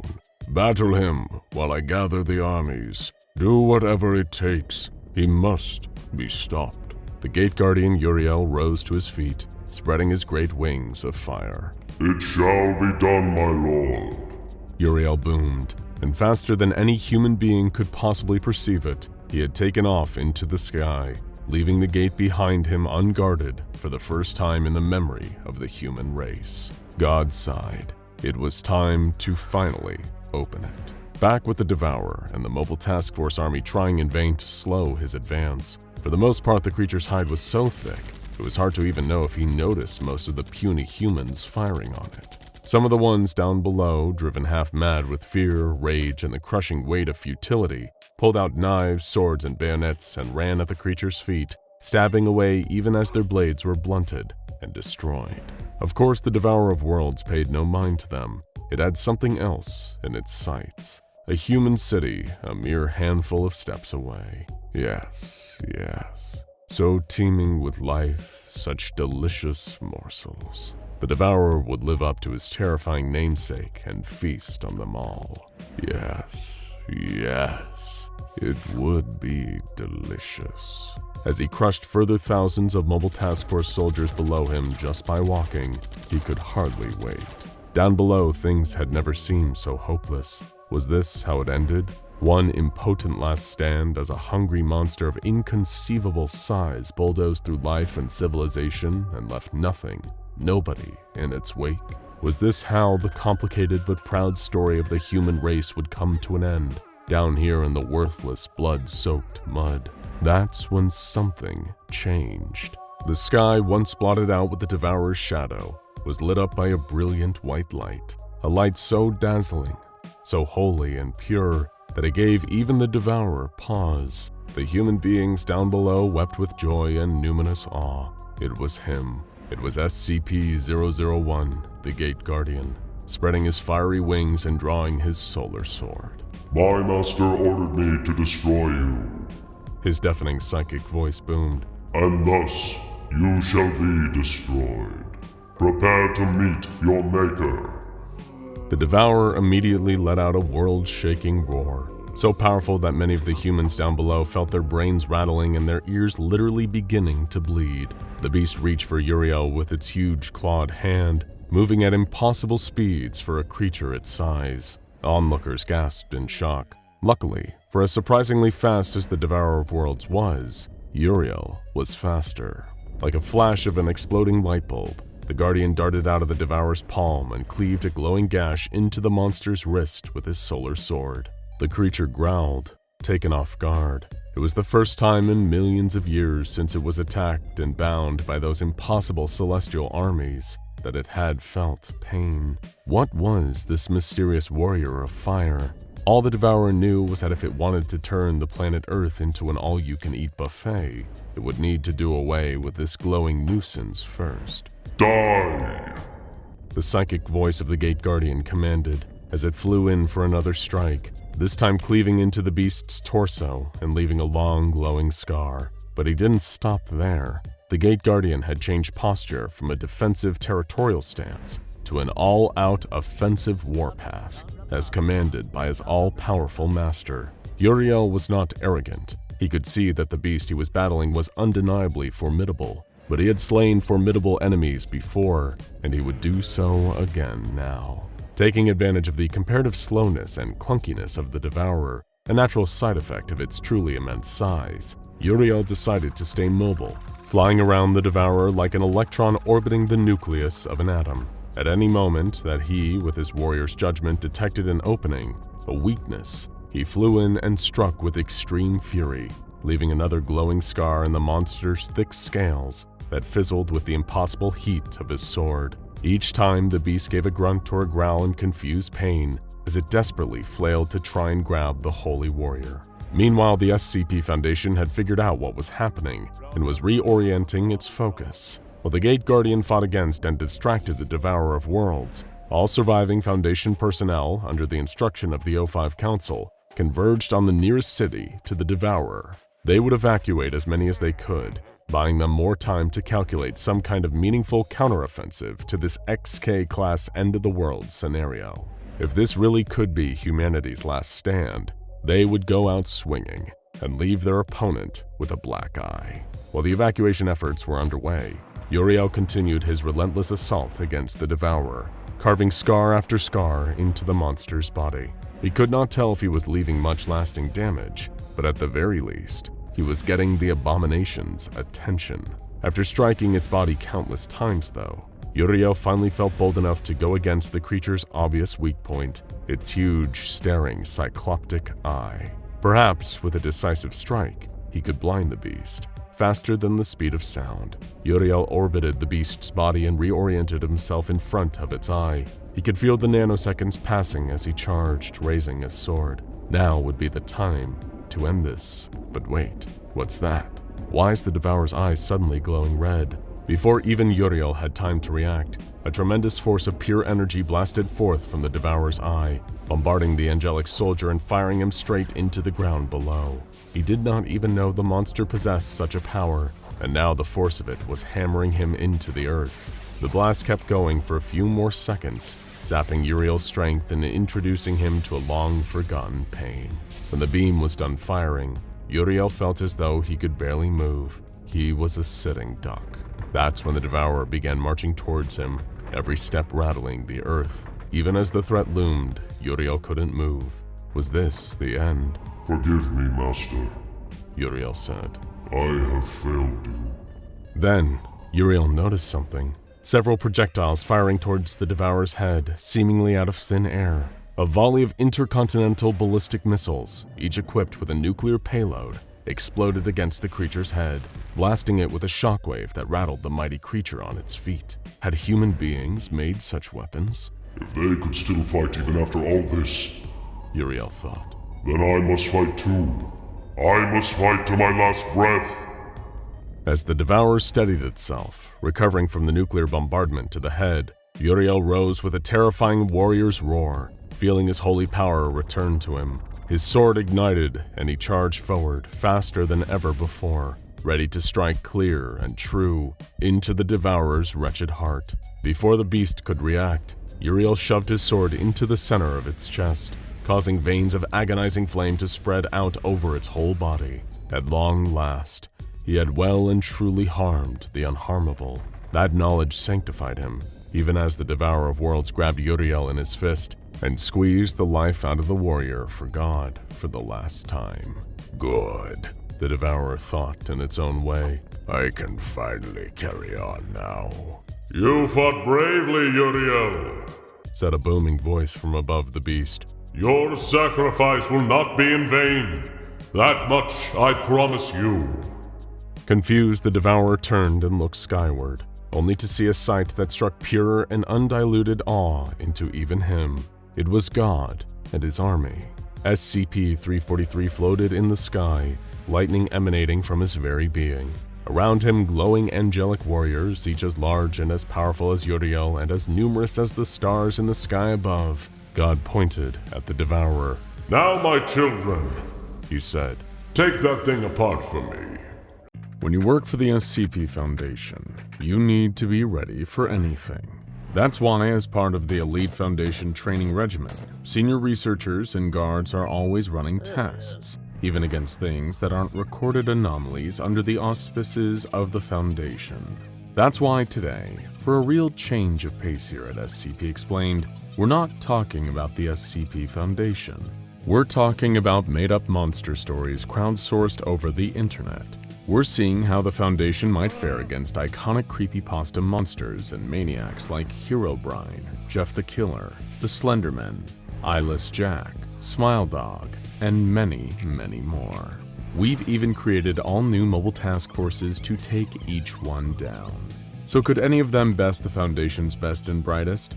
Let's take a look and find out. And be sure to tell us which is your favorite creepypasta entity down in the comments below. Let's get creepy. Jeff the Killer. First up, we've got everyone's favorite disfigured, knife-wielding, homicidal teenager.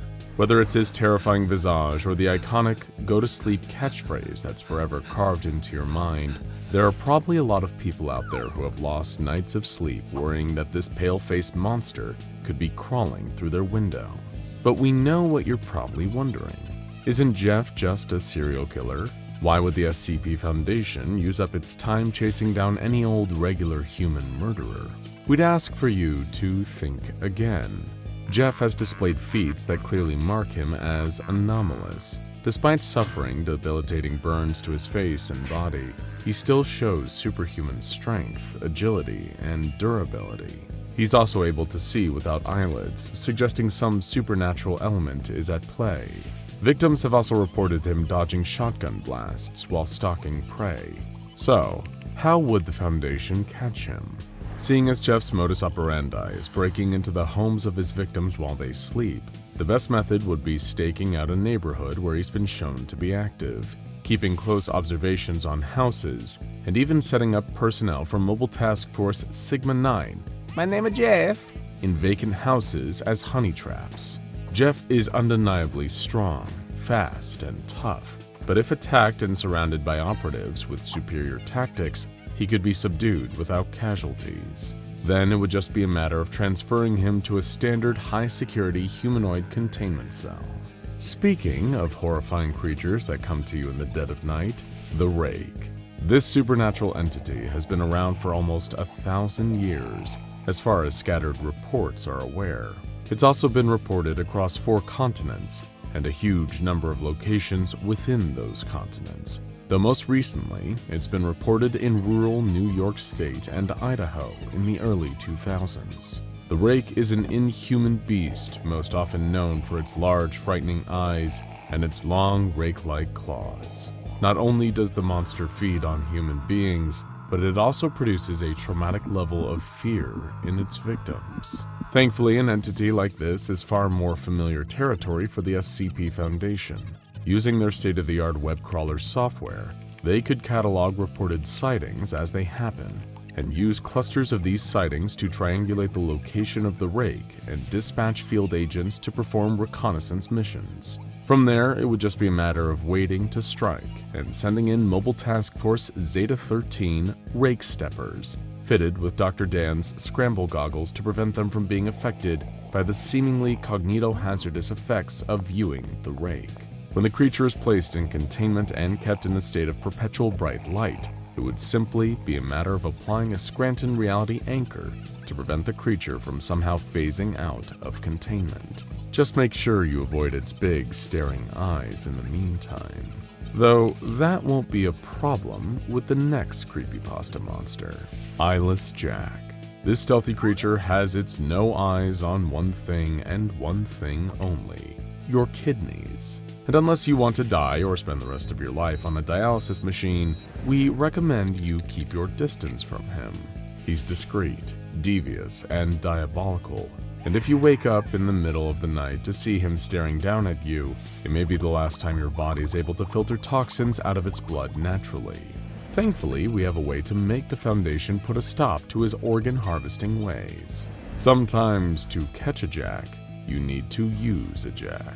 There's no way to catch Eyeless Jack without delicious live kidney bait, so we'd recommend sending in someone who has kidneys to spare.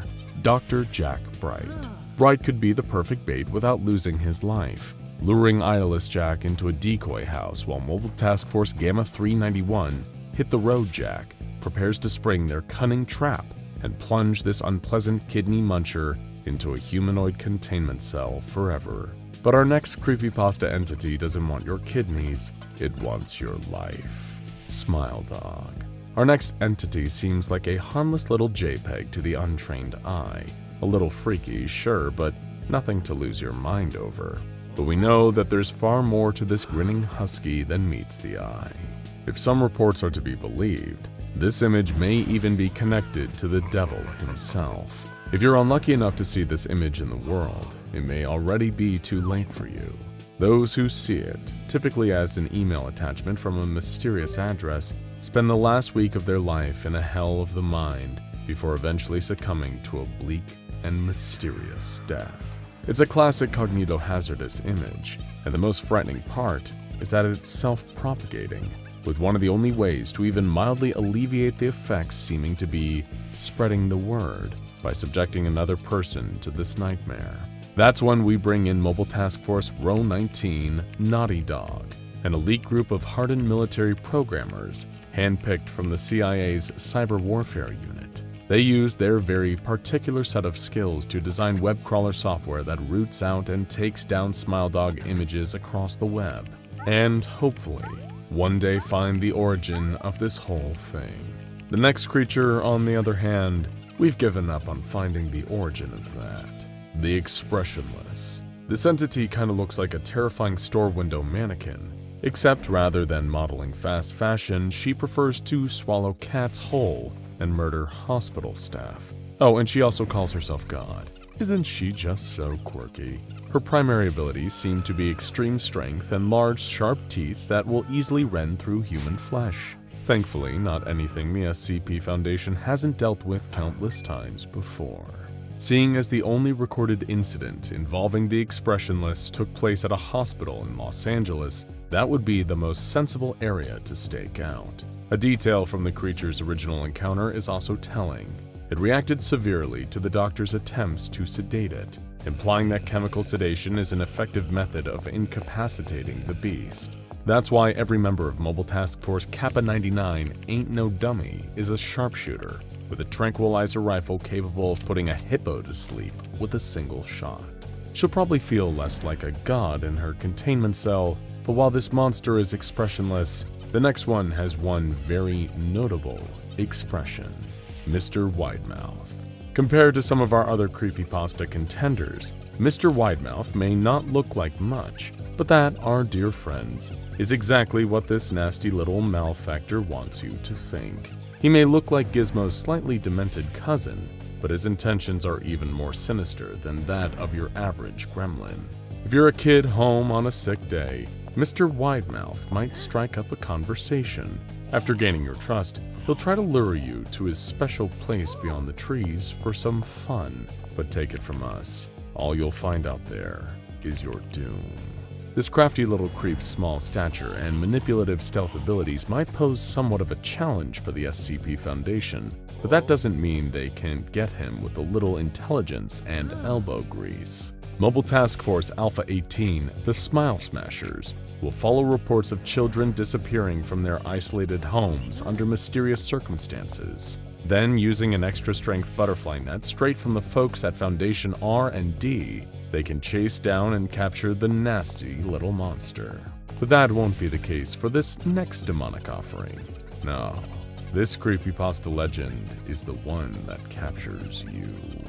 No End House. In recent years, there's been a spike in interest in so-called extreme haunted houses. If you're not sure what these places are like, basically picture a CIA black site with the occasional plastic skeleton.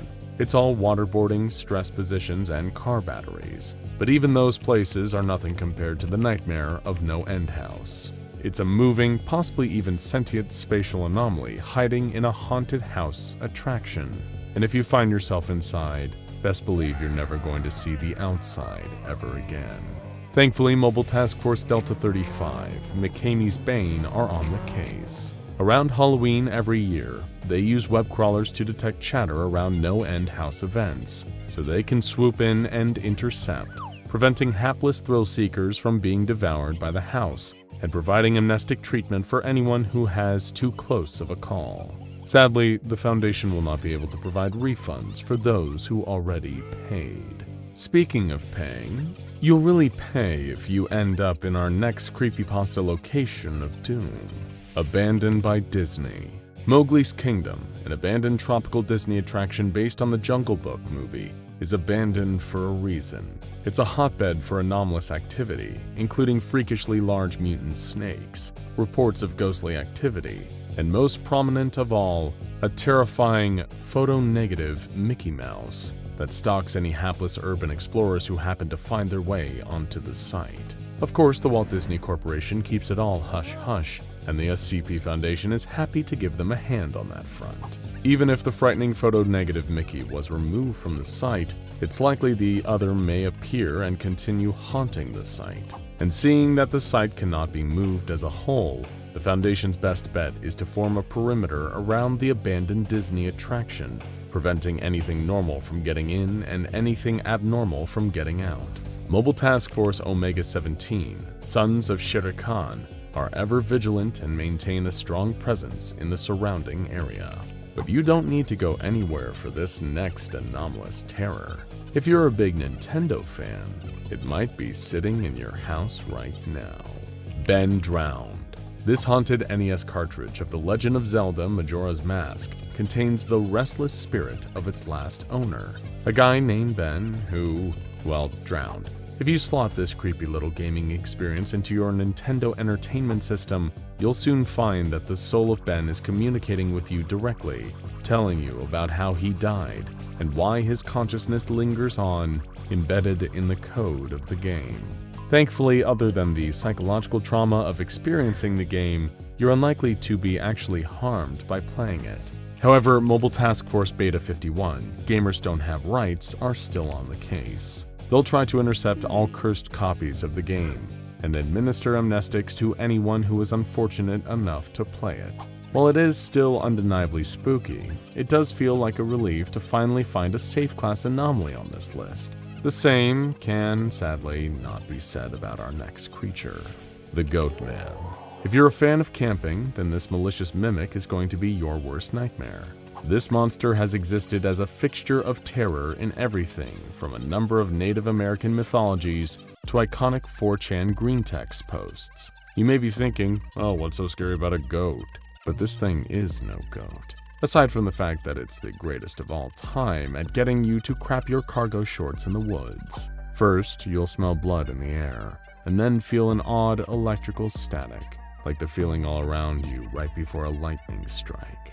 Then you'll hear noises, strange noises. Something not quite like a voice, like an animal throat straining to form human words. That's when you might notice your group of friends has one more person than you remembered. And the one thing worse than noticing that is not noticing it. Because if you don't, you may end up as the shape-shifting Goat Man's latest victim. Mobile Task Force Theta 11 Got Your Goat are constantly on the hunt for this one, but its extreme intelligence and ethereal nature make it a nightmare to track.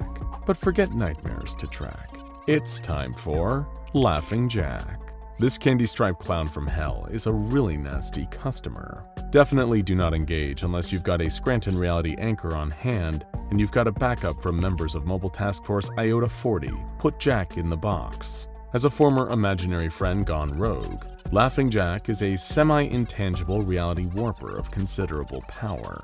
He targets his victims with sadistic glee, pulling them into his dark carnival to experience all kinds of nasty tortures. Laughing Jack shows no remorse, giggling while committing every evil act you can imagine. You'll probably only find this clown funny if you're already a depraved serial killer, and his sense of humor is likely to utterly break your mind unless you've been given amnestic treatment from the SCP Foundation.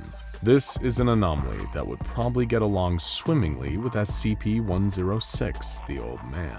They could chat over a few drinks one evening and share notes on how to cause the maximum pain to their hapless victims. That being said, few people understand maximum pain more than the next horrifying abomination on our roster, the Russian sleep experiment test subjects. As anyone familiar with the work of GRU Division P will tell you, the Soviets performed some pretty horrific occult activities throughout the 20th century. One of the most disturbing of these was the infamous Russian sleep experiment, wherein a group of unfortunate political prisoners were doused on a classified anomalous gas that robbed them of their ability to sleep. A chemical compound that the scientists hope might increase the productivity of their workers and soldiers by eliminating sleep. Instead, over several terrifying days, the chemical and the sleep deprivation that ensued caused the subjects to instead become demonic monsters. While current accounts of the story suggest that all the subjects were killed, we can't say for sure there weren't more out there, or that the experiment hasn't been repeated. As such, Mobile Task Force Omicron 8, Nighty Night, is constantly on the lookout for freakish skeletal men wandering through the woods, never sleeping, outside the dark forests where Siberian gulags used to be based. Better safe than sorry, right? Though of course, you won't feel safe at all if you've spent your childhood watching scary media, like horror movies or eerie SCP YouTube channels. Like and subscribe, by the way. Or scariest of all, a strange little puppet show called Candle Cove. Feel a little chill go down your spine. Oh yes, you remember this show, don't you? You love seeing all those cute little puppets going on swashbuckling pirate journeys on their adorable boat, the Laughing Stock. Though there was always that villain, wasn't there? You think his name was Jawbone, but that's not what you called him. You called him the Skin Taker, because he always had that long cloak made of tanned human skin. You also remember that one episode that was just all the characters screaming.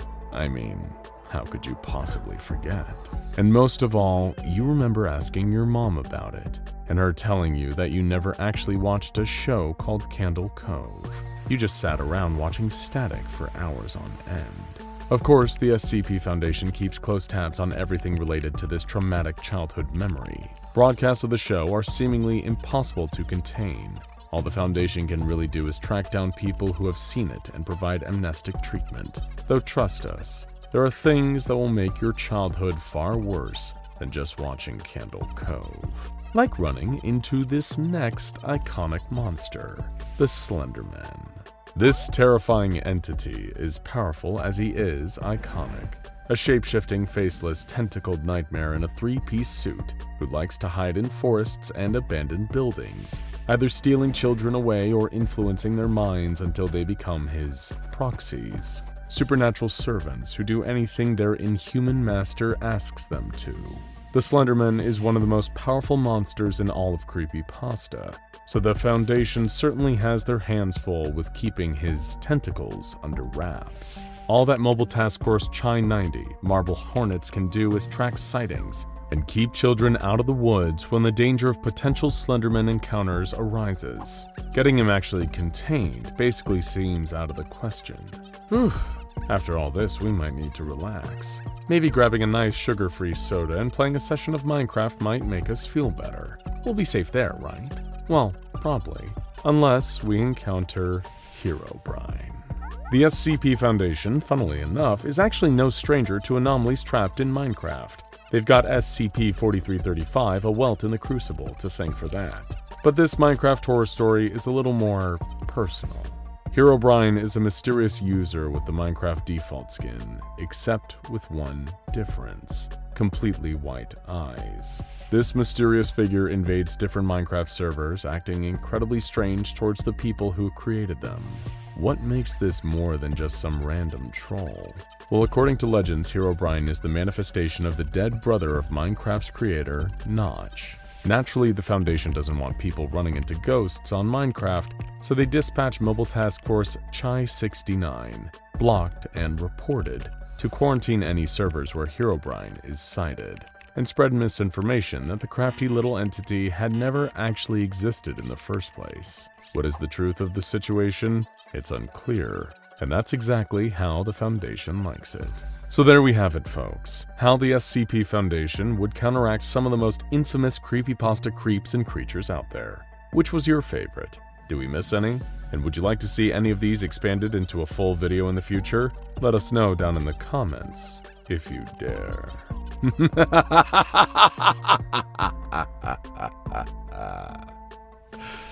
Now go check out SCP Minecraft World Destroyer SCP-4335, A Welt in the Crucible, and SCP Edition Weirdest Things on Amazon, Dr. Bright's Great Idea, for more bizarre, unexpected, anomalous crossovers.